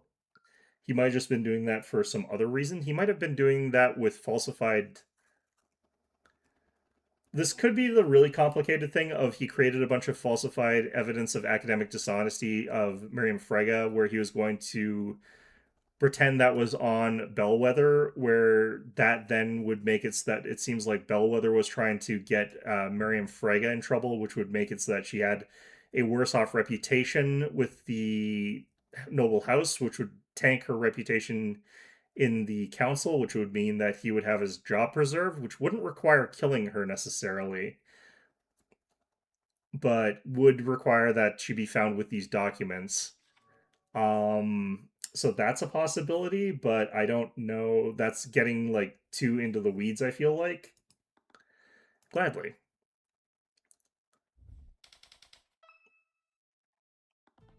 It is true that I knew about Frege's plot beforehand, but I had only just learned about it. On the day of the murder, the press told me about her plan. She was going to replace me as headmaster and place the staff of their arcane constructs. That doesn't make things better for you, man. That sounds worse, actually. Now, you might say this would have given me the perfect motive to murder the professor. However, the supposed murder weapon was stolen from Lady Frege. This happened weeks before our meeting. I had no knowledge of their plan before she told me, therefore I wouldn't have known to steal Lady Frege's weapon in an attempt to frame her. We do actually have a bit of evidence. Are you satisfied now, Mr. Cuthbert? No. There's no way the headmaster could have come up with this plan. If he really did do this, that means he stole a rapier too, right? Most likely. His alibi makes sense. He couldn't have planned this whole thing unless he knew about Bellwether's plans. That means he knew about this weeks ago. But how did he even find out? The best way to tell a convincing lie is to leave a lot of truth and only change one detail. Maybe Bellwether did tell him, but she actually told him weeks ago. No, Yan knew about it. Okay. I'm going to find out this entire... Like, I'm not actually standing in court here right now. I'm in the library, and I'm drooling like a moron because, like, Eris has cast an illusion on me. And I have not left the library since that time where we first entered it. And she's just doing this for the fun of it.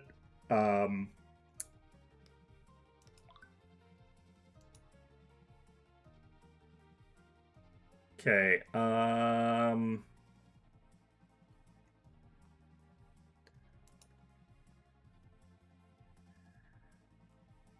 according to Yan, Bellwether revealed his plan to the headmaster during a meeting a few weeks ago. Do I just present this again?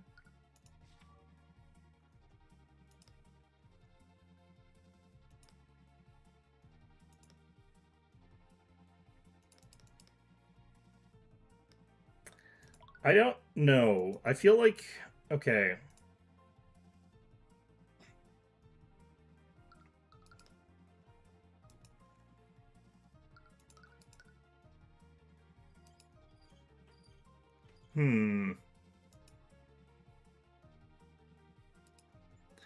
I feel like you just put the same thing again here, Bellwether's plan again, but...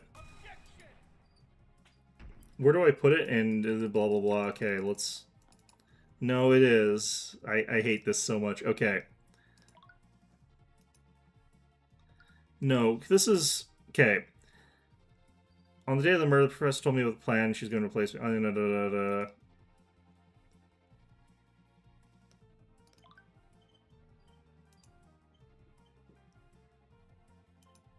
I hate this so much because the contradiction is right here.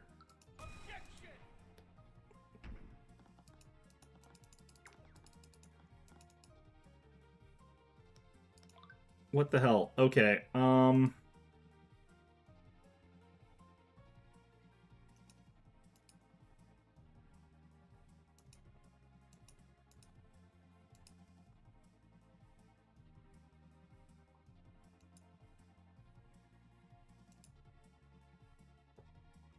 Okay, what am I looking for here? Because the thing that I actually am supposed to be, like, contradicting...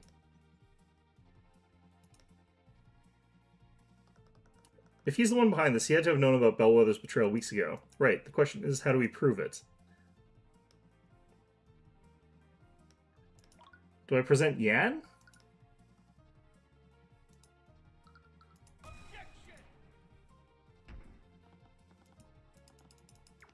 I don't know why I can't get them to do this, because, like, this one's actually really infuriating. I do wish that there was something better here. Okay.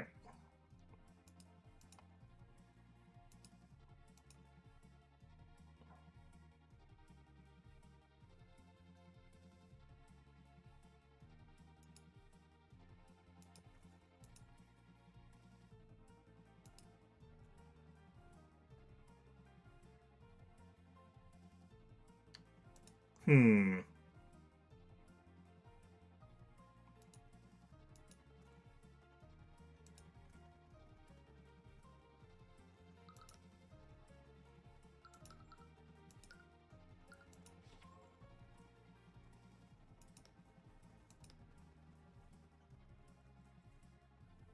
I think that this one was just really poorly done here. Maybe present Bellwether on statement 2.5. I think I already did that. Bellwether, do you mean the person or the plan? I think the plan, right? Oh, yeah. I hate it when it's like that so much. You keep saying that you didn't know about Bellwether's plot before yesterday. This is the problem I have with this one in particular is that this one actually might not be contradicted by this. Because it's possible that it's true that he learned about it weeks in advance from one reason or another, but he also learned it on the day of the murder.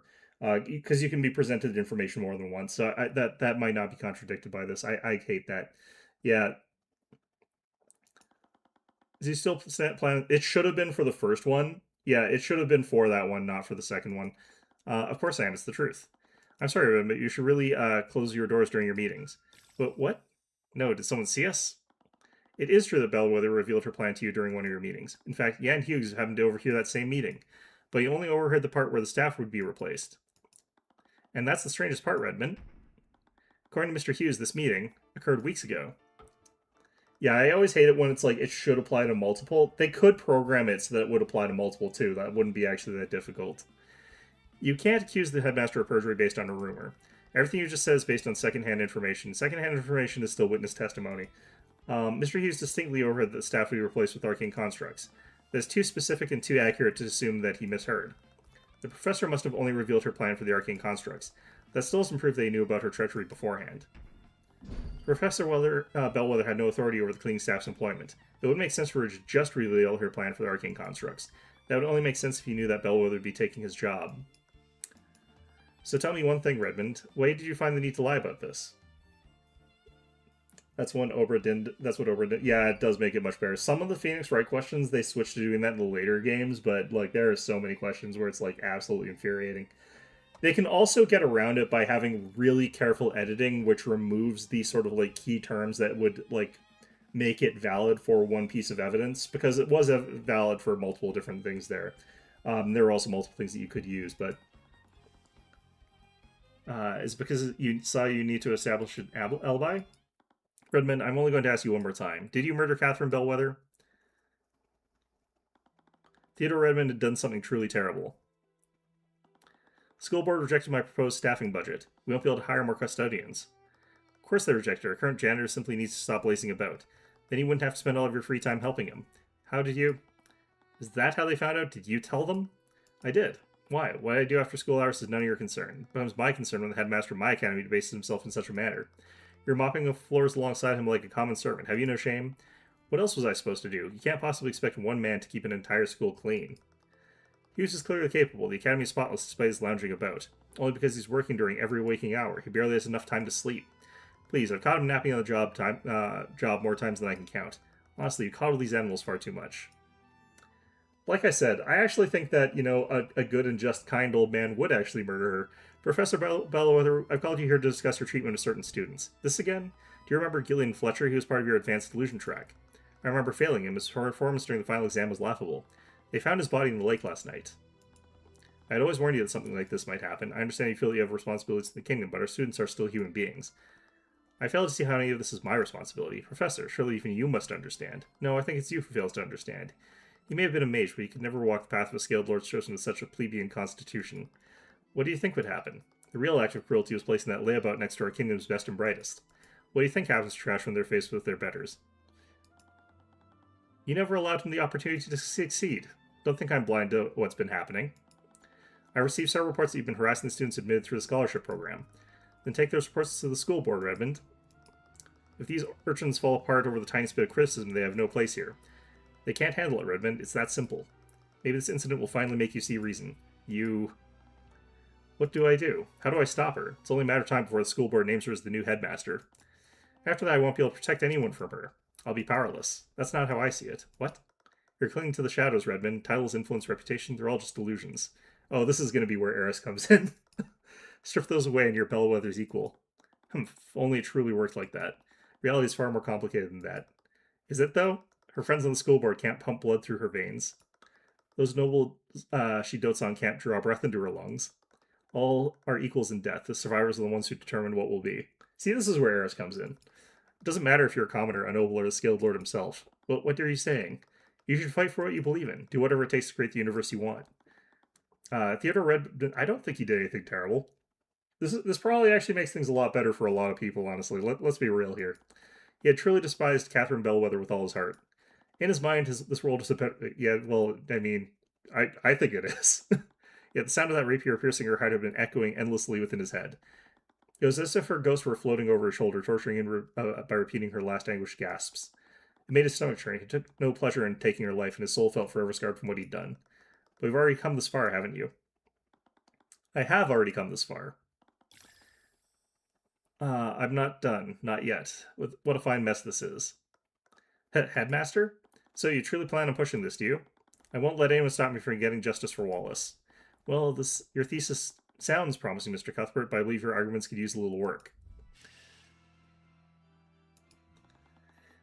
You think I killed Catherine Bellwether? Me? I'm an elderly man in his late 80s. I was alone and could not overpower Bellwether. I can barely walk, much less wield a rapier.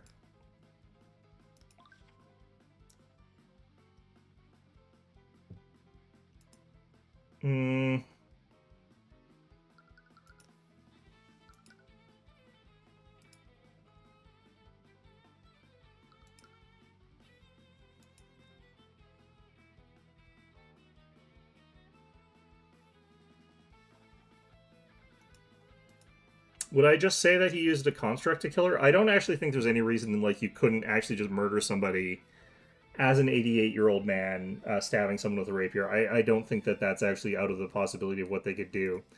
But if they're assuming that that's somehow something that is impossible for an 88-year-old man to do, which again, I don't really believe, we could do this. But you and Bellwether weren't the only people in the room, were you? You needed the Arcane Construct to carry Bellwether's body. That means that the Construct would have already been in your office. And with your privileges, you could have easily programmed the Construct to stab Bellwether for you. I don't think that's necessary, but if that's what he did, that's what he did. Even so, think about what would have transpired afterwards. Do you recall Miss Steelman's timeline of Bellwether's witnesses? With your theory, the Construct would have spent more than an hour in the library. I wouldn't have the Construct linger around the library. I was lucky. Lady Frege can't tell night from day. Having it there would have risked my so-called ruse from being discovered.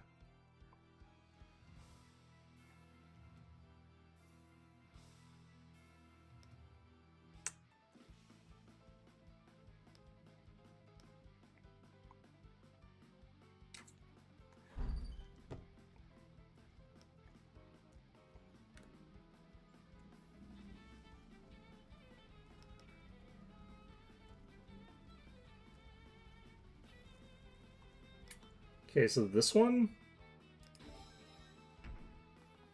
Timing deduced from Miss Frege's testimony is predicated on one thing. She saw Miss Bellwether exit your office after your meeting. However, if you assume that you're lying about when this meeting ended, your entire argument falls apart. Miss Frege would have encountered Bellwether after her death at 2:01 p.m. Yeah, that was something that I was sort of wondering about. Like, how do we actually figure out what that time actually was? On account of that timeline not making any sense. Miss Frege wouldn't have made a mistake. Yeah, she would have. Miss Frege thought it was morning when she saw Abyss Bellwether. Well, that doesn't necessarily follow from what she said. She can't reliably tell the time. But then what about where the rapier was placed? If I really was the murderer, then I would have. That would mean I planted the weapon in young Wallace's locker. Several of the students had lockers there that I had access to. I wouldn't have placed incriminating evidence in that locker. Wallace is one of my prized students. If I had to frame anyone, he would be the last person I chose. Where do we actually have the thing that states that the lockers got swapped?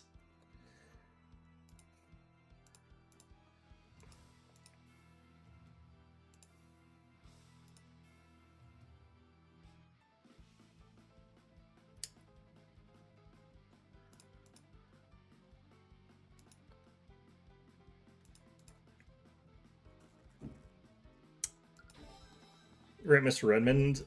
You wouldn't try to frame Wallace, but you would try to frame Miriam Frege. It would have been the perfect act of revenge, wouldn't it? You murder your treacherous coworker and frame the daughter of the family that helped her. If Miriam had been implicated, the Inquisition would have immediately swept Bellwether's murder under the rug. But something went wrong, didn't it, Redmond? Labels on Wallace's locker and Miriam's locker were switched. Anyone who saw that would have been easily mixed up. I'm the headmaster of the Imperial Academy. I have records of all students' lockers and where they're located. There's no reason I would make a mistake like that. If I truly planned this, I would have known where Wallace's locker was. He got the construct to do it, and because they're incapable of following complex commands, it just put it in the one with the nameplate. A simple change in labels wouldn't have led me to make a careless mistake like that.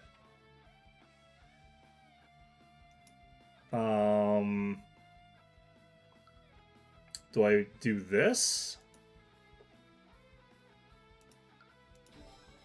But it wasn't you, was it? Your arcane construct was the one who planted the rapier in the locker. I bet you commanded it to place this locker in the rapier in the locker of Miriam Frege. But saw the ID number on Wallace's locker and assumed that was Miriam's. This is... Redmond was desperately stammering. Miss Steelman, say something. What? What? Leave me out of this, old man. Mr. Cuthbert, your theory may be plausible, but there's no evidence to support it. Ha, that's right. You don't have any proof, do you? There is no evidence of my orders. Saying that I could have committed the murder isn't the same as proving I did it.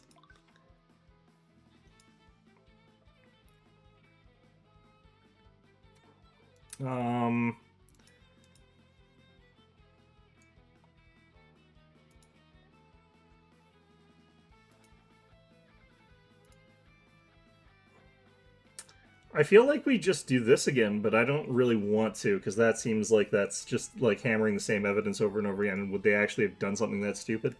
No,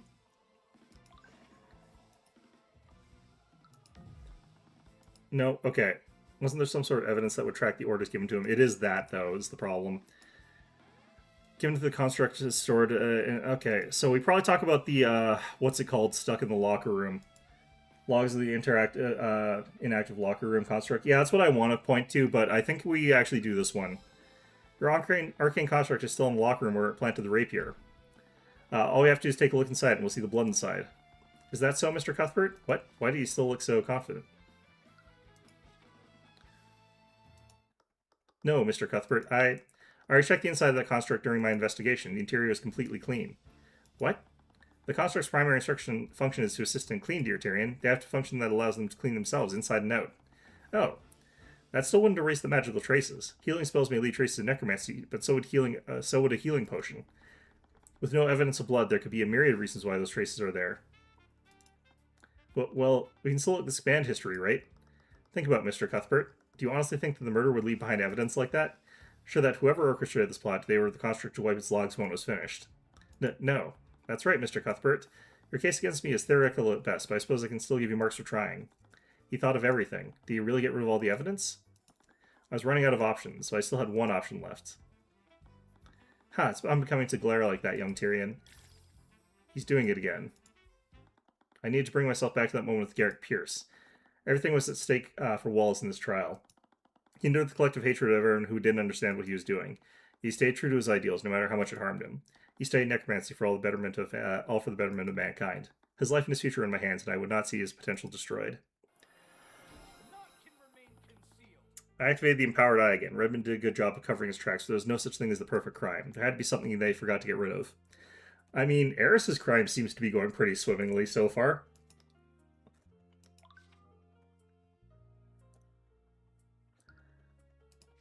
I forget what I'm supposed to be doing right now. Shit. I did everything I could to cast doubt on Frega's brat. I can't believe Valerie placed a trace of necromancy on the body. To make matters worse, the construct placed the evidence in the wrong locker. So he did send the construct to the locker room to plant the evidence. He must have also fabricated the documents that accused Miriam of cheating. It was all to make her look like the murderer, but this doesn't give me anything new to work with. There's nothing for me to use here. Okay. So he must have also fabricated the documents that accused Miriam of cheating.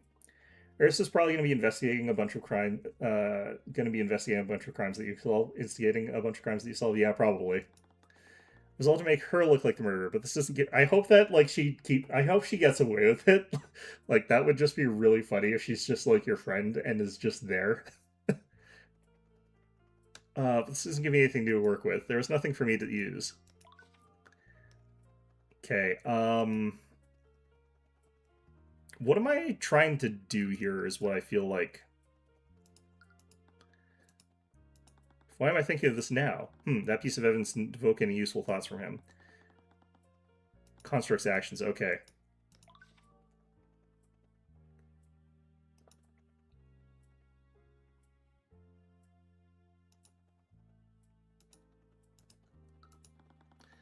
Why was the construct in the locker room? It shouldn't have been there if it followed my orders. No matter, I wiped its logs, that's all that matters. They have nothing. So he did order it to wipe its logs in order to cover all of its tracks. It probably would have done this last. Construct's orders were clear. Plant the body in Lecture Hall 2B, then plant the evidence in Frega's locker. It was supposed to head to the storage room afterwards. What happened? Interesting. The construct wasn't supposed to be in the locker room? Wait, he ordered the construct to go to the storage room? Should have done that after it was finished planting the evidence in the locker room. But we found it in the locker room. What stopped the construct from leaving the locker room?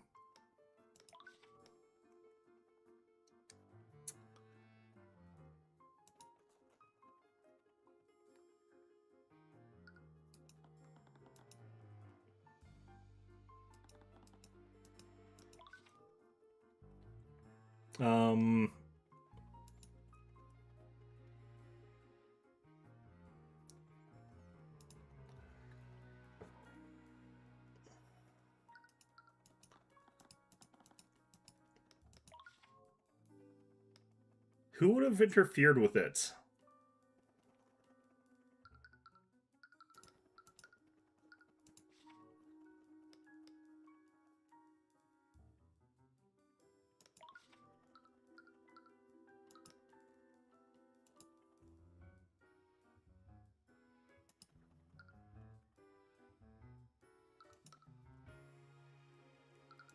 I'm not actually sure what they're asking here in particular. How do I go back and reread the dialogue here, I wonder?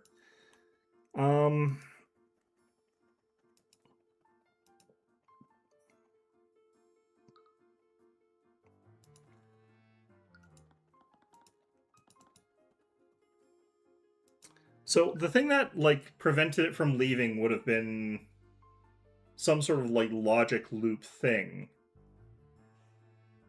Did Yan stop it? It would be... so...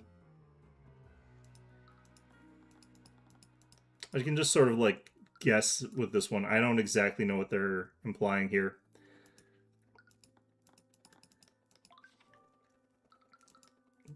Because I would need to know the exact... oh, wait. I have to go, like, way the hell back here. Okay, so plant the body in Lecture Hall 2B. Plant the evidence in Frega's locker.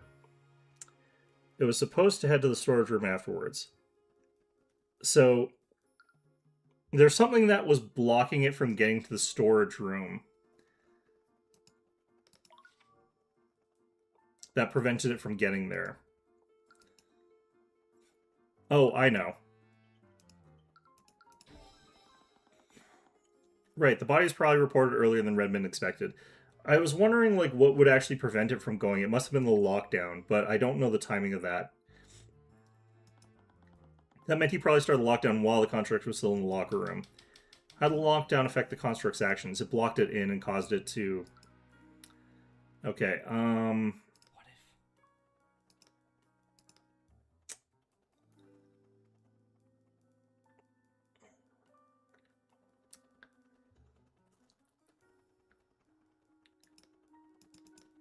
Redmond's order, series of commands, was interrupted by the lockdown. Constructs execute a series of commands in the order they are given. Let's say blah blah blah, we already know all this, yada yada. The thing is, we should have just checked regardless, like maybe something would have happened and it wasn't clear to blah blah blah. So like I do think that we should have checked it to see if it had orders in it anyway.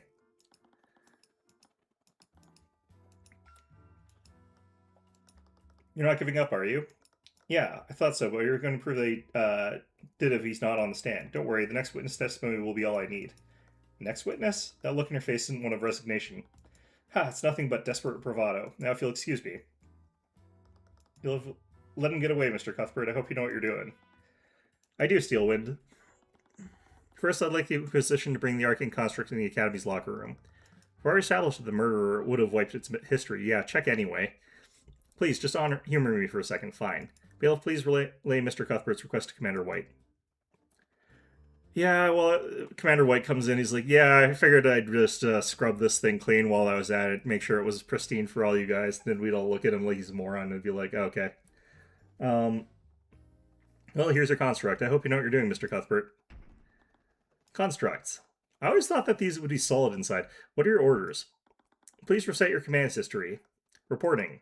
Command 1, stand by in Headmaster's office. Command 2, await vocal signal attack from Theodore Redmond. Redmond stood up from the gallery, his face turning from confusion to terrified realization. Steelwind watched him carefully, clutching the handle of her cane. Command 3, treat Catherine Bellwether as a hostile entity and neutralize. Construct, wipe your... Hold. Before she could finish his order, the prosecutor whipped her cane and pointed it square at the headmaster. What are you again? I forget what she is. Transmuter? The headmaster tensed his body tightened and he fell over, restrained by magical energy. He struggled against the spell to no avail. He could only watch the gritted teeth as the construct continued. Miss Steelwind. Evocation, right. Excuse the interruption, please continue. So, a bit like Binding Light or something like that. Command 4, await vocal signal leave from Theodore Redmond. Command 5, move to classroom 2B. Reply to any inquiries with voice line 3. Command 6, remove Catherine Bellwether from interior frame and place on floor. Thank you, Construct. You can stop now. I think we all know the rest. Just to be clear, who gave you this series of commands? Commands were provided by Headmaster Theodore Redmond. How? I ordered the Construct to wipe its commands history. Redmond constructs don't follow the same logic that humans do. The way he was programming them makes it feel like he would actually be knowledgeable about that fact and would have gone and deleted it at some point in time manually. Because he seems like he actually knows how to program them for a large sequence of things fairly effectively. They're prone to error when their commands are impossible to execute. Impossible? How are my commands impossible? You're the one that made it impossible. You activated the lockdown system. The lockdown? I imagine you never expected anyone to go to Lecture Hall 2B. But the Anis twins discovered the body earlier than you expected. You had no choice but to immediately activate the lockdown system when it was reported. It would have been suspicious otherwise. However, the construct was still in the locker room when you did this, so that's why it was there. The construct finished a test in the locker room, but then tried to follow your next command. It attempted to move to the storage room, but was prevented from doing so. Completion of that command was impossible, so the series of commands was stopped before it wiped its history. No. Theodore Redmond, you order your construct to murder Catherine Bellwether. Then you had to place the murder weapon in the locker to frame Miriam Frege, and we have your construct testimony to prove it. That's your last move, Redmond. That's checkmate. I mean, I still think that he did a good. I think he did a good job. I don't really dislike this old man for doing this. I can't believe it. How could you do something like this, Headmaster? She was going to take everything from me. My position, my academy, my students. Everything would be gone. It was going to be stolen by her and the Freges. Why didn't you say anything? I could have... Don't you dare stand there and act ignorant, Lady Steelwind. Do you think the Freges acted alone? The Grand General is also on the school board, and he endorsed this plan just as much as they did. Well, what? I have nothing to say to you. I thought you were different. I listened to you and the Prince's lies about social reform. In the end, you were just like the rest of them. By the Scaled Lord, what have I done? I was even willing to sacrifice poor Wallace. Why did I ever listen to... Why did I do this? Yeah, Eris is... Thanks, Eris. Yeah, okay, great. It appears you have a full confession. The court sees no reason to prolong this any further. Bailiff, please escort the witness to a holding cell.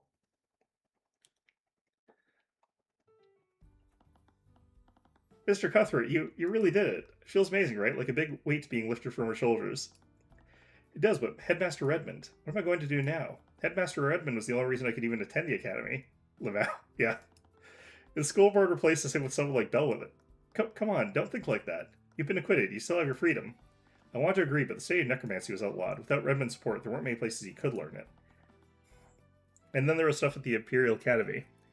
She's gonna be the final trial or whatever. Oh, if she ends up being the final trial, that'd be fine, because like that means she gets to be in the game until the final trial, which is what I really want out of this. Is just more scenes with Eris, because she's great. If we have to get her at the final one, then that's also fine. Hey, not you two. Sorry, but Valentina, Valerie, and Yan, they're all going to lose their jobs. Come on, you found the truth and you put a murderer behind bars. You saved Wallace. She's right. As we exit the courtroom, we were greeted by Miss Tamora. At the end of the day, you saved Wallace from a wrongful conviction. You did what you set out to. You should be proud of yourself for that. I just wish I could do more. Nope, none of that. I'm taking all of us to that restaurant we went to last time. Do you remember how much that place cost? Don't worry, I have plenty of gold. Am I the only one on the team not making any money? You did just defend a, high school student, so yeah. Why don't you meet us there, Celeste? I need to talk with Tyrion for a moment. Alright, let's go, Wallace. Okay. Use that ability again, didn't you? She didn't appear to be praising me. I did. I didn't really have a choice. The Eye of Horse is a powerful tool, Tyrion. That's twice now that you used that ability to get out of a tough spot. Can't keep relying on it if you want to grow. One day you'll find a witness that it won't work on. It's worked for me thus far though. But I suppose you're right. I'll try to rely on it less next time. And that marked the end of another case in my career as a defense attorney.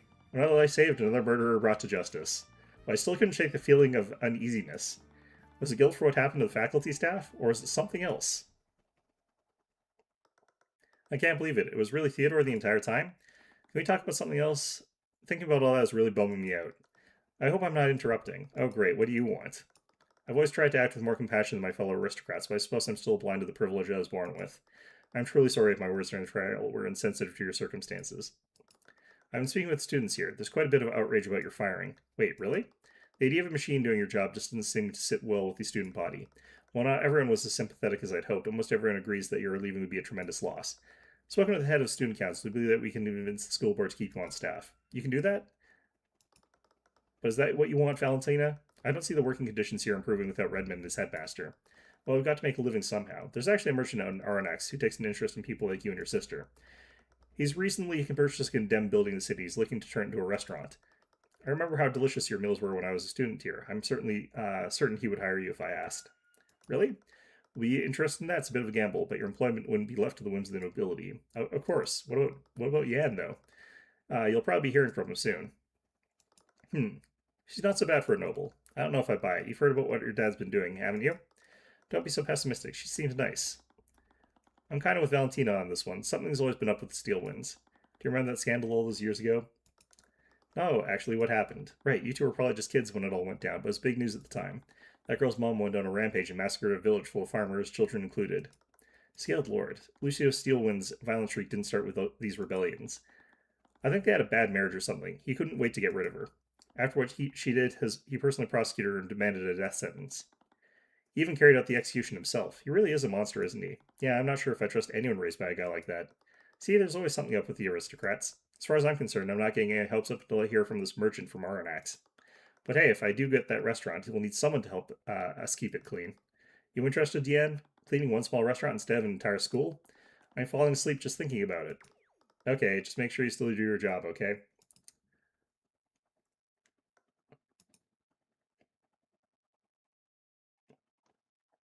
I wonder if everybody else is getting messed with by Eris, or if it's just me.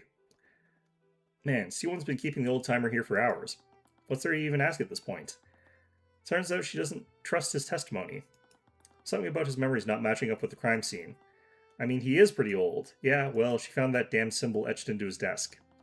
Or what did she call it? The purple mark? The king in yellow? Oh, for the love of not this again. Look, if the little lady wants to chase the boogeyman, just let her. At least this time she's doing it personally instead of dragging us into it. Cast sleep. Hey, what's up with...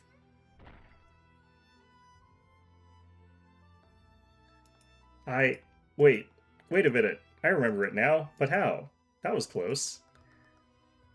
My elation over meeting him almost made me forget. Eris, what are you doing here? Well, why? Wait, it was you. You put those ideas into my mind. You're the one who told me to murder Bellwether. Yeah, I know that. Oh, you people never fail to amuse me. I didn't make you do anything. Everything you did that day, all the planning, all the preparation, that came from your own mind.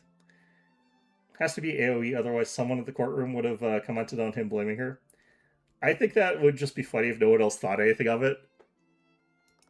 And I have to say, I was quite entertained with the scheme you came up with. You even broke into Lady Frega's room. I never thought you were capable of such things, young Theodore. Wait, what? It's such a shame, though. I wish I could have gotten Wallace to play the villain instead of you. Can you imagine if he turned? Armies of the undead running rampant in the streets. It would have been spectacular. See, she's not actually guilty of the crime. She's just a serial killer. But alas, even I couldn't corrupt him. He falters in every other situation, but when it comes to necromancy, his will is adamantine. Answer me, who are you? What are you? Who am I? I'm the ruler of the Sixth Circle, the Lord of Shadows. Ah! Okay, now she's a murderer. Now she's a murderer. She killed Redmond. Maybe. I don't actually know what happened to Redmond. I'm assuming she killed him. I'm sorry, Tyrion. There was so much that I wanted to tell you, so much that I wanted to show you. Frey Cuthbert, that must be his mom. I'm afraid I was never meant to walk this path with you. This world is bleak, merciless, and unforgiving. But don't let it extinguish the flickering flame I can see within you. Use my eyes, peer beyond the divine gates just as I once did. Use it to build your own path to happiness. The Origins of Horus. Case 3. Speaking of Horus, which is something I need to look for in Persona 3, because... okay. Preposterous. Completely and utterly preposterous. This guy again. Is something wrong, Von Sanctus? You filthy rat. You cheated, didn't you? That's it, isn't it? You're just a cheat. A cheat and a charlatan. Is this guy, he must be the guy I've been playing chess against. I can't believe that Tyrion has been playing chess against Lloyd Von Sanctus. That is wild. The weakest of the four-pillar families. He stands at the head of the kingdom's commerce and international trade. I've met children who play chess better than him. Tyrion was mentioning earlier that he had a meeting fairly often with a guy to play chess against. That was one of the nobles. Do you have any evidence to prove that claim? I mastered chess before you could crawl out of whatever rat hole you were born in. Do you honestly expect anyone to believe you that you could defeat me? Honestly, I'm just disappointed as you are. I expected more from a duke, but I guess all the gold in the world can't buy a modicum of skill. You little upstart, Ahem. Von Sanctus' attendant silently tilts his head towards the spectators of the tournament. The crowd had fallen silent, save for a few aristocrats who were muttering among themselves. Some were even chuckling at the spectacle. Humph. Absolutely preposterous. He repeated it like a prayer as he stomped away from the tournament grounds. So, that was something. Do you have to be such a sore winner? Come on, that was hilarious. Embarrassing nobles like him is half the fun of these tournaments. Oh, it's other nobles as well. Okay. Where's this confidence when you're in the courtroom? Steelwind is far less of a pushover. I wonder if she plays chess. Now there was an interesting thought. I'm going to challenge her next time we go out. You two have really been spending a lot of time together lately. What, are you jealous? I've never expected you to get along so well with a noble.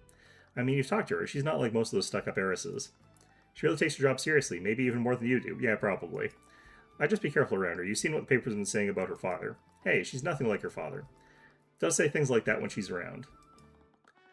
Does he ever come up when you talk to each other? Nope, and you better not bring him up the next time we see her. Seemed oddly protective of the prosecutor. It was probably fine, despite our differences. Steelwind was oddly fair when we were in the courtroom. Celeste spent most of her time protecting me, so I was glad she had something she could spend her days off with. Anyways, we should celebrate. He was a pushover, but you just beat a duke. Do you want to head to the restaurant in Ratholm? What are you talking about? There are plenty of spaces here we haven't tried before. Who's that a statue of? That statue is freaking wild. I only returned to Arnox for the chance to finally defeat the head of a pillar family. I really wanted to leave, especially before anyone in town recognized. Oh, so that was the first time we played that particular duke. Okay. Do you remember that cafe we passed on the way to the tournament grounds? We should grab some lunch there. I wanted to object, but she had this way of making it impossible to say no to her. Alright, I guess there's no harm in staying a little longer. We traced our steps back to the cafe, looked at the sign hanging above it, dark roasts and light magic. As we entered, we were struck with a powerful aroma of freshly baked pastries and coffees. The scent of bread and butter swirled around me, slowly washing away my reluctance to come here. So, you dare enter the domain of Alabaster Siren. Whether you're seeking glory or oblivion, I found you all the same. Okay, well, this is a strange... So this is, I guess, a Chuni-themed cafe. That's okay. Oh yeah, no, this is a Chuni-themed cafe. Okay, great. Um, Mosarika Tutor, occupation merchant, age 19, evocation. The Ashen Lord of Aradax. Okay, the Ashen Lord, huh? You're a Dark Souls boss, I see. Okay. Awfully short for a Dark Souls boss, aren't you? My childhood friend appeared before us. Her posture firm and over the top as always. Rico was much older than when I'd last seen her, but I could recognize that theatrical cadence anywhere. She clearly hadn't lost her flair for the dramatic. Her cloak somehow billowed with every exaggerated pose she snapped to. That is a very unfortunate hat. I mean, it looks like it's pretty chill. Like, the facial expression on it, it's got this little eyes there. It's got this little dopey mouth. It looks pretty happy. I think this is an okay hat. It's just chilling there. Our dramatic childhood friend. She's a commoner who was born a mage. Through Dracogen's patronage? Glah. She's able to open up her own restaurant like she'd always dreamed about. I should have done more to keep up in contact with her after I left. This is where Valerie and Valentina are going to be. We're going to have more of them on board from here on forward. I'll have you know that my confections are not for the faint of... She froze up. She recognized me immediately. Tyrion? I winced as I rubbed the back of my neck. Hey, Rika. I knew it. It is you. Do you have any idea how worried we've all been?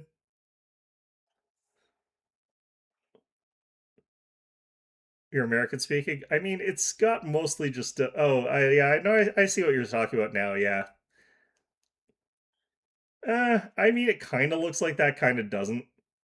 But, yeah, I can see what you're talking about now all of a sudden. I don't automatically think of that, but, yeah. No, if she pulls that over her face, that's, gonna be a real bad, bad call there. Do you two know each other? Right, sorry. Mosarika, this is my bodyguard, Celeste. Celeste, this is Mosarika. We kind of grew up together. She's actually a commoner mage like you. I mean, if I had a Spanish audience, they'd have a completely different opinion about it. You used to live here, but you were in such a rush to leave. You came here to eat, right? Let me bring some of our best dishes on the house. No, we couldn't possibly. Don't be like that. It's been years since I've seen you, and you know how good my cooking is. Okay, but only for a little bit. Also, a bit of warning. Celeste is kind of a glutton. Her stomach is basically bottomless. Hey! Oh, I'll accept that challenge. Rika set a table for 3 of us before calling over a waiter. I ordered the eggs Benedict, and Rika ordered the French toast. Celeste ordered the omelet, ham skillet, shaved steak, breakfast wrap, a stack of pancakes, a stack of waffles, a chocolate crepe, and the avocado toast because she wanted something light. I'm so sorry, Rika. I'll pay her for her food. Ha! This is nothing. My cafe has dealt with far greater foes than this. Can I also get the eggs Benedict and the French toast? Their food smells great. I'll pay for her. Thank you. Alright. I should probably save. Alright, so this is Tyrion's Chuni childhood friend, who is either Spanish or from the, like, southern parts of America. Either way, very different opinions about her depending on which of those two things she is. I actually think that it's just a hat, honestly, though, but... Alright, let's do the examine. Table looks really well made. You like it? I commissioned the local carpenter to have my tables custom made. It's probably worth it. They fit with the rustic vibe you got going on here.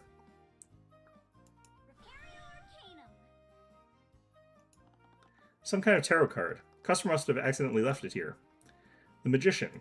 The Magician is associated with power transformation and manifestation.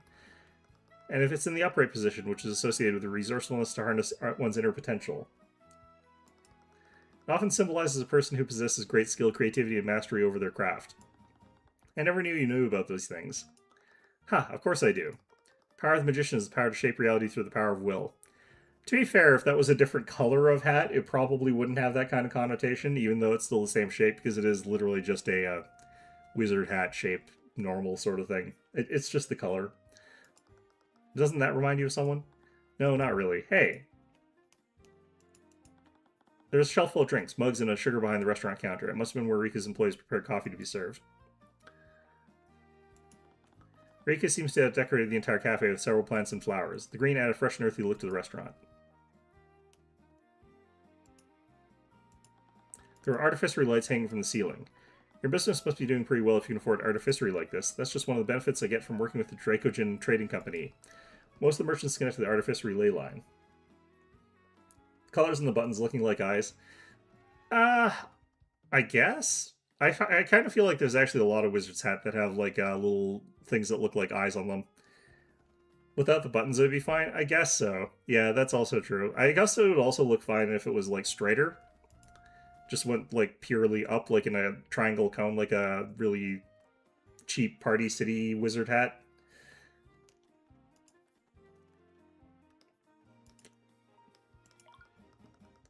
Your bodyguard really eats a lot. Celeste looked up from her plate, making eye contact with the two of us. She paused for a moment before going back to her meals. She's really good at her job. She must have been burning all those calories somehow. I heard you've been fighting the nobility. Is that why you need her? You know about that? Papers won't stop talking about you. I couldn't believe it when I saw your picture in the Ornax Post after all these years. I'm sorry. I'm just glad you're safe, Tyrion.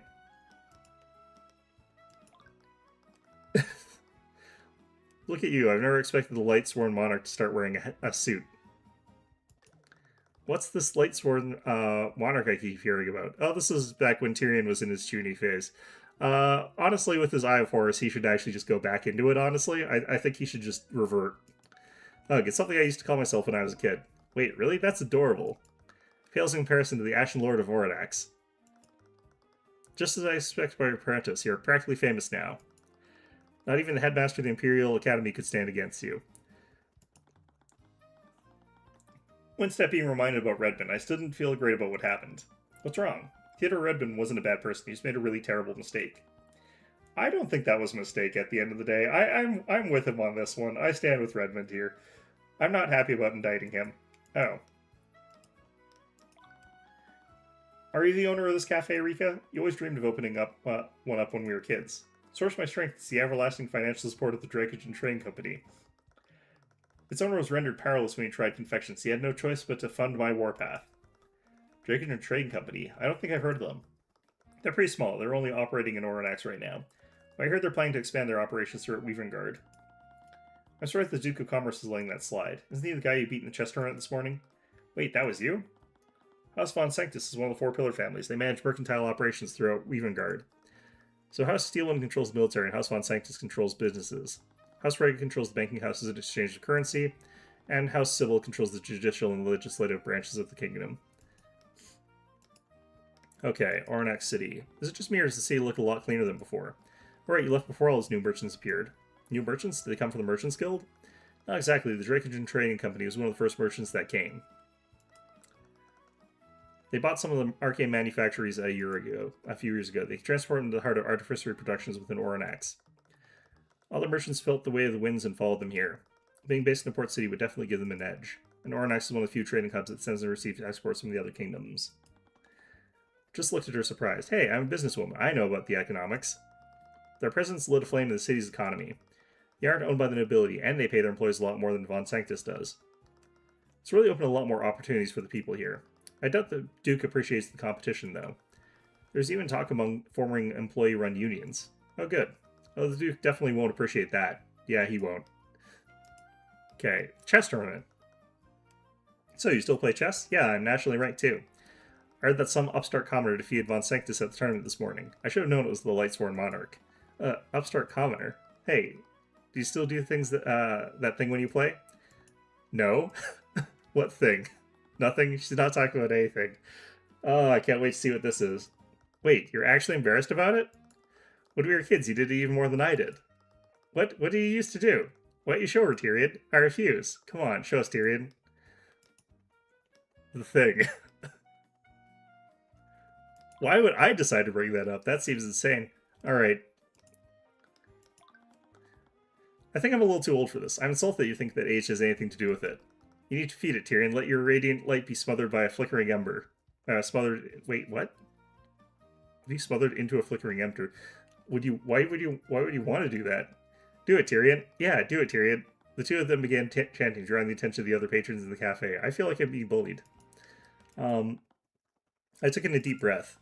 Those who stand in the shadows, those who fear the light of divinity. Your Imperials will fail and your armies will perish. Kneel and cower before the divine gaze of the Eye of Horus. I'm Tyrion Cuthbert, Emperor of Light and sworn enemy of darkness. Aren't you supposed to make up a fake name for that? Whatever. They were trying really hard to contain their laughter. But, well, that's why I don't do it anymore. No, that was great. It was really cool, Tyrion. Her poorly contained laughs puffing up between each word. And why are you laughing? You were just doing it a moment ago. Yeah, but she owns it. Ugh. You used to say something else. What was it? Oh, yeah. Doesn't matter who stands in my way. Man, king, or god. Yeah, that's it. He still says that sometimes. Well, it's been nice catching up with you, Rika. But I think it's time for us to get going. What? But we just got here. Humph. I'll let you go this time, Lightsworn Monarch. But by partaking of food within my realm, you've fallen under its curse.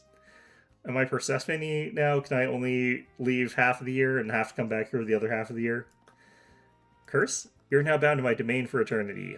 But I am a benevolent lord. Your only charge to my servants to write me at least once a fortnight. Yeah, okay, that sounds reasonable, actually. How long is a fortnight again? 2 weeks. I'll stay in touch, Rika. You'd better. Don't just appear like last time.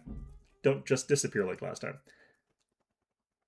Getting too tired of talking. It's been going on too long. We left the cafe and made our way to the local Merchants Guild to rent a carriage.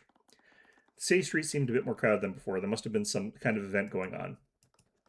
Hey, Tyrion? Yeah?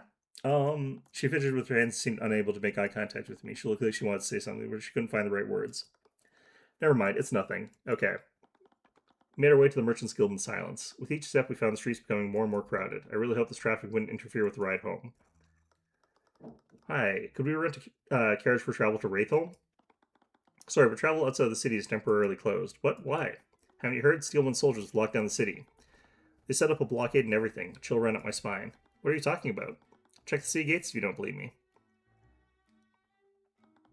We arrived at the city gates, just like the man had said there was a division of knights blockading the exit to the city. There's an entire legion of them. Their flags bore the colors of the King's Guard. What are they doing here? King's Guard was a military force that responded to matters of national importance. They worked directly under Grand General Steelwind. Townsfolk kept their distance, but several aristocrats were making their objections known. This is outrageous. How long do you plan on keeping us here? Sorry, but we have our orders. We can't let anyone outside the city until our investigation is complete. Investigation? Eris showed up? I hope so. We should keep our distance. I wouldn't want to. Oh, screw that. Before I knew what was going on, Celeste marched towards the night station there. But wait, Celeste, at least tell us what's going on. Why is the entire city being blockaded? Sorry, man, we're not allowed to release that information. You'll just have to make other arrangements while we sort this out. Actually, I haven't seen you two around before. Let me take down your names and occupations for our records. What? Why? It's fine, Celeste. We're better off just cooperating with them. Probably not, actually, but we need to avoid any kind of conflict with them. I'm Tyrion Cuthbert. I'm a defense attorney. Ugh, fine. I'm Celeste McCoy, bodyguard. Oh, he suddenly recognized us. Our reputation did more harm than good most of the time. I looked over to the other knights. They seemed to be taking note of the people here. They seem to be compiling a list of everyone in the city, but for what? For extermination. The King's Guard have set up a blockade and prevented anyone from traveling in and out of Arnax. They seem to be taking note of everyone in the city.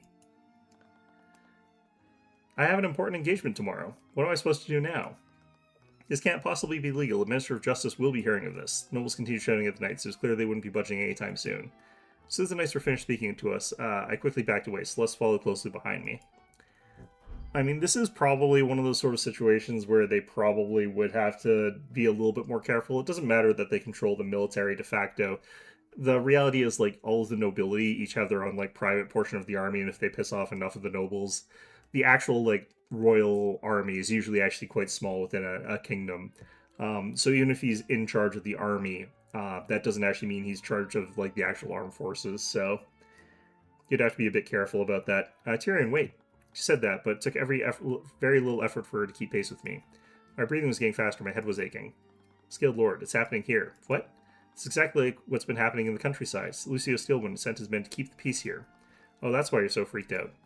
How are you so calm right now? I probably would if they tried to attack us. Well, I'm not some super warrior who can fight a legion of knights by myself. Tyrion, relax. They said they're just investigating something. There are no riots going on here, and we're at the heart of the Duke of Commerce's territory. Do you seriously think Von Sanctus would let another Pillar family march onto his land and kill his... Yeah, I think he would. She had a point, but this uneasiness wasn't going away. It'll be fine. Let's just find a place to stay the night and wait for all this to blow over. We walked to a nearby tavern and found it absolutely crowded with patrons. Everyone else had the same idea. Hey, welcome to the Aegwin Tavern. Aegwin? What can I do for you? Can we get 2 rooms for the night? No. Sorry, we're fully booked in the blockades and all. Wait, let me take care of this. Celeste took out a large pouch of gold and dropped it at the innkeeper, on the innkeeper's desk. Why didn't we just go visit our friend again? Well, would you look at that? One of our rooms just opened up. Only one? The entire city's locked down.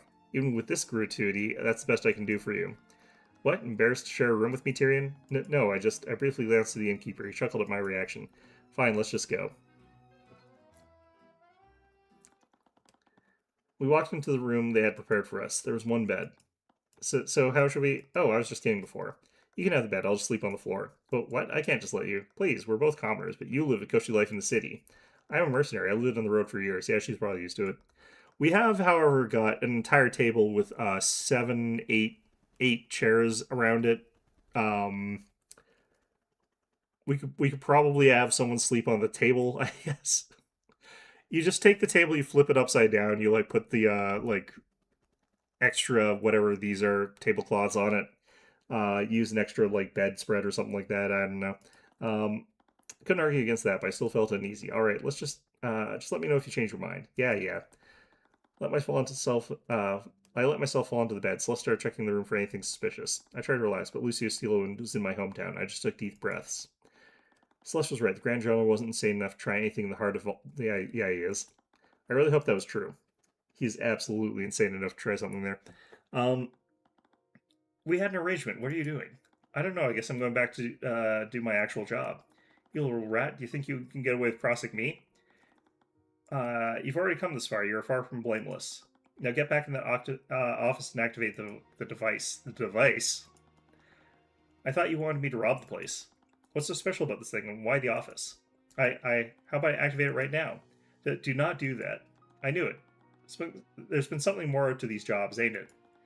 This ain't just robbery. You're using me for something else. As if you ever cared. I know about your debts. You need me. You know what? I'm done with this. I quit. What do you think this is? Meow. You got cotton in your ears or something? How many people are here? I said, I quit. Consider this my resignation. Wait, stop. What? Ag. What the hell's going on here? Damn it. I wish there was an indicator, like person 1, person 2, person whatever, for what's going on here, just for a little bit of clarity on what's actually happening. I don't think we're supposed to actually be hearing this anyway. Like, I don't think this is diegetic, so... Violetta, get out of here now. Wait, Violetta... As the night went on, I found myself falling into a terrible nightmare. How long had I been walking through this forest? It had probably been days at this point. I was getting tired. But I had to get to Rathholm. I had to find Miss Tamora again. I needed to find her. I needed her to teach me. I needed revenge. I really needed some food. I'd already gone through all the dried fish that I had packed for the journey. The compass told me I was still heading west, but I didn't realize how long it would take to get to the Rathholm on foot. Suddenly heard the sound of distant... I need to actually get to a point where I can save this. Here's driver glanced at me before doing a double take and yanking at the reins. Hello, innkeeper. Hey, what are you doing all the way out here? I said nothing. I just stared blankly at him. Are you okay? Where are your parents? They're gone. Man scratched his head and scanned the surrounding forest. I need to go to Rathholm. I need to find Ruby Tamora. Wait, that criminal lawyer? She's my family's lawyer. Oh, I'm going to go be passing by Rathholm. You should probably come with me. We can get you to the city watch. They probably know how to help a kid like you. I wasn't interested in meeting more knights. At this rate, I was going to starve. Without a word, I climbed into the back of his carriage. Kid looks like he's half dead. Okay, stop talking so I can save the game here. I'm in cutscene hell again. I started awake. My face was covered in sweat. It took me a while before I realized that I'd just been in a nightmare. I rubbed my eyes. There were dried tears crusted into them. Damn it all. It had been a long time since I stopped having those nightmares. Being in the city was digging up memories that I'd moved on from. All the more reason to leave as soon as possible. Celeste, are you up? Huh? She'd been wistfully staring outside the tavern window, but her body twitched the moment I called out to her.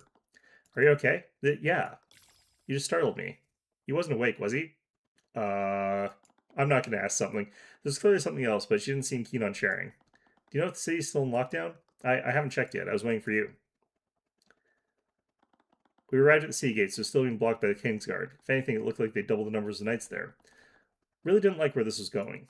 Sai, do you want to head to the cafe again? Yeah, we'll just have to wait this out. Just as we turned around, we saw Rika running towards us from a block away. To Tyrion. She broke out into sprint, nearly tripping over as she slipped on the wet sea streets. She looked exhausted and her clothes were drenched. She'd been out in the rain for a while. Tyrion, it's terrible. There was an accident at the Arcane refinery last night. One of my friends who worked there, he fell into a vat of chemicals and turned into the Joker. He's dead. Ulrika, I'm so sorry. If there's anything I can do. The Duke has blamed the Dracogen Trading Company. He's trying to charge the owner with criminal negligence. As Lord of this region, it was House von Sanks' responsibility to carry out the law, but the Duke was obviously just taking this opportunity to attack one of his rivals. You're a famous lawyer, right? Can you help them? I don't think I can. What? But... Right, Rika, I specialize in homicides, and most of my clients are mages who've been charged with murder. There isn't any magic involved in what happened. There isn't even a killer. That's not true. I saw it happen. I didn't see who did it, but I saw someone cast a spell on him. It pushed him into the vat. What? How sure are you of this? I don't know. It all happened really fast. Took a deep breath. Even she didn't seem that sure of what she saw. Do you know what kind of spell it was? I don't know, but it was powerful enough to break everything around it. That definitely sounded too distinct. She must have seen something. Okay, I'll head to the refinery and see what I can do. Really? But don't get your hopes up. I don't have a lot of information to work with. That's fine. I'll let Dracogen know that you're on your way. This week was just getting worse by the minute. Alright, so this is what the case is. And I finally get this. Thank God. Okay. This one. Okay, nope. We're done here. Okay, that's it for this week. Alright. So, we've got Valerie and,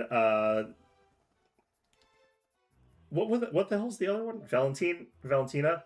And probably Jen are around here, so we'll see what that ends up being about, but yeah, it seems like this is one of those games where there's an overarching villain, and that overarching villain is probably Eris, who's probably getting the Steel One stacked up. I don't feel like it would matter if we got her arrested if she is actually like some sort of demonic lord from the pits of hell or something like that. I think we just have to roll with whatever punches she throws our way.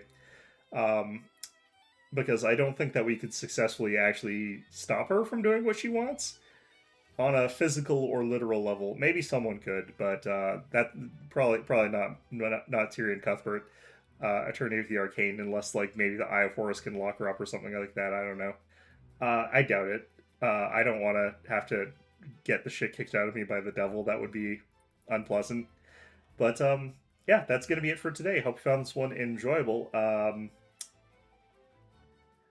I do wish they went a little bit more in that last case into what was going on with that blackmail material. We kind of get the impression it, funny enough, was that sort of weird thing that I went into where I'm like, that's going a little bit too much into the weeds. It was that, but then they just didn't elaborate on it past that, which kind of sucked. It was kind of just there, but oh well.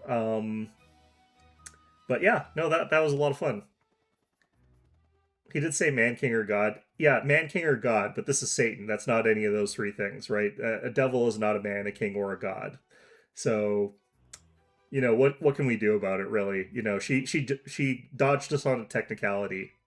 So we're gonna have to go get someone else to go fight, like the sixth demon of whatever the hell she was talking about. Anyway, yeah, that's gonna be it for today. It was to frame Miriam. It looks like, so yeah, that was definitely a part of it. I don't think that would have held up that well, so I would have liked if they elaborated on it a little bit more, if they made it a little bit more like direct what he was trying to think there, because by all accounts there are people who know that she's actually a really good student, apparently. So it would have been weird evidence, and I don't think that it worked out, and it never really showed up. Like it kind of was just there, and barely even anybody noticed it. So I don't know why it was still there. They could have cut it, is what I'm saying, basically. But either way, yeah, that's going to be it for today. Hope you found this one enjoyable, and hope to see you guys all next time.